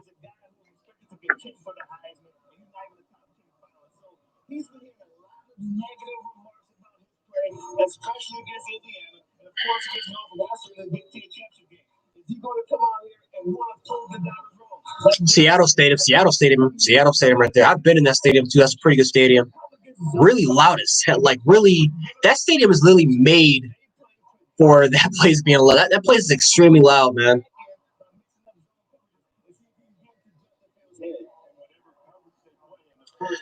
If y'all want me to, honestly, like I can stream for this game if y'all want me to. I was gonna call it and try to like do my video, but if y'all want me to, man, I can continue to stream.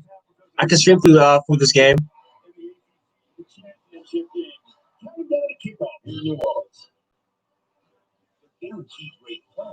Or at least I'll stream for a little bit. I'm not gonna lie. I'm actually kind of feeling a little tired. I might stream for like a little bit more. I see Hotel kind of spamming them. Yes. All right, I'll stream for a little bit more. Your boy will stay on with you people. The fastest nationwide 5G network. Now new and existing customers can get our best deal. Really? AT&T has the deal for new and existing customers. Oh, I will. So what'd she say? It's the wrong person. It's a guy named Carl. Very excited and on his way. Word of mouth advertising. It's what they did before commercials.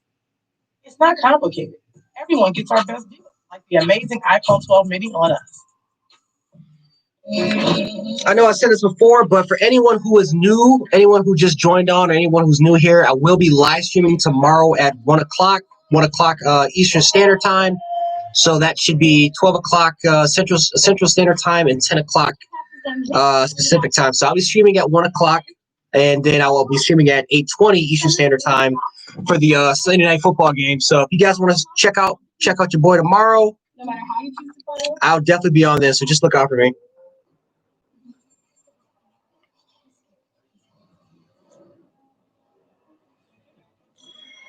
Yeah, if Marco Wilson never would have threw that shoe, man.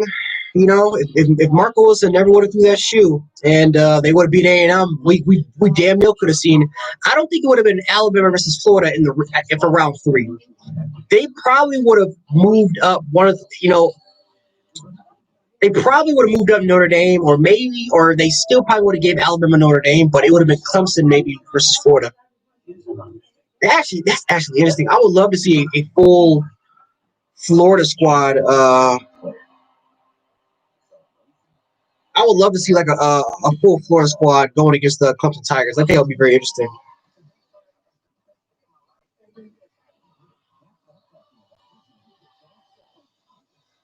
Yep. Nothing. Guaranteed great college football pregame. Yeah, a duo like that. Dang. Special opportunity to have two guys like that in the backfield. They know each other so well. Like they can beat up each other. They're two of the most dynamic. What happened to LSU this year? Having a guy like that is kind of equalizing the game. I mean, I wouldn't want to put him in front of their.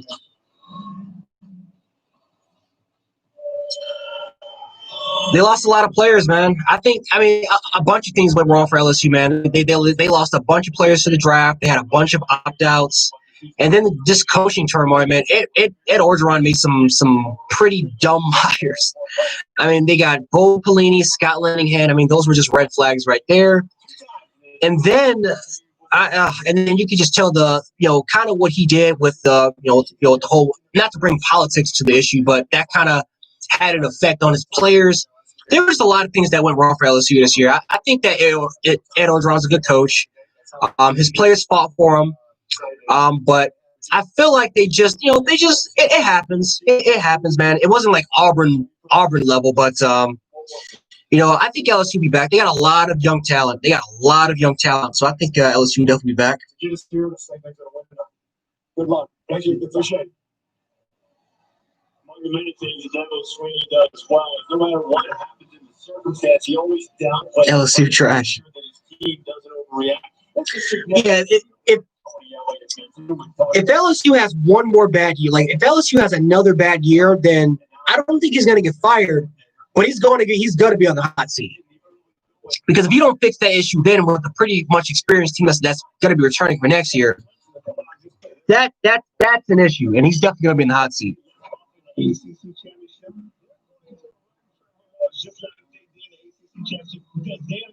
I appreciate that, Hotel.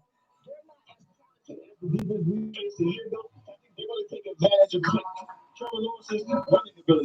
last year he rushed for over 100 yards against Ohio State. Yeah, really ready for that. So I think the passing game wrinkles and getting into ETN involved in the passing game will be very interesting. But again, when all the focus becomes on 16, 9 can deliver and make big plays. And I expect Travis Etienne to be a big part of this play.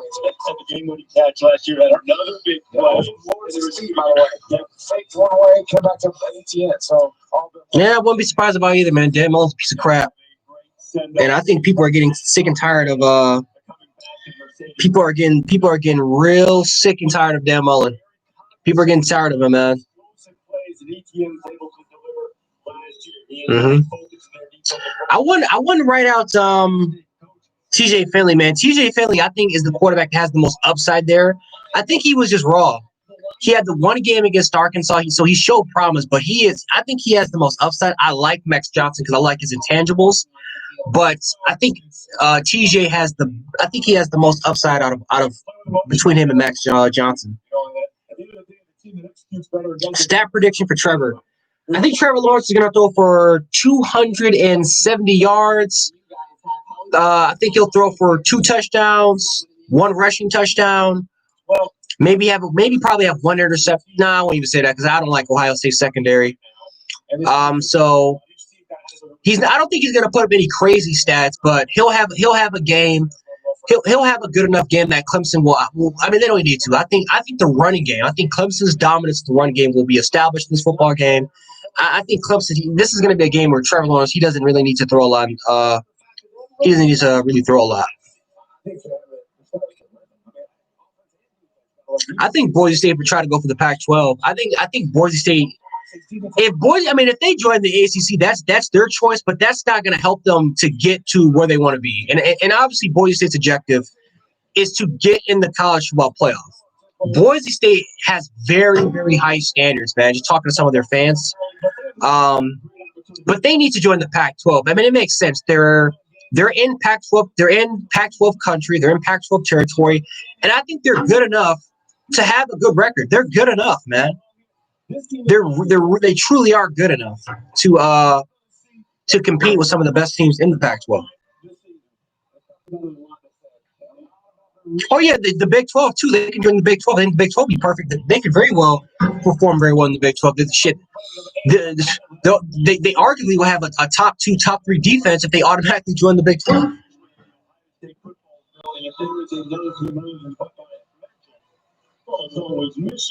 Give us a hot take. About what, Ames?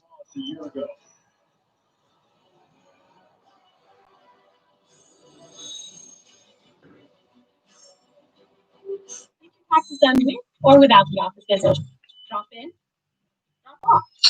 I've been live for 4 hours, Moody. And a tax pro will do the work. I've been live for a long time, man. I've been live for like 4 hours. No matter how you choose to file, block has your back.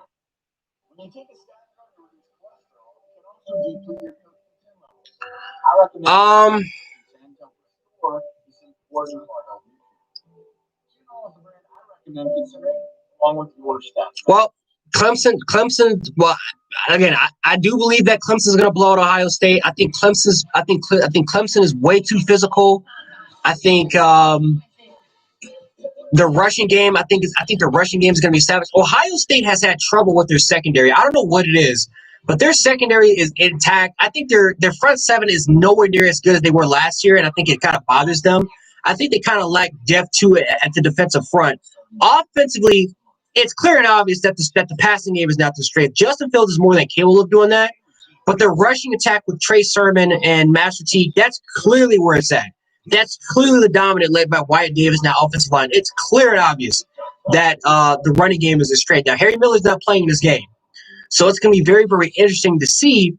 But, it'll be very interesting to see if the passing attack can be established because Chris Olave, who was out for COVID, he's going to be back and playing this game.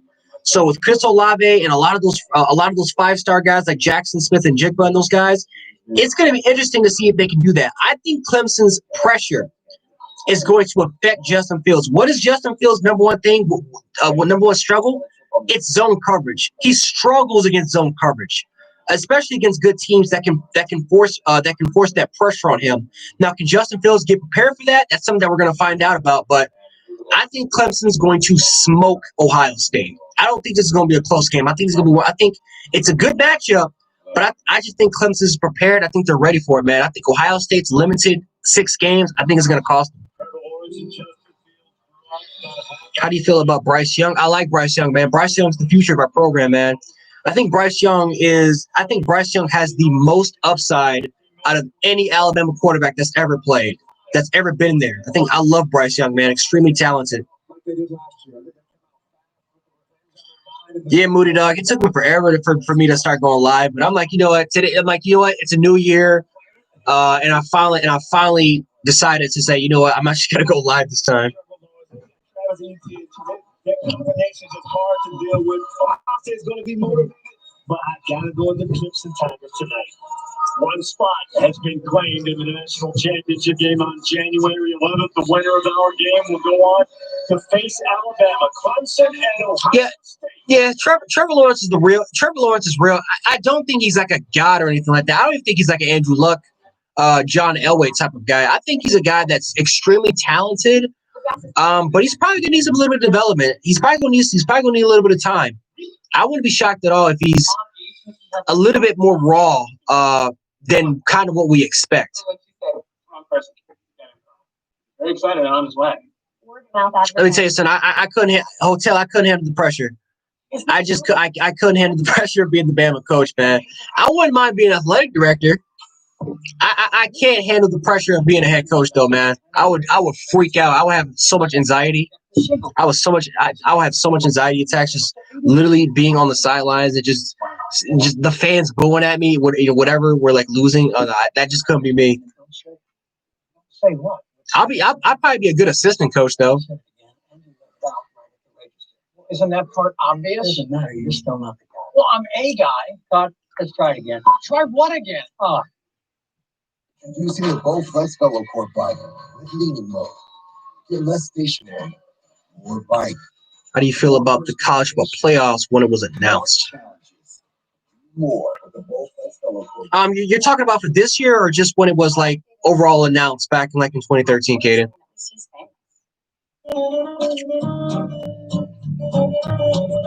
I started by using a Match custom search filter. I filtered out joy, happiness, toilet paper, reason. Yeah, Christian. Yeah, I remember Christian Miller literally hurting himself the third play of game against Oklahoma. That was pretty ass. Amy, you have no idea how much I want Pitts. You have no idea how much I want Pitts. If Moody's in this chat, he will tell you straight up how much I've been craving to get Kyle Pitts on the Buffalo Bills. Kyle Pitts on the Buffalo Bills would ensure the Buffalo Bills automatically that they're going to be a championship contender for the next 2 to 3 years. You talk about getting another Travis Kelce type of player. Kyle Pitts is the best tight end prospect probably ever. And this is including guys like Evan Ingram and O.J. Howard and Vernon Davis and all those players. Kyle Pitts as a receiving threat is the best tight end I have ever seen, from his route running ability to his release to the amount of to his route tree. Like, the dude is phenomenal. I've never seen a tight end like Kyle Pitts, at least that developed. Like, that's Travis Kelce, Darren Waller type of stats that we're talking about. If Kyle Pitts can literally go to an NFL team right now, he'll be a top 5 tight end in the league. I love Kyle Pitts. Oh, he with Josh Allen throwing the foot. Oh, Lord.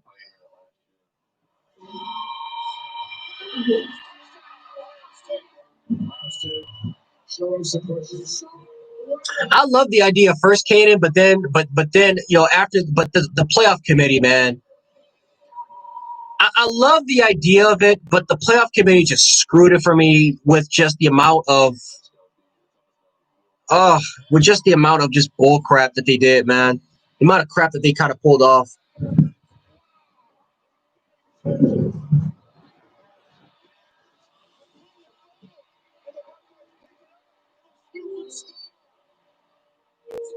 I thought the XFL was okay.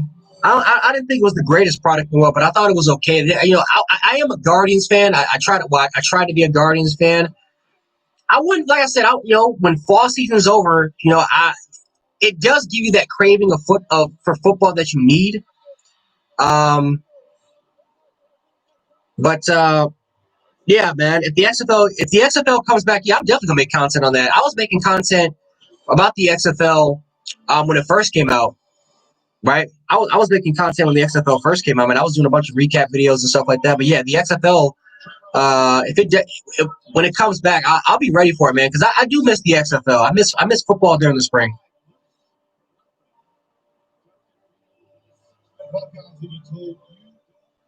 Yeah, Stevenson looked like a first round running back, man. Stevenson looked explosive, looked powerful, looked strong.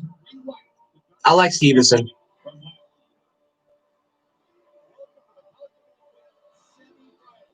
No, that's all right. I mean, the XFL. I mean, some people thought the XFL was good. Some people thought the XFL was crap.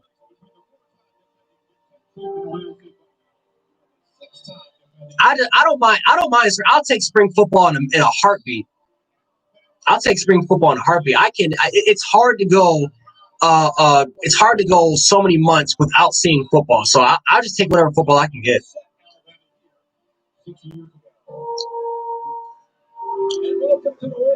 I'm Chris Fowler. Buckeyes and Tigers familiar by now. They meet for the third. Yeah, that's what I'm saying, Aaron. You literally just have the computers. Have the computers decide what playoff teams get in. Because the Big Ten changed. And it would be much smoother. Matter of fact, I think less people will be complaining because it's not people that are deciding it. This is that criteria that was bet. The computer's following the criteria, and these are the teams that are going to get in. The home office in Nashville. Kirk, I'm glad you're feeling much better. So you do your usual great job from there, and we'll see you for the championship game. Listen, if Jamar Chase falls to the Buffalo Bills, you can. I mean, you can just say game over. You're literally getting Stephon Diggs, Jamar Chase, Cole Beasley in the slot. No. We got to stop dreaming. Stop making me dream, Zach. Stop making me dream. That's not right. Not right what you're doing. They've been waiting. Forget COVID. From when they walked off that field last year in Glendale, they've been waiting for another opportunity to go up against Dabo Swinney and the Tigers, and they got it. Doesn't Herbstreit have COVID? I think that's why he's not actually at the stadium. I think he has COVID. I'm not too sure though. Well, Trevor runs his offense. Oh, that would sound so messed up. The first four, the computers decide the first four, and then the plea, but that would just sound just messed up. Yeah, Zach. I'm sorry, man. I just you got to stop making me dream. Stop making me dream about getting Jamar Chase. Stop that right now. Kyle Pitts is actually more realistic because how the Titans really not that valued a lot in the NFL draft. But if we get Jamar, let me tell you something. We get Jamar Chase, I will literally record myself butt naked running through the streets. I'm not even playing. If we ever get Jamar Chase. That wouldn't even be fair. That actually would be better than the Kansas City Chiefs. You're getting the best receiver in college football with one of the best receivers in college football, Stephon Diggs, on the same team. Oh man, with Josh Allen throwing the football, I'll literally run around the streets butt naked. I won't even play, and I record myself doing it. I have no shame in my body. My man moves would just be flopping all over the damn place. Man thing be flopping. But I'd be proud of it. I'll be proud of it. Just butt ass naked. Exactly. Just thinking about it just kind of gets you off a little bit.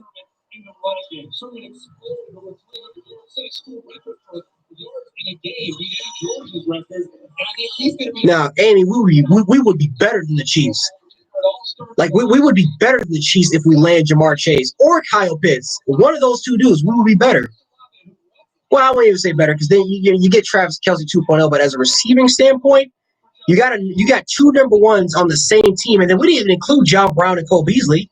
Like, what are you going to do with those guys?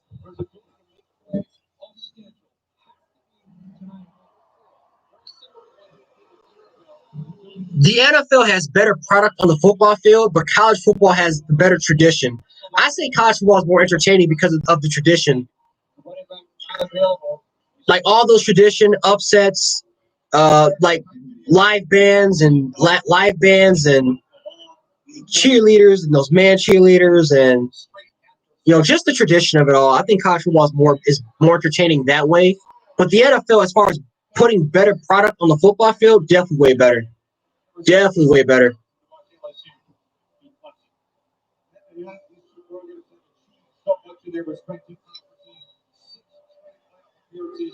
Yeah, he does. Spencer Rattler, he has the mobility. He definitely has the arm. Spencer Rattler might have probably the strongest arm in college football, and he's learning. He's only learning and getting better. And he's under a great mentor in Lincoln Riley, kind of like how Patrick Mahomes was when he was with Cliff Kingsbury.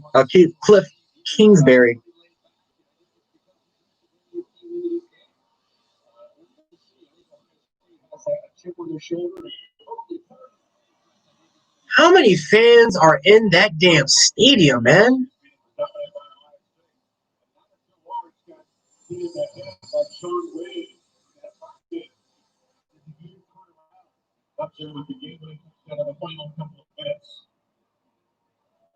many new faces on both sides tonight, but that man is familiar. Ever since he had back in his home state of Louisiana for the family's first win of the Super Bowl. Well, it was a bizarre season, of course. Comes out of the game. They got a whole lap around the church front. The Buckeyes spinning their wheels, waiting to debut in late October. Tigers spun out, lost in South Bend, Ohio State, and 3 games lost because of the COVID protocol. They do invest more. They invest way more in their cheerleaders than they actually do Dak Prescott. You know what's funny? That's actually true. That's not even. He's not joking. Aaron's not even joking. That's actually true. They invest way more in their cheerleaders than they actually do in Dak Prescott. The playoff time at the time to finish the race. How does your team get off on the right foot to start this game? Well, it's going to take almost 60 minutes. We know that. We want to start fast, but we also know it's going to take these guys out. It's going to take everything we got for 60 minutes. So we're thinking one play at a time, regroup at halftime, look to finish the race. All right, thanks for your time, Chris. Ryan Day saying, Game he got Clemson winning 31-21. Make them feel our strength, make them feel our violence, an aggressive approach he promises again tonight. Ohio State has a lot of confidence in their players on their feet, on their team, and they feel very disrespected, and they want to challenge Clemson. The SEC officiating controversy a year ago, Big 12 in charge tonight, and David Alvarez down for the coin toss. Gentlemen, congratulations on your success on this unique and very challenging season. Welcome to the All-State Sugar Bowl. The college Ohio State, you're the visitors. You're going to be calling the toss. Here's some components we'll be using. The All-State Sugar Bowl logo is heads. And the logo with both of the teams' logos is tails. What is your call? The logos you call tails. If it's tails, you won the toss. Ohio State has won the toss in the second half. Ball, which end would you like to defend? Please. Then we'll start the first half. Have a great game. By David Alvarez. The journey here is so challenging mentally and physically for all these guys involved, and now they get a reward. Fuck it, I'm not gonna stress. I always lose my phone. I find a way to lose my phone every time. Right there. What role will you have in calling the plays from down here on the field as you foresee it? Same role I've always had. Always got a lot of them. Work collaborating with Tony. Just be me a street now. You say it's not who we play, it's how we play. How do you need to play best and earliest here, Donald, for success? He's a promising quarterback, man. I actually like Desmond Ridder. I liked him a lot. Very, very promising dude. I think since Cincinnati, man, they had themselves one hell of a quarterback. I like him. Upstairs for the booth, the quarterback coaches been involved in the game planning for years. But Tony Elliott is such an outstanding rhythmic, instinctive play caller. Dabo, as you said, will be very involved tonight. Yeah, there's a lot the NFL can do. I mean, that's just been my one thing about the NFL and just professional kind of sports in general is that they're just boring. Like the one thing I like about soccer or football, whatever they call it, the one thing I like about soccer, especially European, is just it's like they keep those college elements, right?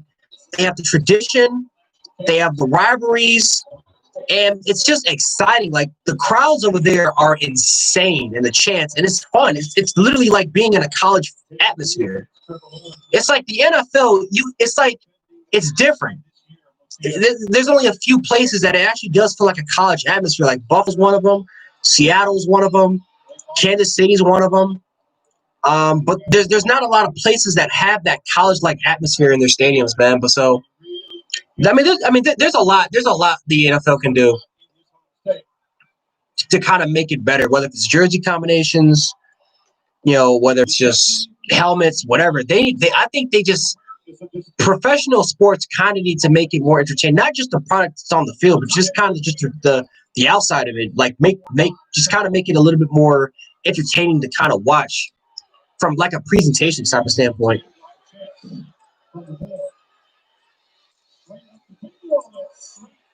I'm a Sabres fan, Destroy.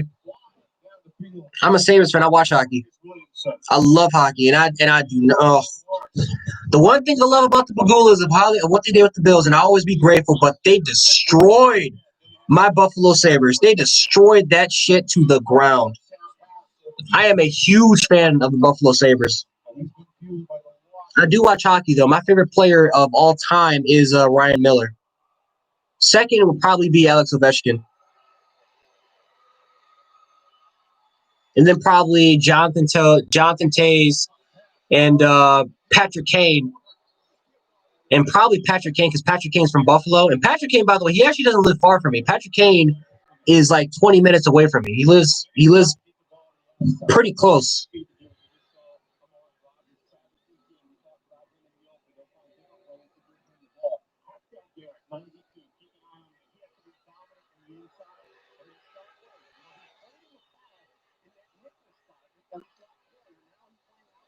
Oh yeah.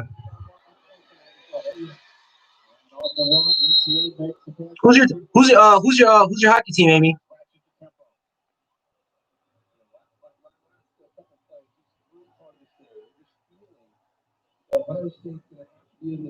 Oh yeah. There is nothing like being in a hockey game. And I ain't gonna lie, when you're in a hockey game, the shit is cold, man.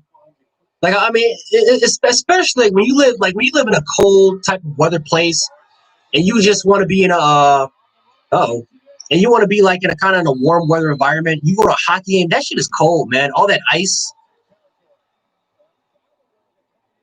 Oh, in Lackawanna, okay, that's not that far away from me. Oh yeah, so you have to. Yeah, Amy, me and you both have to experience the treachery that is the Buffalo Sabres. You know what's hilarious too is that 10 years ago, at least for me, growing up with the Buffalo Sabres, I grew up with them winning games. I grew up with them competing for Stanley Cups, while the Buffalo Bills were the losers. Now the opposite has happened. It's the Sabres that are now the crap, mediocre team, while the Buffalo Bills are the top dog. It's just, man. Oh, I hate the coach. I can't stand the damn coach. I can't lie to you. I can't do it, man. I can't.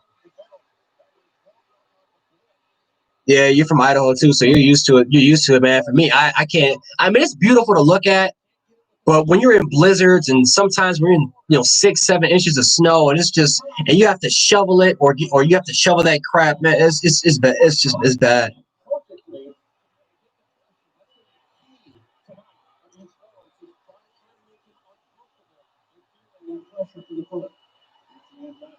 Amy, that's what the Sabres have done that for 3 years. The Sabres they've literally dominated November and December. Then all of a sudden they just lose and then they're in last place again. I'm tired of it, man. I'm boycotting the Sabres until they can actually get their stuff together. Like I know that this year it's hype. They got Taylor Hall and they got some other players, but I gotta see it for myself, man. I have got to see it for myself. I am tired of this Sabres team being in last place, man. I want to see this team at least make the playoffs. I miss going to Sabres playoff games, man.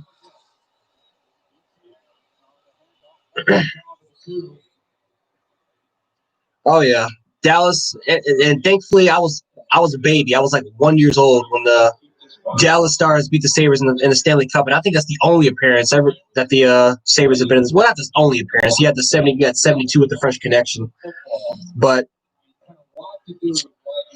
yeah, Buffalo. I think the only professional team that's actually won a championship are the Bandits, but no one watches. I mean, we got a pretty big lacrosse following, but not nowhere near as big as football and hockey over here. I hope so. To be honest, I never really had a problem with our first line. It's really our second and third line I had a problem with. They suck. With Gergensen, it was just bad. It's our second and third line I had a problem with. Yeah, they were close to 98.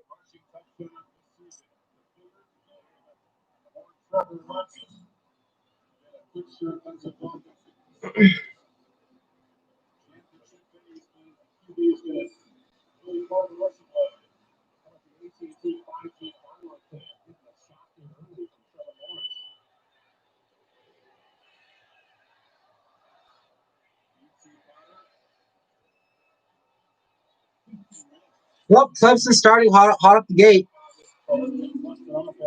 Not surprising. Not surprising at all. Not surprising. Because Lawrence and Tigers are good early second tip punts. And they literally did it in under 3 minutes. I think they did it how much time we got left? When they do it under 3 or 4 minutes? Well, actually, now new and existing customers can get our guest smartphone deal. It's historic. Well, breaking news, ladies and gentlemen. Alvin Kamara tested positive for COVID. So if any of you guys like the Saints or like Alvin Kamara or have him on your fantasy team, just like every other customer, you got time. You got time to remove him because he got COVID. He's not playing in the game. And I think people are in the championship rounds now. You're paying too much, Chuck. What do you know? I know Capital One Shopping Instant Research is for available coupon codes that automatically apply them. What do I need to save for? Y'all, listen. Just download it to your computer. It's free. Nice. I say Could be. Change. Could be. On you. It's always on me. You always lose. Capital One Shopping. Kind of genius. What's in your wallet? Amy, I'm not watching hockey until February. I can't with the Sabres. I can't with this. They're dominant for the first month and then they just lose a bunch of games. Then I gotta see consistency. I'm taking a stand. I gotta take a stand, man.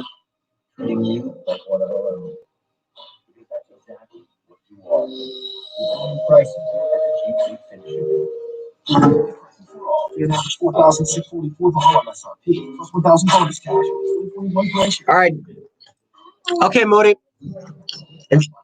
By the way, guys, if you guys like gaming, if you guys check out my boy Slightly Moody if you guys ever get the chance.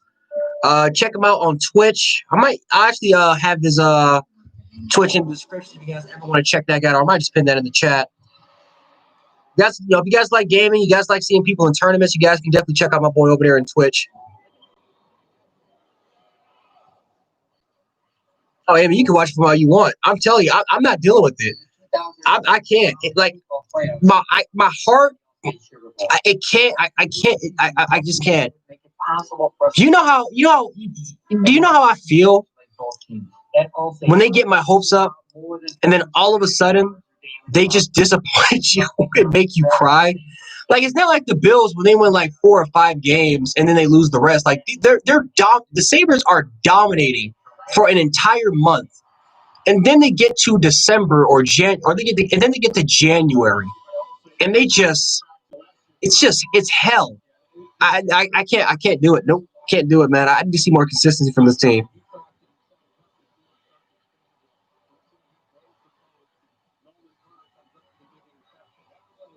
I think it's those 6 games destroying. I think them not playing in those. I think them playing 6 games.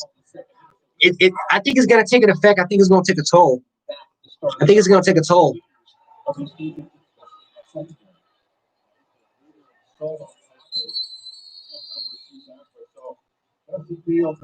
It is, especially like when you're live at a game and you're slapping everybody up whenever they score a goal, man. It's some of the best feeling you're gonna get.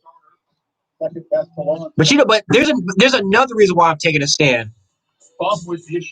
Because they need to do Rick Jarnett justice, man. Rick Jarnett is damn near dying calling these games. And the fact that we've played like crap for him that's another reason why I'm taking a stand, dog. We gotta do Rick Jarnett some justice. We got the greatest announcer in sports, and we're playing like that in front of him. Can't do it. We need to do some justice for Rick Jarnett.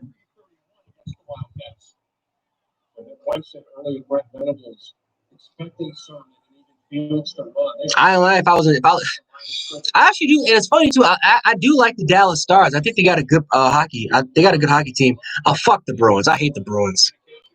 I hate the Bruins with the passion. Fuck the Bruins. Dirty ass people over there with Zdeno. Zdeno Chara left, but fuck Zdeno Chara and fuck the Bruins, dog. I hate the Bruins.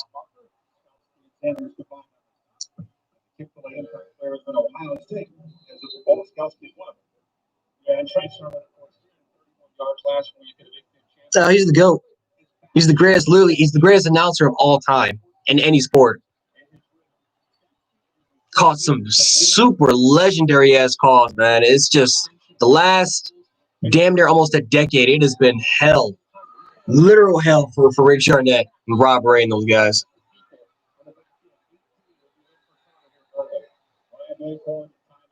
We'll see what Ohio State decides to do on 3rd and 2. Good timeout here. Yeah, I love Razor. Razor is a fan favorite over here.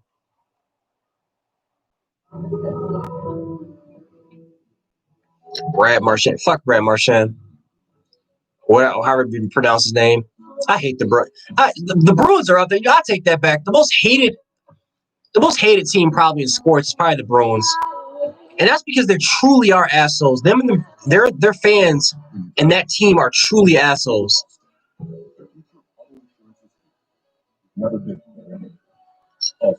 I don't like the Lakers.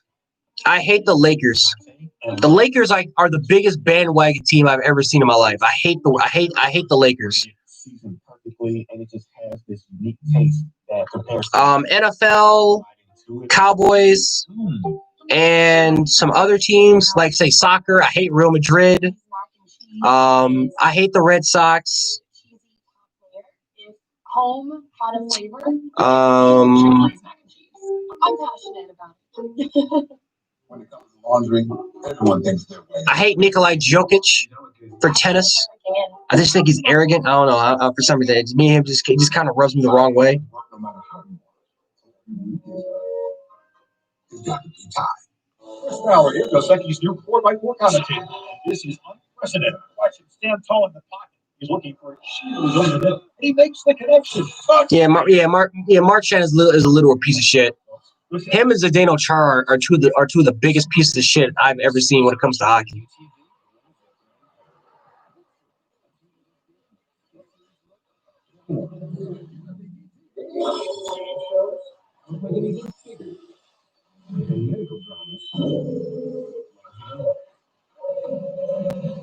Super big Samsung QLED TV is made. Buy now with 0% down with Samsung Finance. I don't blame you. All those Boston area kind of northeast type of teams. I don't blame you at all.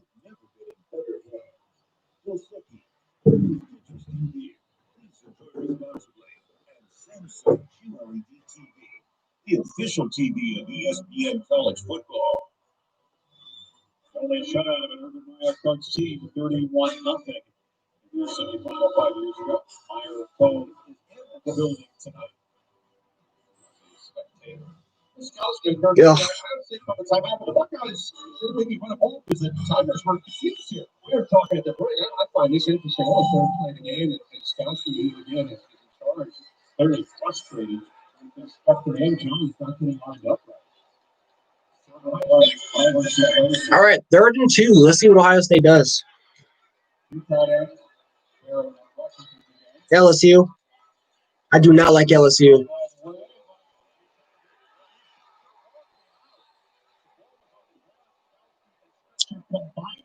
I don't like LSU, man. And the reason why, because every time LSU fans always will start to win, they talk the most shit out of any fan base I've seen. Like when LSU won that national championship, they talked so much shit for a year. And they still are, by the way. Still are talking so much shit. I do have a lot of respect for LSU fans and for LSU, though. I don't hate them as much as I do Auburn, but there is, of course, I have respect for the program and for the fan base.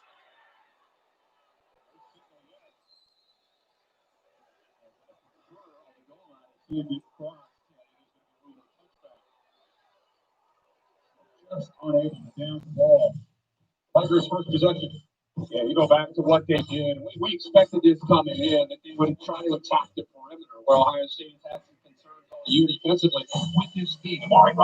Ooh, the Saints. The Saints.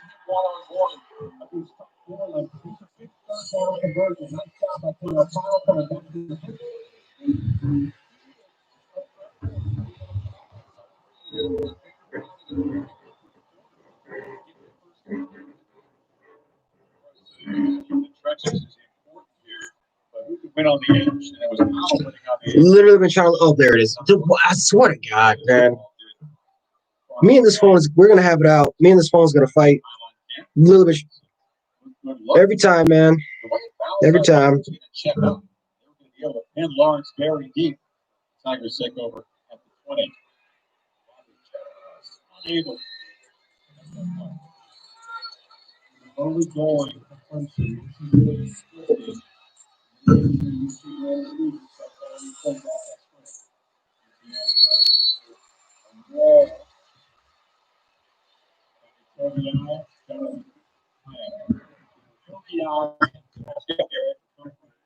strength of the Ohio State defense. Remember, we've only seen this team play 6 games, and I think people talk about that's an advantage to them. I disagree.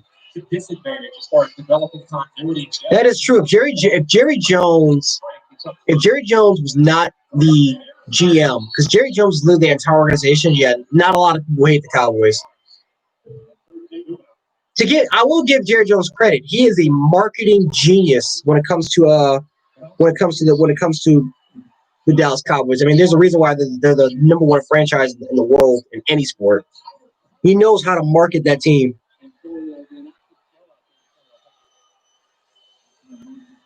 But he is a piece of crap for what he did with Dak Prescott.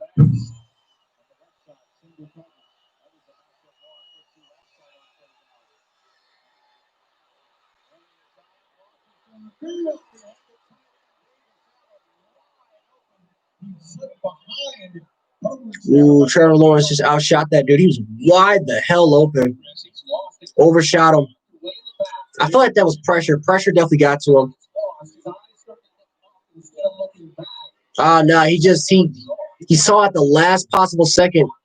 He was looking at that one read, and then as soon as he saw that second read, the last possible second, he let it rip. Didn't really set his feet, kind of threw it backwards.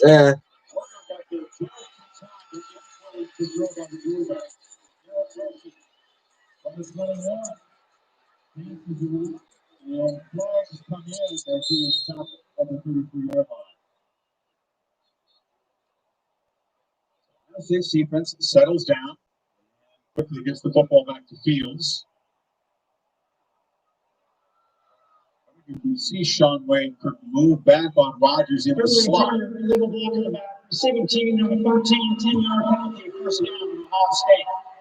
And Johnson with the penalty, and that will spoil the field position. Oh yeah, because for Dak Prescott, what he's dealing with in Dallas, like what can Dak Prescott do?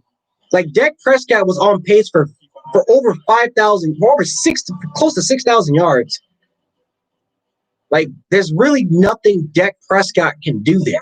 The whole world knows you guys are amazing. This is Bulk 24 antioxidant. It's lower in sugar and has vitamins A and C.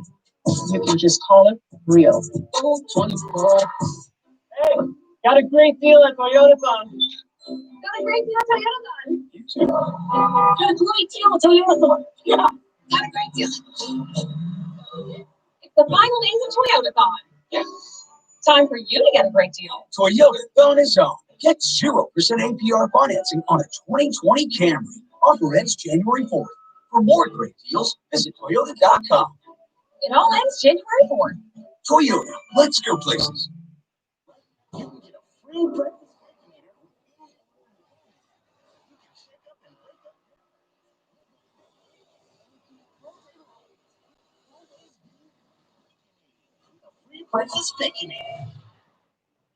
That pain is devastating.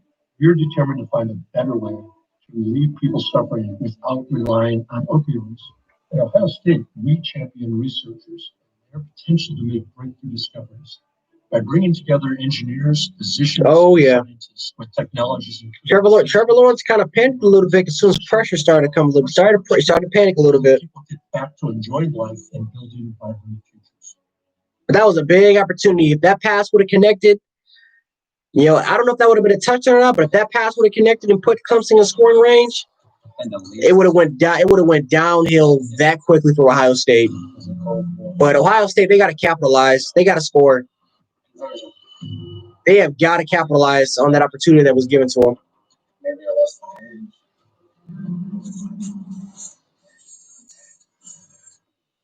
Get the hottest new releases.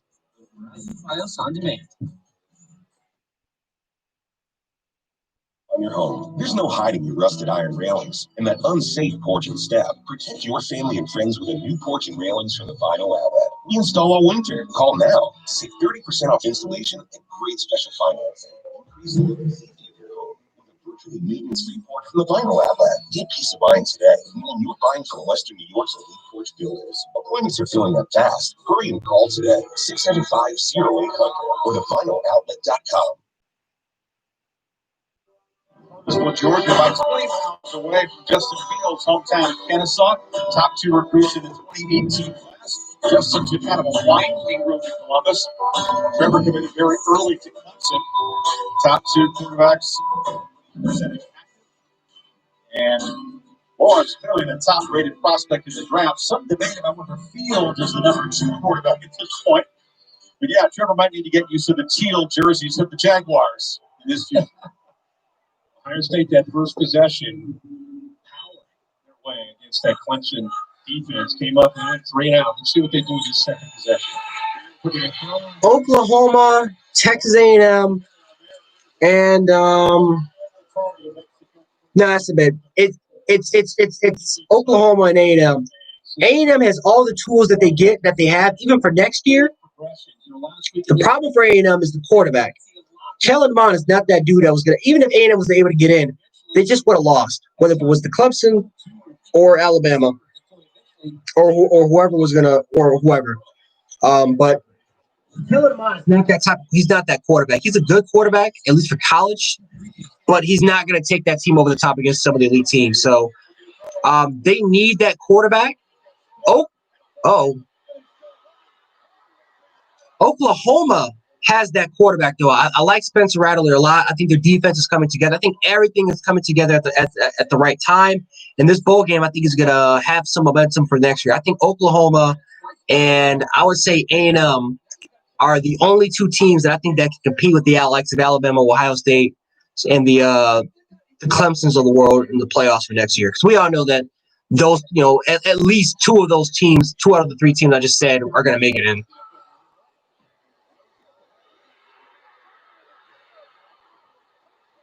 We got a game, ladies and gentlemen. We got a football game.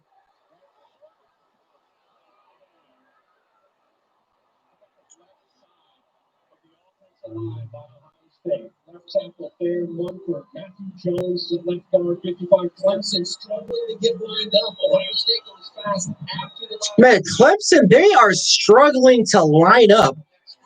Clemson, it's like they look confused. They're kind of struggling where to line up at. I don't know what's the problem with that. It's like that's kind of giving me Boston College vibes a little bit.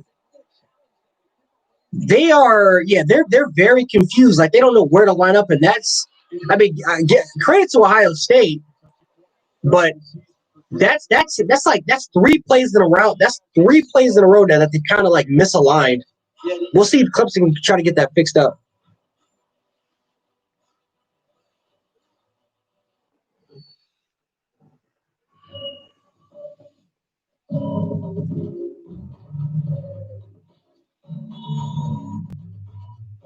I think LSU is 1 year away. I think with next year, I think LSU is going to be a 2-loss or 3-loss team. I think 2022 LSU is going to be a national championship contender. They actually might be. I think they're going to be the favorites for the West because a lot of the players that are playing are freshmen, redshirt freshmen, true sophomores. And I think with all that experience, it's going to accumulate. One thing LSU always does well is that they know how to develop talent, that they know how to recruit, and they know how to develop talent. It might not be at the Alabama quality level where every single year they're going to be a championship contender, but they're good enough that in one of those years they're going to be national championship contenders. And I think 2022 is going to be the year that LSU is going to be right back in that conversation. I'm not going to say 2021 yet. I think they're still young, and I think that next year is going to be a lot better. But 2022, I'm leaning more towards 2022 for LSU as far as being their year, as for them to potentially maybe take the West.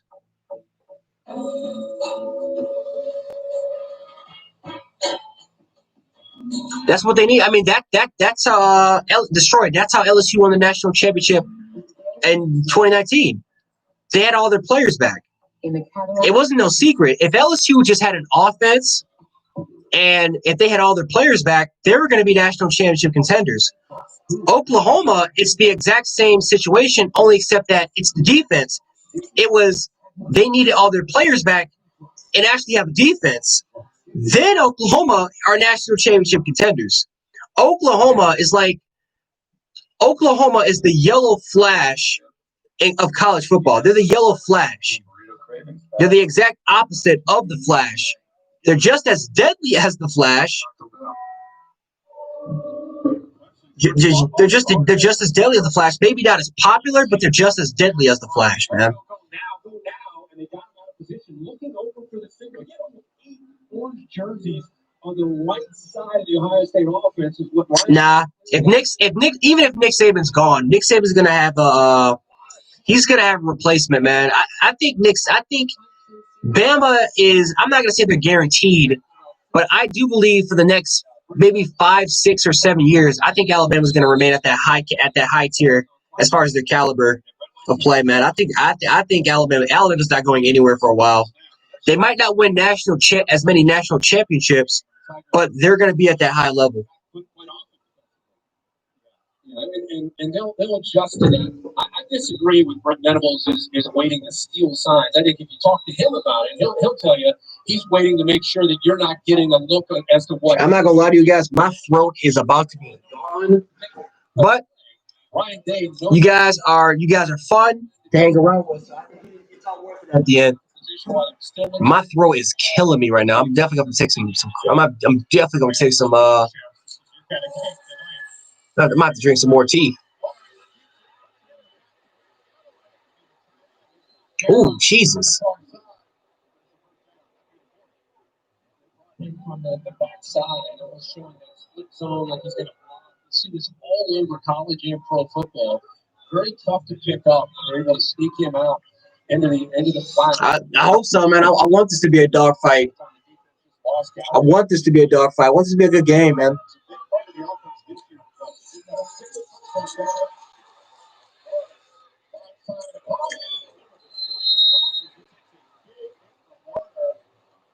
Up slowly, but it's a fourth down inside the 45.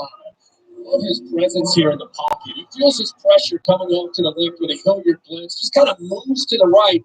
And I think Amari Rodgers has had as good a year of any receiver outside of Devontae Smith in the country. Such a reliable receiver for Trevor Lawrence in this system.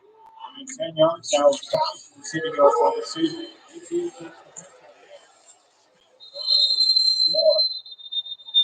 Touchdown run is giving the Ohio State sideline some serious life now. Orland on the second. Orland makes the play, but give Sean Wade a lot of credit along with Pete Warner for getting outside. That's what they want to do. Set the edges against Travis Etienne and how elusive he can be. Force him back to the inside when you have linebackers and safeties that are scraping. That time they brought him right back to tough Orland. Etienne just 6 yards in his first 3 carries. Was a big reception. It's really good. Another first down. Inside the 30. Honestly, knows that this is a concern. I like the eye candy. You bring Amari Rodgers, you take it to him, freezes the backers, they get lost. Etienne sneaks out. Nobody picks him up. So that had everything to do with the play call. Everything to do with the design there. It's not just getting the ball. They're close. Oklahoma. They're not there yet. Oklahoma's more on that Notre Dame like level where they're borderline. They're borderline elite, but they're not there yet. I think if that defense continues to improve and offensively they remain the same, Oklahoma's going to be on that same level. But I think they're 1 year away. They're borderline elite though. But when he does, typically he's bailing and getting you soft coverage. And I think Clemson has seen a lot of that on film in the 6 games Ohio State's played. They feel that they can get underneath anytime they need to. Check get these spotted about Uh-oh. Oh, man. He got Don't run him over. Good block by Kate Stewart, the center, 62. Don't run him over, man. Dixon's got some physicality in his own right. Think about Etienne and how physical he can be. Dixon also does a nice job of bouncing off of some would-be tacklers. That could also be another issue. Academic standards for Notre Dame.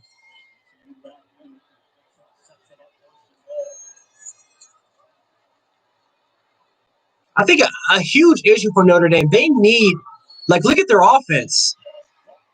Notre Dame's offense is just that offense is not going to beat Ohio. Look at this game. Look at the type of offenses that Ohio State and Clemson running. These are spread offenses. These are fast tempo. They add some pro concepts there, but these are spread offenses.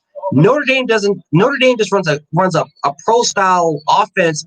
They do have some spread concepts here and there, but these 2 tight end sets trying to establish that's just not going to win you a national championship. It's not even going to win you a playoff game. So I think they do have a lot of athletes, but Clemson won 2 national championships without even getting top 10 recruiting classes. It's just coaching and it's just development. And Notre Dame has the development. They just don't have the correct scheme, and they just don't have the correct scheme or maybe the type of philosophy in order for them to get where they want to go. Yeah, they also need more speed too, man. They need more speed on the outside. You just can't rely on your tight ends. They need more, way more.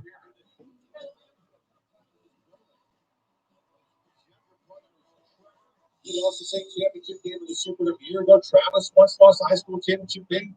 There was a couple losses in the CFP. He would like to get the Etienne family on the board. His famous building in their home state tonight.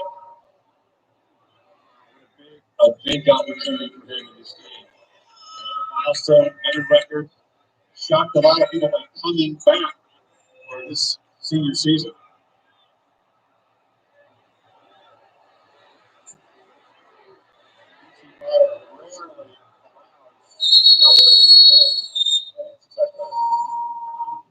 Next week, the NFL Super Wild Card Weekend.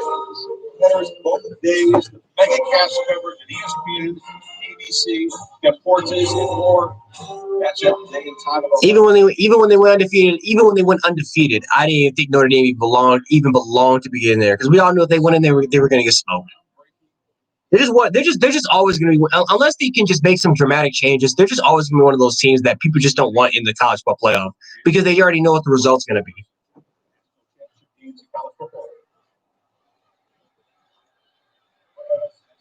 They go down 7.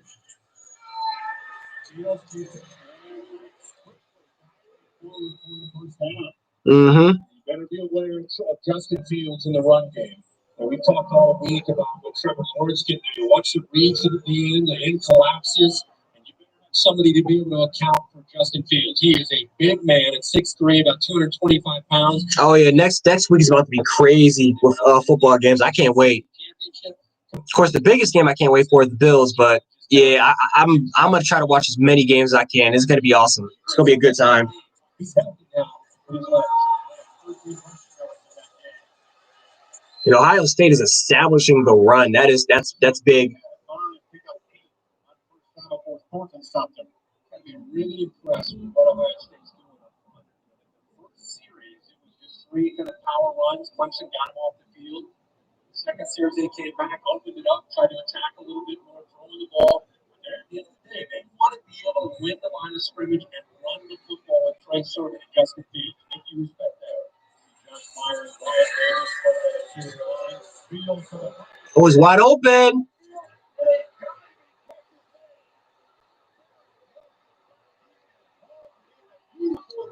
That's a big play by the Clemson Tigers. I mean, by Ohio State. One-on-one, he gets behind him.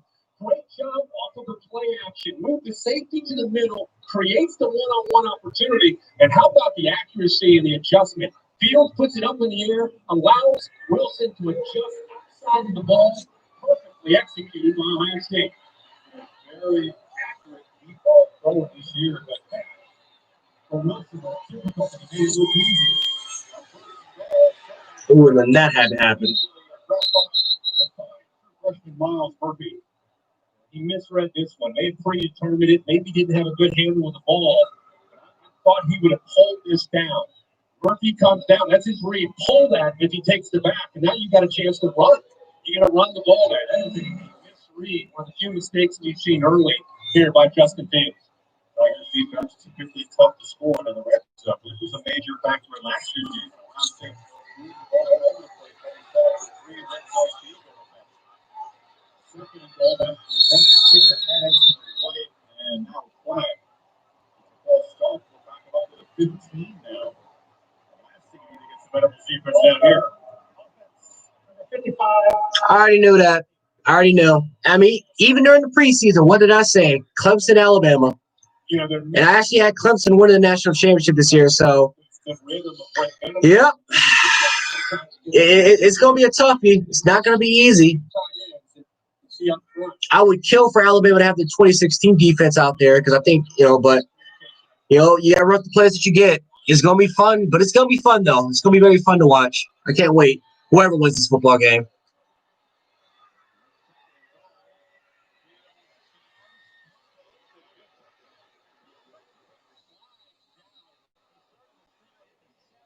That's what they'll spot it. It'll be vertical.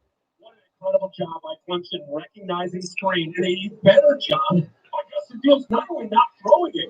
Most quarterbacks throw this away. Watch Eli Fields. They sensed it. Right away, Tyler Davis is on it. Fields, instead of throwing the ball away and giving up on it, he said, I'll take those wide. I'm not going to give it to Trey Sermon. I'll take them myself and get those 5 yards. Very good.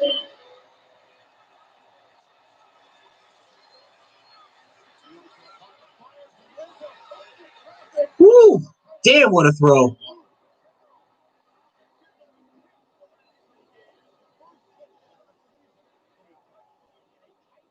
This is one hell of a throw by Justin Fields. 13-14, Ohio State.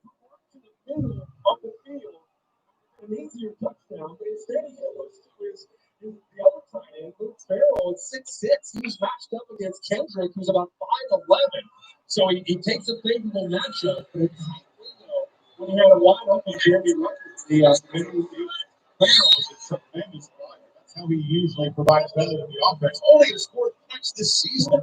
Yeah, both tight ends, Chris, are off to the left. And watch him work. I wish I could draw there with you, but you have to watch 89 who works to the outside. Look at 88 right in the middle, wide open if he throws it. But instead, he goes to the outside and gets the ball to the big guy, Farrell. Again, 6'6", matched up against about 5'11", a corner. That's probably why. Nice little push back to the inside, almost like you're just rebounding a basketball. Because the big man comes down with a catch, and the Buckeyes tie it up. I was going to say, that's like a power forward kind of boxing out the two guard. And that ball was thrown precisely. Kendrick swiped at it, just missed breaking it up. And Ohio State, with a 3rd and goal, gets 7, not settling for 3. Crucial. On Justin Fields, everybody wondered, would he be in sync? Would he be back to being the Justin Fields that everybody has watched and everybody's kind of expected him to be? Indianapolis didn't. Oh, yeah. Had a couple interceptions. Oh, man, I'm so nervous for next week. It doesn't make any damn sense, dude. Compared to what you saw from what the hell was that? See, one of the Ohio State offense early in this game. He's in his rhythm groove, feeling good. He starts 4 for 4. Pick up an out. Compared to what you see from Notre Dame, this crap looks night and damn day with their passing attack. The first kick out to the final whistle, good year. Or driven. Miscue. Sets up Lawrence at the 35. How you liking this first quarter so far, folks? 14 apiece. Pretty good. That last time, the screen, Clemson picked up and stayed alive. A lot of plays.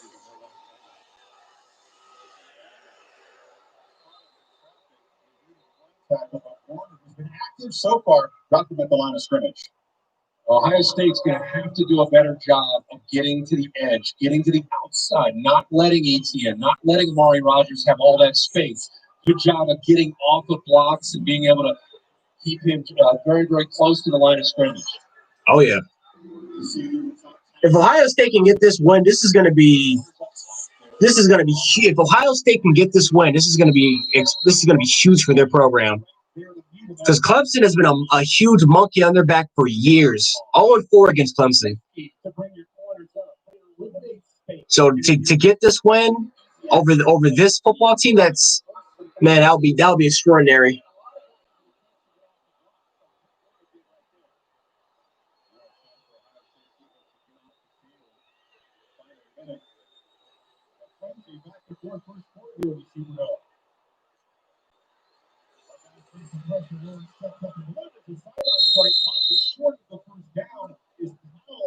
In front of Wade, so a 4th and 2 is to think about. His own game agree.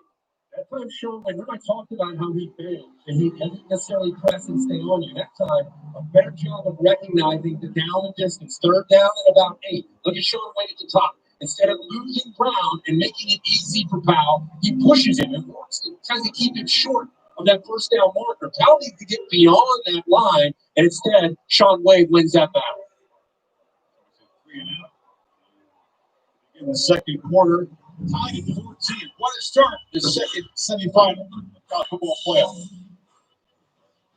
Here's the thing. Here's the thing. Zafar, is that for a lot of Alabama fans, they're actually going to look at that game and they're actually going to be nervous.